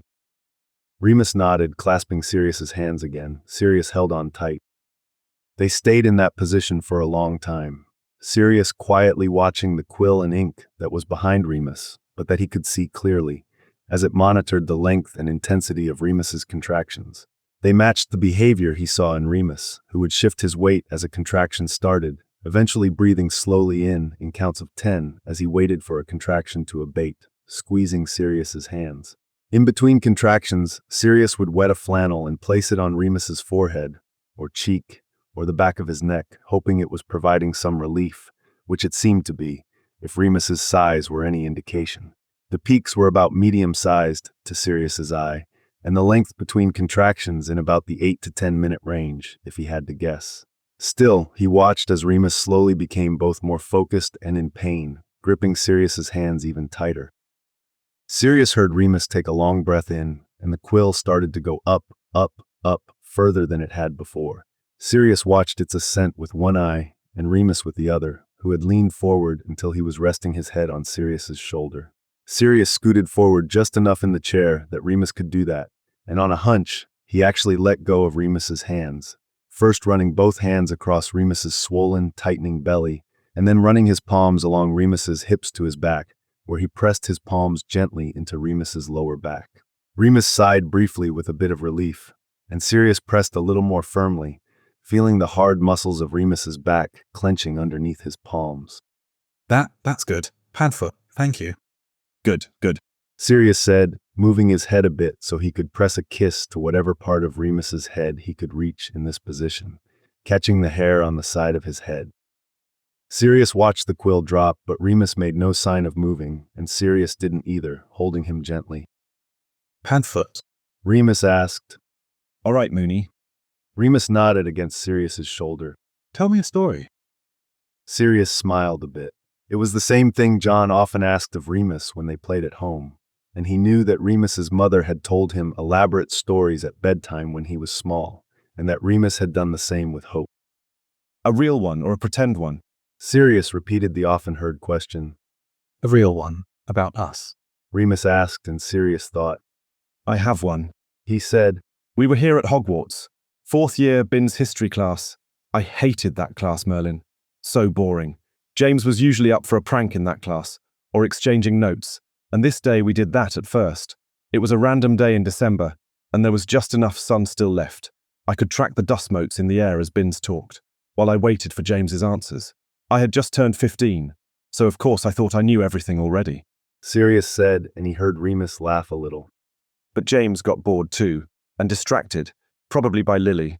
His notes stopped coming, so I thought maybe I'd send some to you. But you were sitting a couple of rows ahead of me, on the aisle, and the sun was in your hair, which I thought it was odd that I noticed the sun bouncing off your hair in the first place. You were studiously taking notes, so I knew you'd be no fun to try to exchange other notes with. You'd tell me off in the first one that you were paying attention, and not to distract you, and I'd listen. And then I thought it was odd that I always listened to you, because I didn't listen to anyone then, not even James. Sirius heard Remus breathe in, just as he saw the quill move, and he pressed his palms to Remus's back as the quill rose, this time the valley much shorter than it had been before. He breathed with Remus, who finally relaxed a little, and the quill went down again from its highest peak yet. Then I noticed your fingers on the quill, just a little ink there where you'd been holding it, and I thought how lovely your fingers were, and that you had the best hands, and well, then it occurred to me that it was a really strange thought to be having about your mate, that he had the best hands, the hands with the long, clever fingers and the broad, pale palms. And then you sucked the end of the quill into your mouth while you were thinking about something, probably some magical creature revolt you thought was fair, and I thought about how lovely your mouth was, and I knew that was a thought you definitely didn't have about your mate, how lovely his mouth was, and how much you suddenly, absolutely, wanted to throw yourself across the room to kiss it. You definitely didn't do that if that was your mate. Sirius said, hearing Remus breathe in again. This time, Remus breathed, and so did Sirius, feeling Remus's body shake a bit beneath his palms. The quill went higher still, and Remus continued to shake until the quill went down again, and he breathed in and out slowly. So did Sirius. So there I was, watching the dust motes dance in the sunlight, and you concentrating with the tip of your quill in your mouth, and I knew I wanted to kiss you, which boys didn't do with their mates, much less the friend they went to when they were scared about going home, or talked to when they were worried James was mad at them, or who they saved up money to buy chocolate for, not that friend. And then it occurred to me, the most simple thing in the world, that I should kiss you, because you weren't my friend. I was in love with you, there at 15, in Professor Bin's history class, and I knew I had been for a while, but that was when I was sure. That was when I realized I loved you. Padfoot. Remus breathed on his shoulder. And nothing's been the same for me since, Mooney. Not since some random day in December, just after I'd turned 15. They breathed a little together, Remus's arms wrapped around Sirius's neck, Sirius's arms wrapped around Remus's swollen waist, his palms pressed into Remus's back. Oh, Merlin, Sirius. Remus breathed. That's what you hit me with now, that... Sirius smiled. It's true, and it's distracted you, hasn't it? Remus nodded against his shoulder. It's true, Mooney. Sirius repeated, holding on as Remus began to breathe again, his body growing tense underneath Sirius's hands. I've got you, Mooney, I do, I love you, I always have, he said, and this time he heard Remus whimper a little with the contraction, and his heart skipped a beat. They stayed that way for a long time until Poppy came back, her voice gentle. I hate to disturb you, dears, but I do want to check on you, Remus, she said. Remus nodded, and Sirius let go, let him scoot back on the bed until he was leaning on the pillows. He'd put his legs up for Poppy, who had once again put on gloves. Deep breath, Remus, she said, and Remus did as he was told, looking up at the ceiling, still holding Sirius's hand. Poppy emerged, taking off the gloves, and Remus lowered his legs. 7 centimeters dilated, 90% effaced, she declared. Not at all bad progress for 4 hours. We've been sitting like that for 4 hours. Remus asked incredulously, and Sirius laughed a little. 4 hours of increasingly hard labor if my monitoring is anything to go by, Poppy said, eyeing the quill and parchment. It is, Sirius said. Remus looked at him. I have my sources, he said, smiling. He cooled the basin of water off and wet a flannel, applying it to Remus's forehead, wiping some sweat away. Contractions are lasting longer than a minute, and only about 3 minutes in between and closing in, Poppy said, just as Remus took another breath, as if to prove Poppy's point. Poppy lifted the gown and pressed as Remus's belly tightened, and she nodded. Breathe, Remus, she said, and Remus did, Poppy moving her fingers around. Everything still feels good, and your diagnostics are still excellent. What would you like, Remus? To walk around? To sit again? Remus shook his head. I know this sounds crazy. I usually hate being on my back, but my belly has been so heavy. It's kind of a relief. He sighed. Poppy smiled. You can labor on the bed. There are no rules, Remus, she said. Every pregnancy and every delivery is different.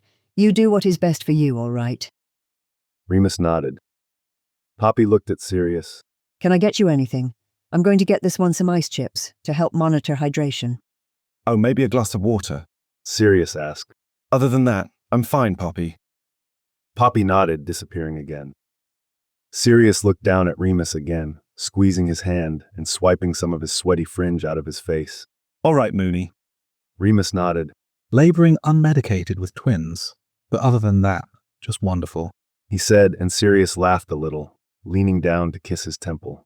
As he pulled back up, Remus said, Oh, his free hand going to his belly to rub small circles. Poppy returned in time to watch the contraction peak on the monitoring parchment, and for sudden wetness to show up on the bedding. Just in time for your water to break, I see. Poppy said, cleaning the mess with her wand, leaving the bedding dry as a bone. It really won't be long now, I don't think. She handed the glass of water and a cup of ice chips to Sirius, who set both on the bedside table. He wet a flannel and put it on Remus's neck, which was flushed. Would you like me to stay, Remus, in case things go quickly? Or I can give you some privacy. I'm just a call away, she said. Remus seemed to consider. I'll call you if I need you, I think, Poppy. Poppy nodded. If you start feeling the need to push, you call yes. Remus nodded, and so did Sirius. Sirius picked up the flannel off Remus's neck and gave him a few ice chips. Down the hatch, Mooney, he said, taking a drink himself as he watched Remus suck on the ice chips.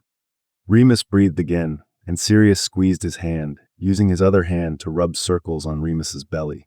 He felt the tightening there underneath his hand and said, "You're amazing, Mooney," meaning every bit of it. Remus whimpered a little, and Sirius continued to rub his hands soothingly. Remus eventually fell back on the pillows, panting a bit. Tell me another story, Remus said, and Sirius smiled gently, once again running his fingers through Remus's sweaty fringe. Well, one day, these two idiots who were still in love more than 20 years later decided it would be a good idea to have another baby. Sirius started, but he got a laugh out of Remus, which was what he had been going for. Not that one, Sirius asked, pressing a kiss to Remus's temple. No, Remus said, shaking his head. Okay then, let me think. All right, I have it. Remus looked up at him from the pillows, and Sirius thought his heart would burst. So through a really awful, messy turn of events, those two boys in the other story found each other, but lost each other, for a long time, and it was truly terrible. But they were lucky, because one thundering day on a Quidditch pitch, they met again, and one found out he had a daughter with the other boy, a daughter who was so remarkable, and brilliant, and vibrant. The one boy, now a man, had to grow his heart to make room for her, and he did, because she was remarkable, and brilliant, and vibrant, and he loved her the minute he saw her, knew she was his the minute he saw her, heard her call the other boy in our story Daddy, and he knew what had happened, and it was a miracle. Remus's hand squeezed Sirius's, and he breathed again, and Sirius rubbed circles on Remus's belly, until Remus relaxed a bit, breathing heavily. Even more of a miracle was, the other boy in this story had kept faith and forgiveness, even when he thought he had none, and he welcomed the boy back, the one who had gone away, and they found each other again, and realized many things had changed, but not that they loved each other, not that it was always a good and beautiful thing to be with each other, because they were better together than they ever were apart. So, that year, when summer came, they went to one of the boys' houses, a little cottage in Wales, where the boy and the daughter had lived together, and they invited the new member of their family in. Sirius saw the quill start to scribble on the parchment even as Remus moaned a bit. Pulling a breath, and Sirius once again squeezed one hand and rubbed circles on Remus's belly with the other, as Remus breathed, relaxing only after what seemed to Sirius to be quite a long time. They invited the second boy, the one with the same dark hair as the daughter, to come live with them, and he had a piano delivered, because the daughter, you see, was a pianist, and so talented, and every time she sat at any piano she lit up with joy from the inside. So the boy with dark hair wanted her to have that in her home, and the three of them, along with a wayward boy from their youth, they lived that summer. Sirius once again felt Remus squeeze his hand, and he breathed along with Remus, who was looking at him with a mixture of tenderness and love and pain. Remus blew out a breath, and Sirius did too, continuing. They lived that summer, with the windows open, and the two boys, now men, getting to know each other again, and the daughter, the girl, playing piano, and reading on her back in the grass in the back garden, and making fun of the dark-haired boy for not knowing how to cut an apple. And the two of them would sneak off to the village, and she showed him everything, where she went to school and where she skinned her knee. She took him to the library, and the cafe, and the park, and they would come back from their adventures, and she'd play piano, and the light-haired man would kiss the dark-haired man, and promise him he loved him, and they'd sit together on the sofa, and read while their daughter played and played, every note a new promise of a new life. Remus shifted on the bed, panting, and Sirius couldn't help it, reached down and gently kissed him on the lips. And it's been a beautiful new life indeed, he finished, squeezing Remus's hand. Poppy, He called, and Poppy appeared around the curtain, taking in Remus, and then the quill monitoring contractions. Remus dear, you must be close. Remus nodded, looking up at Sirius, tears squeezing from the corners of his eyes. I love you. I love you, Mooney. Sirius said softly. He watched Remus shift again with another contraction, this time on top of the last one, and Remus cried out softly. Sirius looked at Poppy, who was putting on gloves. Poppy. Remus panted. I know, dear, I know. She said. She disappeared underneath the privacy sheet, but reappeared quickly. Remus, you're ready, fully dilated and effaced. If you are ready to push, do it. Yes, Sirius, Padfoot. Remus breathed. What, love? Anything? I want. Maybe. You, on the bed behind me. Can I lean on you? Remus panted. Sirius looked at Poppy, who nodded, and Remus scooted forward, allowing enough room for Sirius to climb on the bed behind him, and Remus leaned against his chest and sighed. Sirius took one of Remus's hands and kissed his temple. Ready, Mooney? Oh, yes. Remus breathed, sitting up from Sirius's chest as the next contraction rolled in, leaning forward with his free hand on his belly. I'm going to count to 10, Remus, and I want you to push for that long, okay? Poppy said, but Sirius had the idea that Remus was lost a bit now, fully leaning into what his body was telling him to do. Remus pushed for the length of the contraction and then took a deep breath, collapsing against Sirius's chest. Well done, love. Sirius said, kissing his temple, and Remus smiled a little before immediately tensing again. Oh, there really is no break, is there? Sirius said as Remus leaned forward again with a small groan, one hand cupped at the bottom of his belly as he pushed until he fell back panting against Sirius's chest. They repeated the process enough times Sirius lost count until Remus let out a cry Sirius had never heard before, and he seemed to bear down with all his might, shuddering in Sirius's arms. Oh, yes, there we are. Poppy said, and Remus gasped, leaning on Sirius's chest, breathing hard. A small cry filled the infirmary, and Sirius laughed, kissing Remus's temple where he could reach. Remus sat up a bit, arms automatically reaching forward as Poppy stood a little, leaning toward him. It's a girl, she said softly, handing the small infant to Remus after she cut the cord with magic. Oh, a girl, another girl, Sirius said, looking down at the baby Remus was holding. Remus turned around to smile at him, bright as the sun, and Sirius kissed him. A girl. Remus repeated. Oh, and she has my hair. I never thought I'd see that. He laughed, tears falling down his cheeks. Sirius reached out a shaky hand, touching the baby's head gently. Oh, she's beautiful, he said just as Remus gasped, and he felt a flood of wetness. Poppy waved her wand, and the wetness disappeared. She is beautiful, but I'm afraid you're not done yet, Remus dear, she said, and as she said it, Remus breathed in again deeply, and Sirius knew he was having another contraction. I'm going to take this little one. Clean and warm her up while you work on the next one, dear, Poppy said, and Remus let go of his new daughter a little reluctantly, breathing through the rest of the contraction on Sirius's chest. You can do this, Mooney, Sirius said. You're almost there. I want to be done, Remus said, and Sirius did his best not to laugh. I know, love, I know, but it won't be long, especially. Sirius cut off as Remus tensed in his arms, leaning forward with a moan. Breathe, love, Sirius said, keeping hold of Remus's hand. Remus relaxed a bit. Especially if these contractions stay this way. He finished and then said, Oh, leaning forward again, hand on his belly. Poppy. Sirius called again and Poppy appeared again. This time she didn't even look at the parchment, just at Sirius. How many contractions has he had? 3 already, if you count the one when you took the little girl, Sirius said, and Poppy nodded. Big ones, I would think. Godric, yes. Remus breathed, and he shifted again with a small groan, and Sirius could tell from his movements that he was pushing again. Poppy pulled on gloves and sat on the stool again. Eager to join the sister, I'd say, she said. Oh yes. Remus, I can see the head already. If you can get it under your pelvis with your next push, you're going to be in business. Remus nodded against Sirius's chest, but sat up again almost immediately, and Sirius could tell he was bearing down. Sirius, he cried. I'm here, love, he said, squeezing Remus's hand. I'm here, Remus. Mooney, right here. Don't go anywhere, Remus said, pushing, and Sirius shook his head. Right here, I'm here. Never going anywhere again. He reassured him, hearing Remus gasp in front of him. Sirius saw Poppy smile and heard another cry filling the air. Remus breathed deeply before settling on Sirius's chest. It's a boy. Poppy said, continuing to smile, once again cutting the cord and handing the baby to Remus, who took him with shaking hands, holding him to his chest. A boy. Remus repeated, turning his head so Sirius could lean in and kiss him again. Sirius ran a finger across one of the small fists moving against Remus's chest. One of each, he said. Should have known. Remus said. Well, one of each name is going to have to go, Sirius said, and Remus laughed. Remus, you've delivered each placenta. Well done, she said, and Sirius blinked. I'm going to clean that little man up and then I'll return them both, I promise, she said, gently taking the baby from Remus.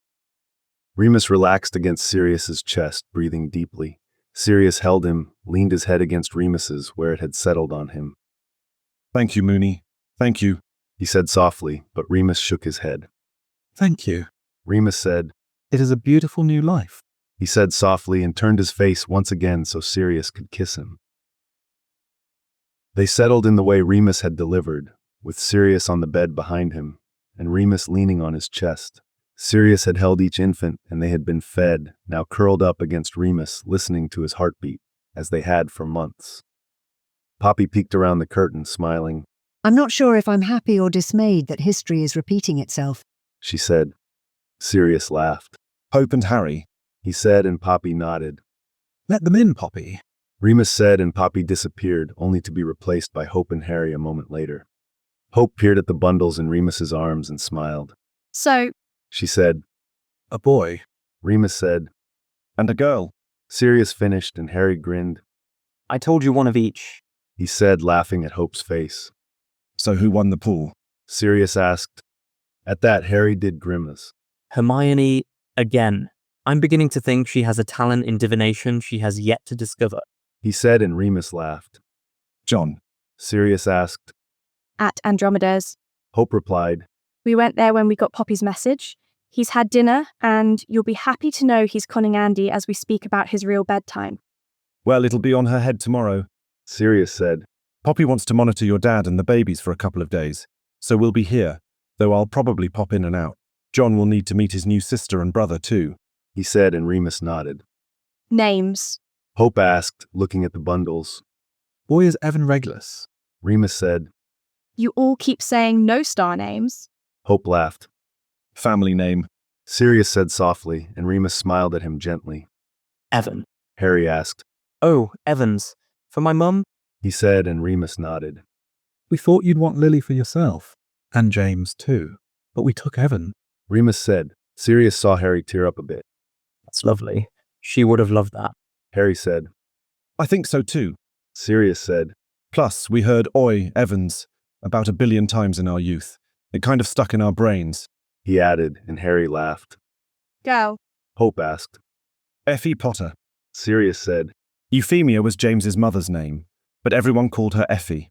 We couldn't see saddling a child with Euphemia, but we could do Effie. She became as much my mother as she was James's, in all the ways that counted. And Potter, well, for all of you. Sirius said. Like Remus said, we thought you'd want James and Lily, and this way, we get to honor you too, Harry. They did say the only student name they ever liked was Harry. Hope said, but she put her arm through Harry's, kissing him on the cheek. That's also lovely. Thank you, Harry said, and Sirius saw him blink back tears. Evan and Effie. Hope said. I'm looking forward to getting into so much mischief with you, she said, smiling. That summer, Remus and Sirius took Hope and John, and Evan and Effie, to the cottage in Wales, where an addition had been built over the spring to add a study and 2 new bedrooms. Hope read in the hammock and played the piano, music drifting out the open windows, when she wasn't at St. Mungo's, learning more about healing. She turned into a fox and went for long runs in the woods, where sometimes Padfoot would find her in the den she'd built, napping in the shade. Neville came in and out, teasing her at dinner, and listening to her talk on a blanket in the back garden. Harry would also stop by, sometimes with Ron and Hermione or Ginny, sometimes by himself, and he'd play with John, or take walks with Sirius, or learn about defensive spells from Remus, practicing some Remus was writing up in his new book. John played with his trains and learned to climb the tree at the edge of the property, earning a bad bruise, but nothing broken when he fell. He began to talk incessantly, and only Hope could really keep up with him, so he followed her on her heels wherever she went, and she'd scoop him up and listen seriously until he ran out of steam and kissed her on the cheek, running off to his next adventure. Evan and Effie grew and were always held, because there was always someone there to hold them, whether it was one of their fathers, or Harry, or Hope, or Neville, or Ron, or Andromeda, or Molly, or any one of the people who bustled in and out of the cottage, keeping it full to bursting at any given moment. Every night, Sirius walked the cottage, making sure to close windows that had been opened and lock doors that had been unlocked for people to come in and out of all day. He went up the stairs and turned to their bedroom, where Remus was always waiting. And even if it had been a busy day, or a long one, or someone hadn't slept the night before, keeping him up, or John caught the village cold and spread it to everyone for a week, Sirius climbed into their bed and kissed Remus, who always kissed him back. And Sirius never failed to think that somehow he had stumbled into this wild, crazy, beautiful, perfect life, and he wouldn't want it any other way. Finite. Thanks for listening to this text-to-speech podfic composed by Burning Aurora, Kaliana, and Flowerhawk.